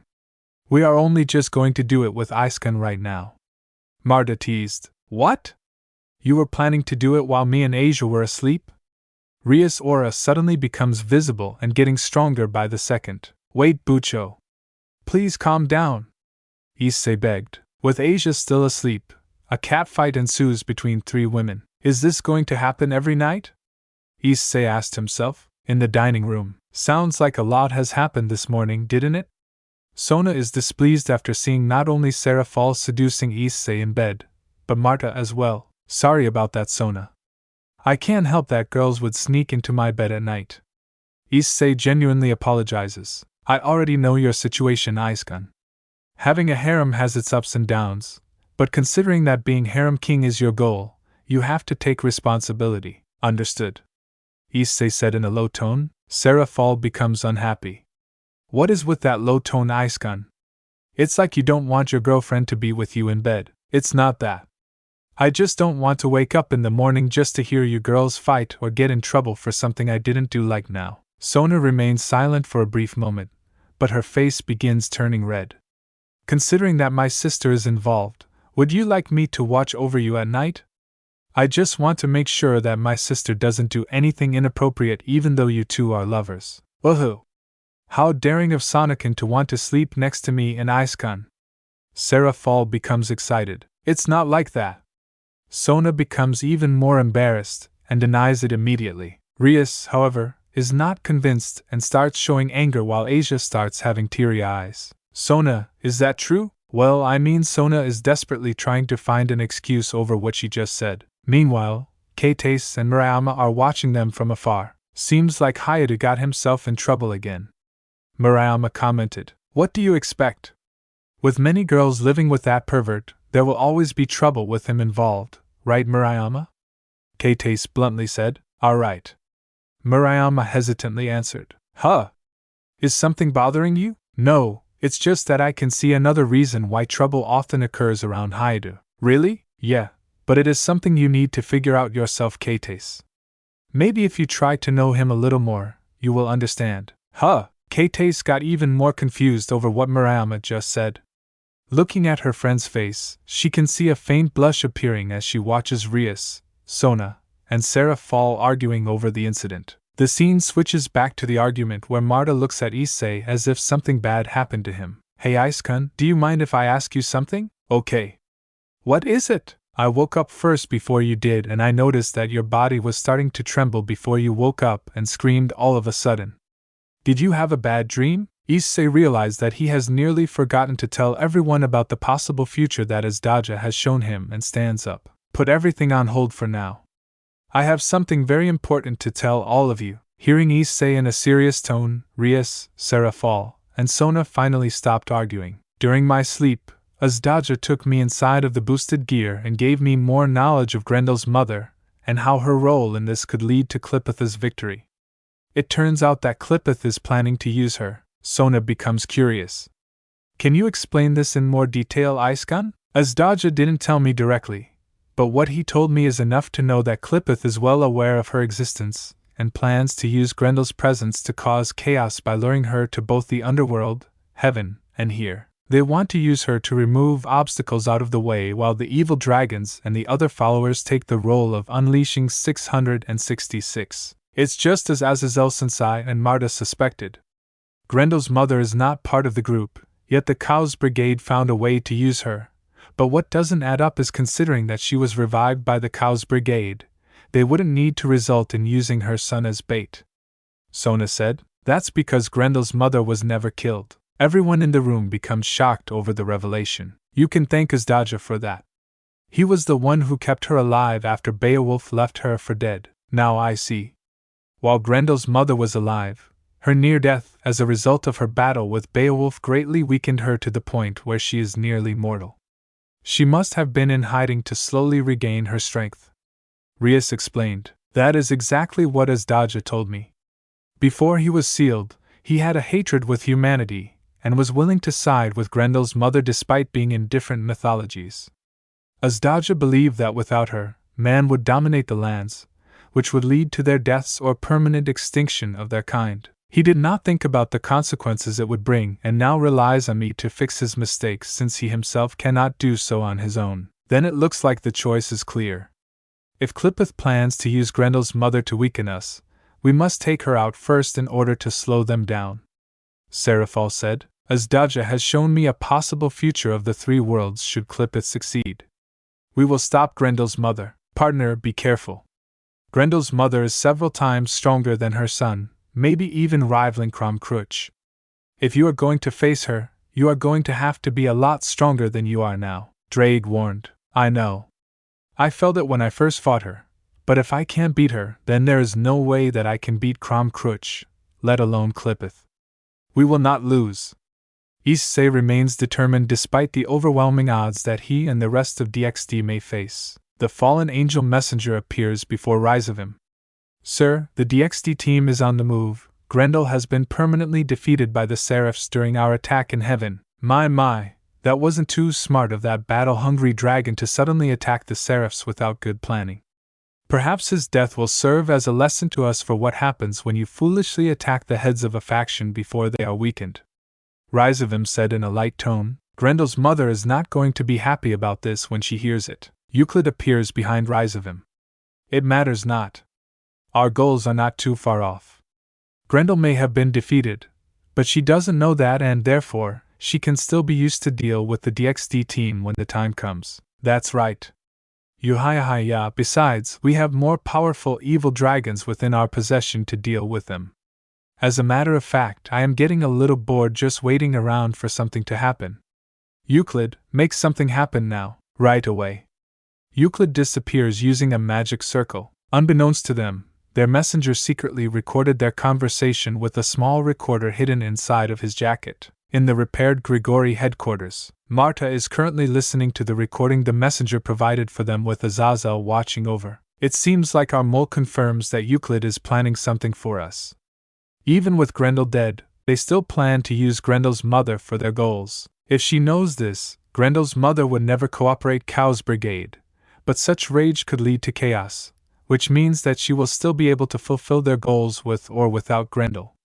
Azazel theorized. It looks like regardless of what happens, Grendel's mother is still our enemy. I don't want to keep relying on DXD considering that many of them are students, but with the higher-ups occupied with other ordeals, they will have an extra hurdle coming their way. Marta understands the difficulties, but is not discouraged.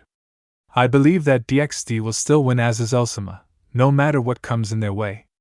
After all, many of them have surpassed our expectations and no doubt that they will do it again. Azazel forms a smile on his face after listening to Marta. Ha, you are right. The Underworld has changed greatly because of them. I should have more faith in them after knowing that for this long, and with everyone on alert and working together, chances of victory can only increase. Rhysavim better watch his back. If only there were more like you, Marta.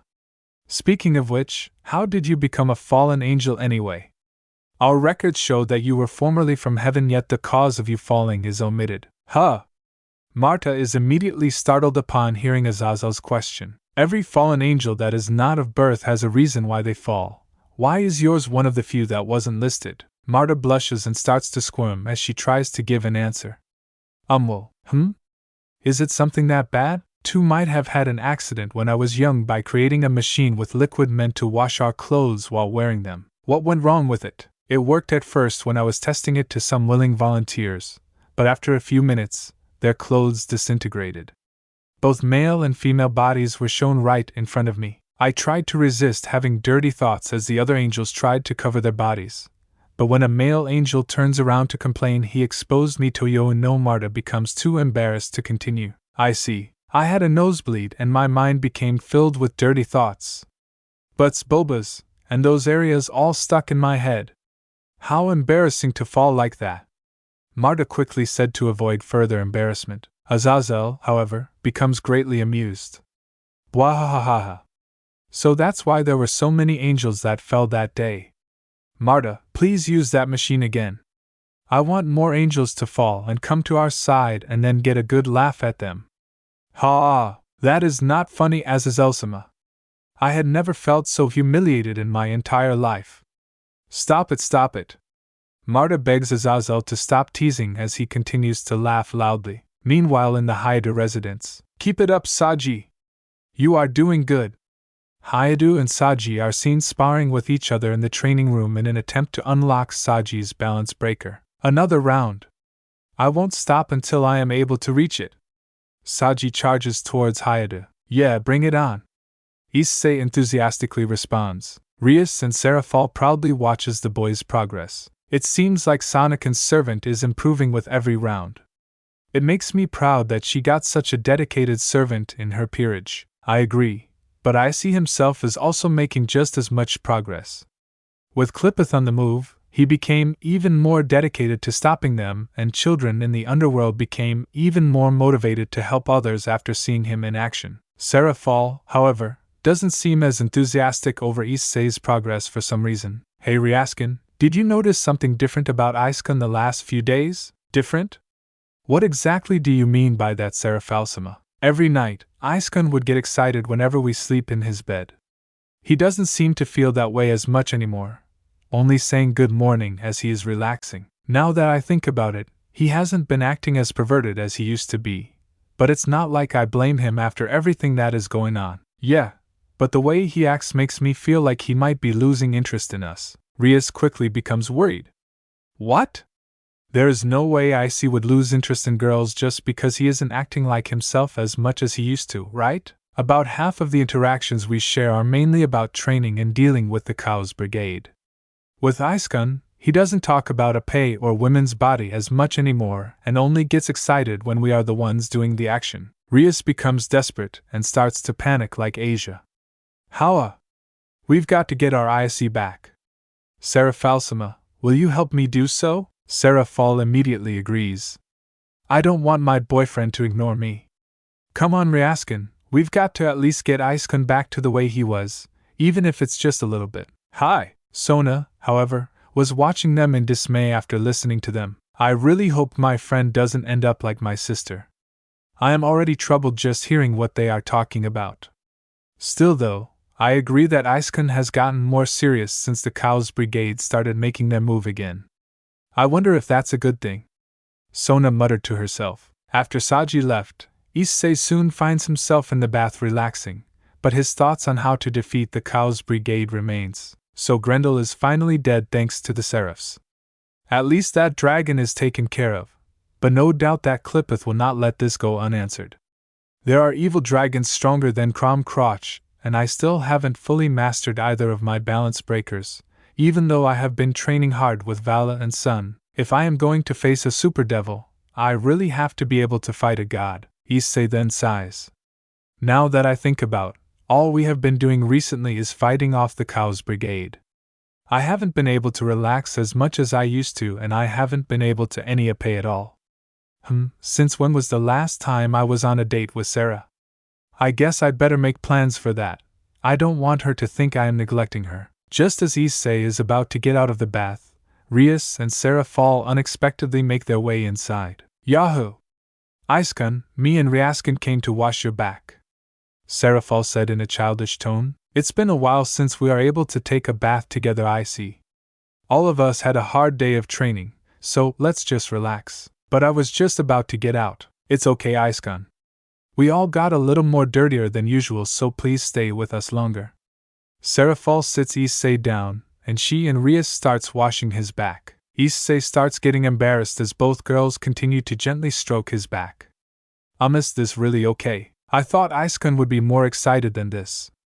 Don't you like seeing our naked bodies? Yeah, I see. You seem to have changed more and more since our first battle with Clipith. Both Rias and Serafall share the same concern. I am sorry.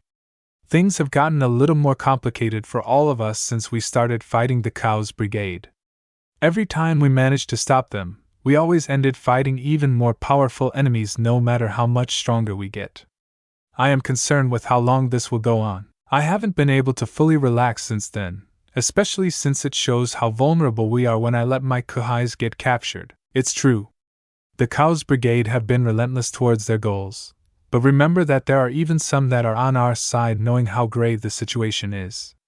I can assure you, Issei, they will never hold victory in the end. I have also held on to the belief for a long time. But even if we win this, how do we know that there won't be anyone more powerful that may come? I mean, it's not just the Kuoh's brigade that we have been fighting. We fought Rainier, then Riser, then the Kuoh's brigade, then the Underworld crisis, and now a threat that can destroy world. When will it end? Iskun, there will always be others who would disagree with our ways. Remember that not everyone can be satisfied no matter how good we try to do things. Nothing lasts forever, even peace. Peace is something that can only last as long as it can, and that is why we are all prepared for any threat, even during peacetime. I believe that peace will be restored once again in our world's Iskun. Many have tried and failed, Clipith will be no exception. Something sparked within Issei after listening to his girlfriend mature for his sake.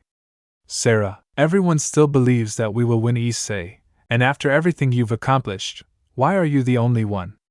Rias asked. Issei begins to smile. Yeah, you both are right. Even though they keep coming, the results always ended in their defeat, and no doubt that it will be the same for Clipith. Serafall becomes excited. Now that's the icon I know. Also remember that we are with you, so don't think you are fighting alone. It still feels like peacetime is far off, but not impossible to reach. I will be looking forward to it once we get there. Hee, maybe having a mature icon isn't so bad after all. Serafall jumps from the bath and immediately clings to issei. Wah! Serafall's bulbas then presses against issei's back. Rias, not wanting to be left out, also clings to him and pushes her bulbas against him. How does it feel to touch our bulbas now that you are relaxing? Serafall asked. How do I feel? Even if you ask, issei becomes too distracted by the size of Rias and Serafall's bulbas that are currently being pushed against his back. It's been a long time since I've been able to feel a plea. To experience this sensation again, it feels like the joy I felt when I first touched them. The size, the softness, the elasticity, all being felt at once. It truly is a blessing for a devil like me. Issei rambles in his thoughts. Icon really is back. Rias becomes relieved. I am glad. For a second there, I really thought we lost the issei we knew. Issei then realized why the two girls wanted to bathe with him. Wait a minute, that's the reason you girls did this. Hi! We fear that if icon gets less perverted, he would lose interest in us, so I sometimes have to be perverted to show how much I like a girl. My existence really is a horrible thing. Oh well, I guess this is just what I am going to have to live with. Issei sighs. We really prefer this issei though, so it's alright. Rias confirms, though she can be heard snickering, much to Issei's dismay. A voice can be heard outside of the bathroom. Now that everything is done, it seems I can finally relax. Issei can hear footsteps coming closer, making him more anxious. Sona! This is bad. If she sees this before Issei can finish, the door opens with Sona coming in while wearing a towel. I see that Onisima and Rias are already in the bath, so it looks like I am coming in. As soon as Sona takes a look at Issei, she goes into a state of shock. Sonakin! Want to join us? Serafall clearly cannot read the atmosphere. Issei immediately gets up and desperately tries to explain. Sona, please don't get the wrong idea. They are just. What Issei realized too late is that he made his lower body visible, causing Sona to drop her towel as steam comes out of her head. Issei immediately covers his eyes. Sona? Seeing Issei covering his face, Sona looks down, finally realizing that she is standing naked in front of him.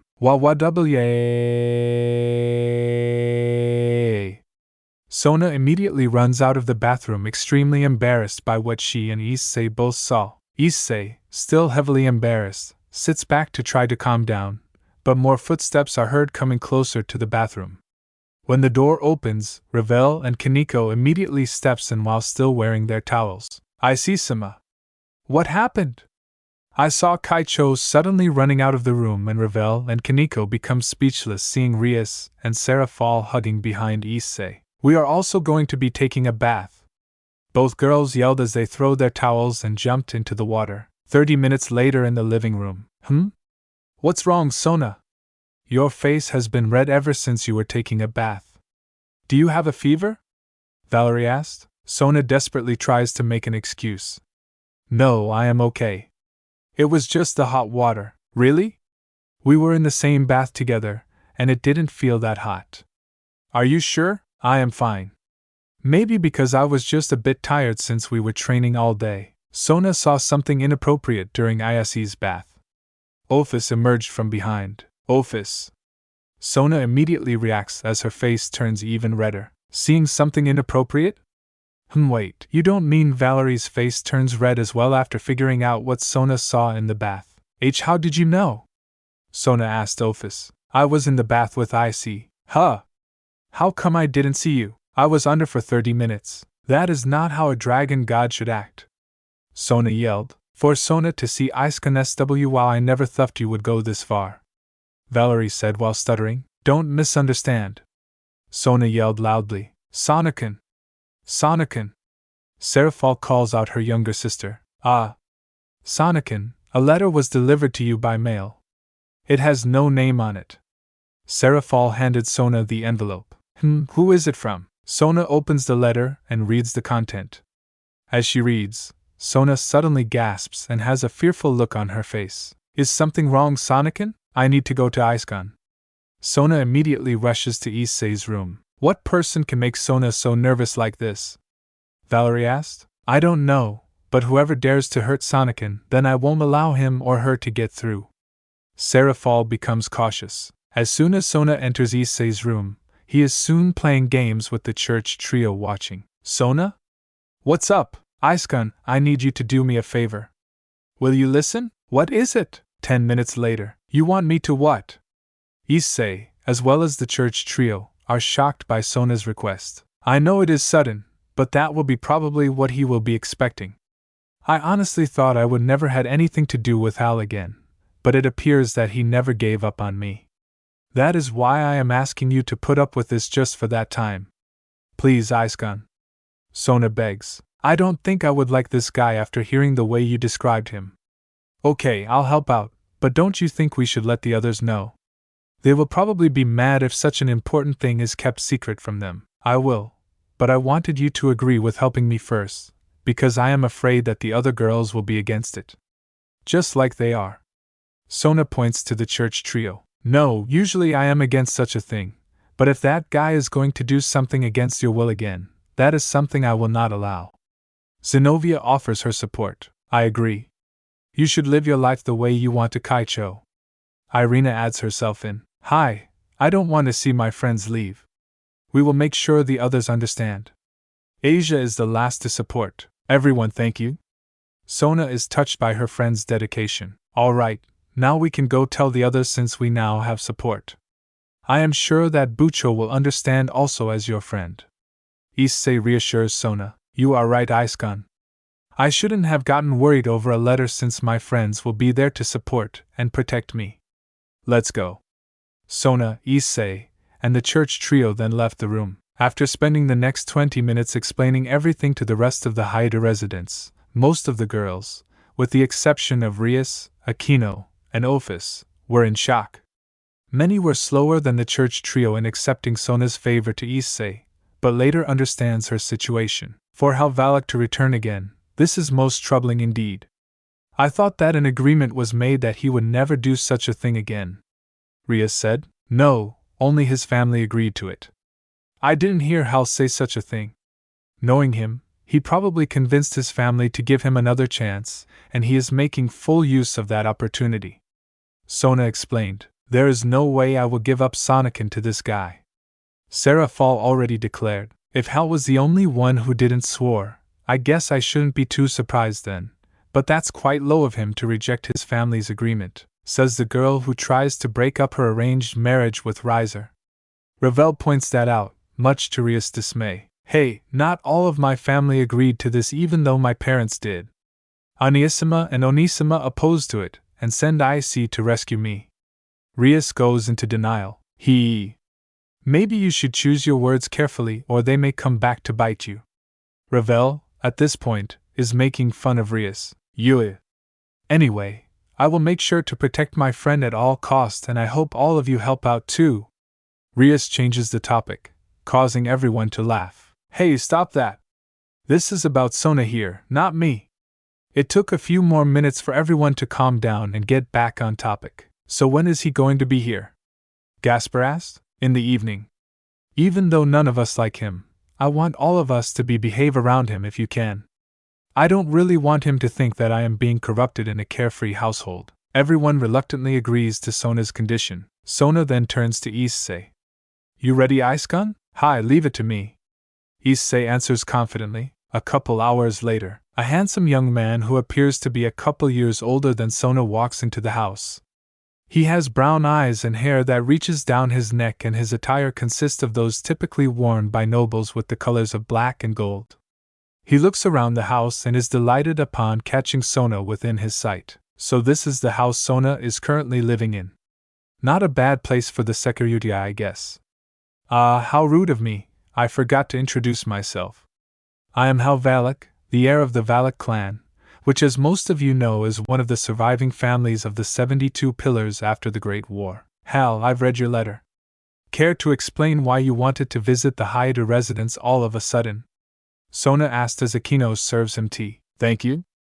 Ah yes, as you read in my letter, I came here to see you. As you have probably figured out, I convinced my parents to arrange something so I can come and get you. Now my dear Sona, won't you come back and stay permanently? Hal asked obnoxiously. Hold it. Issei steps in. What gives you the right to come into my house and take Sona away? I am guessing that Sona didn't tell you everything about me, Security. Huh? Issei turns to Sona, who remains silent. I happen to be Sona's former fiancé, the one that Sona broke off thanks to a stupid chess game. What? Everyone, again except for Rias, Aquino, and Ophis, gets surprised and turn their eyes towards Sona. I told you, Hal, I refuse to marry anyone who can't match my intelligence. I am well aware, which is why I studied about tactics and have been practicing using them in raiding games ever since the engagement broke off. After a while, I finally convinced my family that I should be able to take Sona back. I even convinced both parents to consider. My parents no longer approve of you as my fiancé. I already have another. Sona then turns to Issei and grabs his arm. The Security's name is Hayato Issei and his family owns this house. He is currently my boyfriend and fiancé, the one that my parents approved of. Hal remains undeterred. Really? Didn't you say that you wouldn't marry anyone whose intelligence can match your own? Is that boy really as smart as you? When I asked that to the Treachery clan, they were unable to respond, and that is how I was able to have them consider. Sona and Issei are unable to answer. I knew it, but I am sure that the Security probably has some experience of being a strategist, doesn't he? Issei nodded. Yes. I learned quite a bit from Sona and her peerage. Well then, I will make you a deal. If the Security wins, I will leave Sona alone permanently. However, if I win, Sona comes back to the Underworld as my fiancé. Saying no to the challenge is not an option, and you know that. With no way out, Issei reluctantly agrees. I don't want Sona to end up like what nearly happened to Bucho. I will accept your challenge and I will win this time. We shall see. I am pretty sure you are familiar with Scramble the Flag game. That is what we are playing unknown. I will see you in a couple of days after you get more familiar with it. Good luck, Security. Hal left the house without turning back. TSK. Issei becomes frustrated over what he has to do to prevent Hal from taking Sona away. Everyone else, especially Sona, also becomes worried. I have not even won the board game variation once against Saji. How am I supposed to defeat a top strategist in the real thing? Aiskan, Sona said apologetically as she held Issei's left hand to calm him. After an unpleasant encounter with Valak, Issei is currently being taught by both Rias and Sona how Scramble Flag game works. Issei manages to get the basic idea thanks to playing the board game variation with Saji, but lacks the intellect of an actual strategist, resulting in numerous defeats in both games. There is the flag. Issei is currently practicing the virtual game with Sona and attempts to get the last flag located beside the school. Too naive, Aiskan, Sona said. All of a sudden, the flag that Issei got was nothing more than a hologram, and his hand passed by without grabbing anything. Sona emerges from the school rooftop with the last flag, winning the game. Issei pounds the ground in frustration. This is my third loss. If something like this is allowed in the game, how am I supposed to beat Valak? You have to grab the flags by any means, even if you have to deceive or beat up your opponent. Any non-fatal strategy would be allowed for this game. Remember that, Aiskan, but it's all or nothing, Sona. I only have days before the game begins, and if I can't win this, you will be off getting married to him. I don't want to see you off like that. I don't want to say goodbye. Issei said out of frustration. Aiskan, Sona becomes moved by Issei's words. Let me try again. I want to be at my best before the day is here. Issei picks himself back up, despite exhaustion, and goes back into formation. Although worried about Issei's stamina, Sona agrees to another round after seeing his determination and positions herself as well. Very well, Aiskan. Come! The next round begins as Issei and Sona dash towards each other's flags. The round ended in Sona's victory again, but Issei put up a better effort than the previous. Issei then requested 2 more rounds, all ending in Sona's victory, despite Issei progressing each time. Issei wanted to go for a 6th round, but with both he and Sona exhausted, the latter called it off, saying that she is no longer in condition to continue. Iskun, even if the outcome doesn't end in our favor, I will always be proud with how far you've gotten since we first met. Please remember that also, Sona said with a worried smile. Not wanting to think about Sona's possible marriage, Issei walks away, but stops momentarily. I won't lose Sona, Issei said without turning back. The next day, the Satsuma Rebellion occurred between January 29 to September 24 in 1877 after military reforms by Japan's new imperial government that left the samurai obsolete. The rebellion got its name from the Satsuma domain, which was the home of the samurai after they were unemployed by the new government. As the teacher is giving a lecture about Japanese history, Issei is secretly writing down possible strategies for scramble flag game, but has also taken notes from the strategies mentioned by his teacher when he started talking about the siege of Kumamoto Castle and the Battle of Tabarazaka, both of which Issei feels will benefit him once he faces Hal Valak, despite knowing that those strategies won't effective. Issei is actually paying attention to history? Did you eat some bad meat or something, or has your brain gone haywire? Motohama mockingly asked. What is it now, you guys?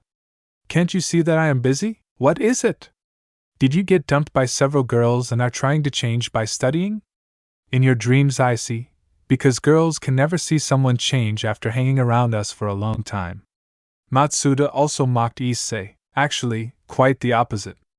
I am doing this for someone as she is expecting me to be at my best. Issei answered. What? What girl expected you to do this? Motohama and Matsuda screamed out loud. Hey! No disrupting the class or I will have you stay after school! The teacher yelled. Sorry. The boys then sat quietly at their desks. Now, can someone tell me what was the outcome of the rebellion? How about you, Issei? Do you know this one? The rebellion ended when Beppu Shinsuke helped Seigu Takamori preserve his dignity either by beheading him or assisting him in seppuku. Which one remains unclear due to contradicting evidence of the battle presented. Issei answered. Correct. There was contradicting evidence regarding Seigu's death, but either way, his death was what signaled the end of the Satsuma Rebellion, allowing the new imperial government to make new reforms to modernize Japan. Since when did Issei get so smart? Matsuda again questions Issei. He did mention that he was doing it for someone. It must be a beautiful girl again. I am so jealous! Motohama yelled. Dai Issei! Matsuda yelled with tears in his eyes. The teacher slams his desk after hearing Matsuda and Motohama yelling loudly again. That's it! Both of you boys, out of my classroom right now! Sensei! The boys left the classroom frightened. Issei proceeded through the class, pretending that nothing happened. Kates, Murayama, Asia, and Zenobia were also a little astonished over Issei's intelligence since they believed that the Satsuma Rebellion had nothing to do with his match with Hal. Issei, however, remains doubtful about the possibility of matching an actual strategist and continues to take notes as the teacher continues his lectures of the strategies used in the historic battles. In the old schoolhouse, although the Occult Research Club have no activities today, Issei is currently using it as a study room, taking several books that were recommended by several of Sona's servants. As Issei is reading, Saji enters the room with a worried look. Oh, Saji. What brings you here? I heard everything from Bucho about the scramble flag game you are competing in against the heir of the Valak clan and that if you lose, Kaicho will be forced to marry him. I didn't want to accept it, but he made arrangements with her family after a lot of convincing. This is all I can do to give Sona a chance to live her life the way she wanted. I have to try my best, I know. That is why I am going to help you prepare. Issei becomes shocked by Saji's statement. What? You are helping me, Saji? Of course. If Kaicho gets married, she will have to leave the school and abandon her dream. Even though Kaicho has no interest in me, I want to help her follow that dream, and for that to happen, she needs to stay with the people willing to support her, even if it means I have to work with you, Haidu, the stealer of Kaicho. Saji becomes frustrated. Hey! I already have a girlfriend, alright. Even though I like Sona, if she likes someone else, there is no way I am stopping her. Issei immediately reacts. Even so, she already called you by name, and is actually living in your house. Do you know how much I envy you every time I visit your house for training? I wish that I have your luck so that Kaicho would be living with me instead. Tears started falling from Saji's face. I already told you about what her family said about me. I thought you were here to help me, but if you just came here to argue with me, then leave, because it is wasting my time. I don't want Sona to leave either, which is why I am doing this. Issei makes a serious face, causing Saji to become silent as he sits down. You are right, I am sorry. I let my jealousy get the best of me. I just don't want Kaicho to leave without fulfilling her dream. So where are you stuck on? I managed to list several strategies based on my own abilities. I am currently trying to review the rules of the game and the environment I am supposed to play in. Do you know anything about Hal Valak? What kind of strategies he would use in the game? I've only seen him play the scramble flag game only like once or twice, but I will tell what I know from watching him. He may not be as smart as Sona, but he is quite intelligent, nonetheless. He often uses deception in order to fool his opponents in order to think they are winning. What exactly did you see him do? Well, from what I saw, he would often place fake flags in the stadium in hopes that his opponents would grab them instead of the real ones. He would also create holographic versions of it as well. Before you accuse him of cheating, that strategy is technically legal since he used his own power to make those flags. Then how am I supposed to tell which is real or fake? He cannot make an exact replica of the flag due to the high number of materials used to make the real one. This is to make sure the real flags are durable in case the contestants go into combat. If you have a large-scale attack, the fake flags might react differently to the real ones. I am sure you have such an attack since you have Drag. Yeah. You are right. Thanks, Saji. This is going to help a lot. Is there anything else you are stuck on? Not at the moment. Right now, I just need to look at all those books so that I get more of the idea. Saji then gets up and prepares to leave. You better not lose Hayato. Keep Kaicho here no matter what. I won't. After hearing Issei's promise, Saji then leaves the room. This is the first time I've seen you this serious. What is your motivation for winning this game? Drag asked. I don't want this to end like last time. I will not have any more of my friends taken away from me. Issei remembers Ria's engagement with Riser and the losing result in a raiding game against the latter. Understanding the feelings of loss, he becomes more motivated to get a better result despite his disadvantage against Hal. Never again. Issei muttered to himself. It seems that I misjudged my new host. The first time I started working with him, I thought of Issei as nothing more than a boy motivated by women's bobas. His true motivation turns out to be protecting his friends from whatever danger, even though that girl is technically not in any danger. I guess permanent separation is a danger to him. This is the first time a host of ours doesn't succumb to our powers and uses it to protect the innocent and his loved ones instead. It is for that reason I consider him to be my best host. Mine too, as Dodger reluctantly admits. Both dragons then remain silent inside of the boosted gear out of respect. At the Hayato residence during evening, Rias, Akino, and Issei's mother are currently preparing dinner while everyone else is either relaxing or helping to make the table.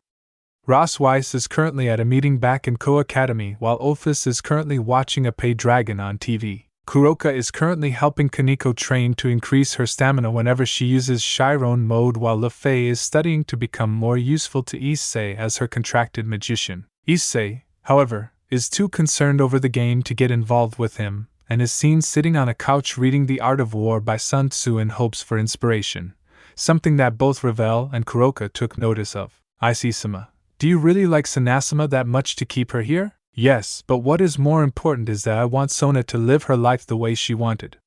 I know that she loves being with her friends just as much as we like being with her.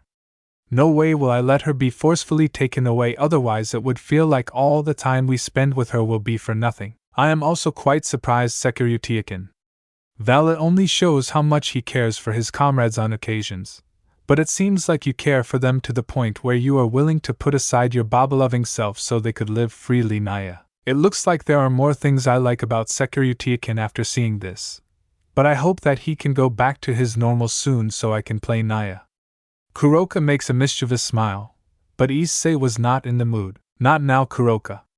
Issei turns away from Kuroka, much to her displeasure. Mao, you are so boring when you are like this, Securitiakin.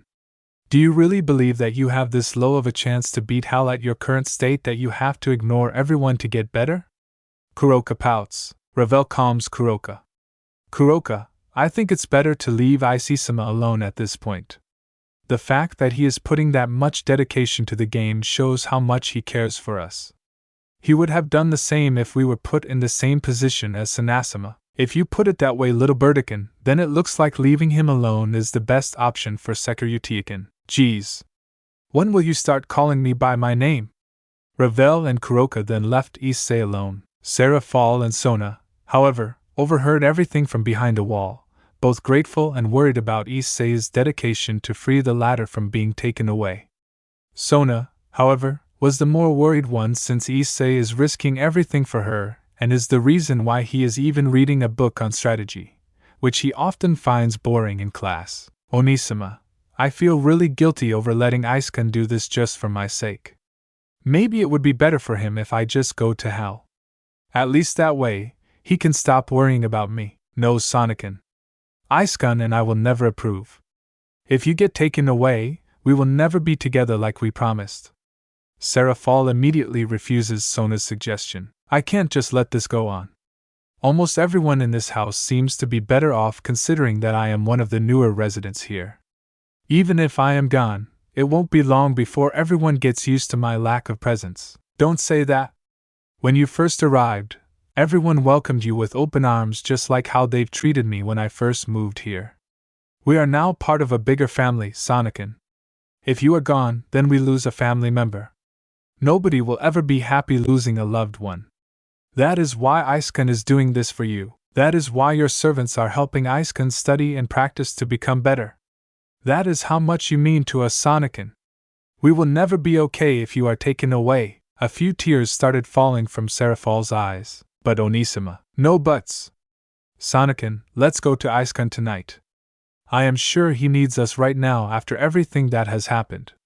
Please, Sonican. Sona remains unsure, but seeing Serafall's tearful face, as well as Issei putting a lot of effort in his studies, she reluctantly gives in. All right, but just for tonight. Yeah, for Issei. A few hours later. Issei, are you really asleep? Issei hears Sona's voice over him. Issei opens his heavy eyelids to see Sona staring back while on top of him. Issei is very alarmed by this and raises his voice.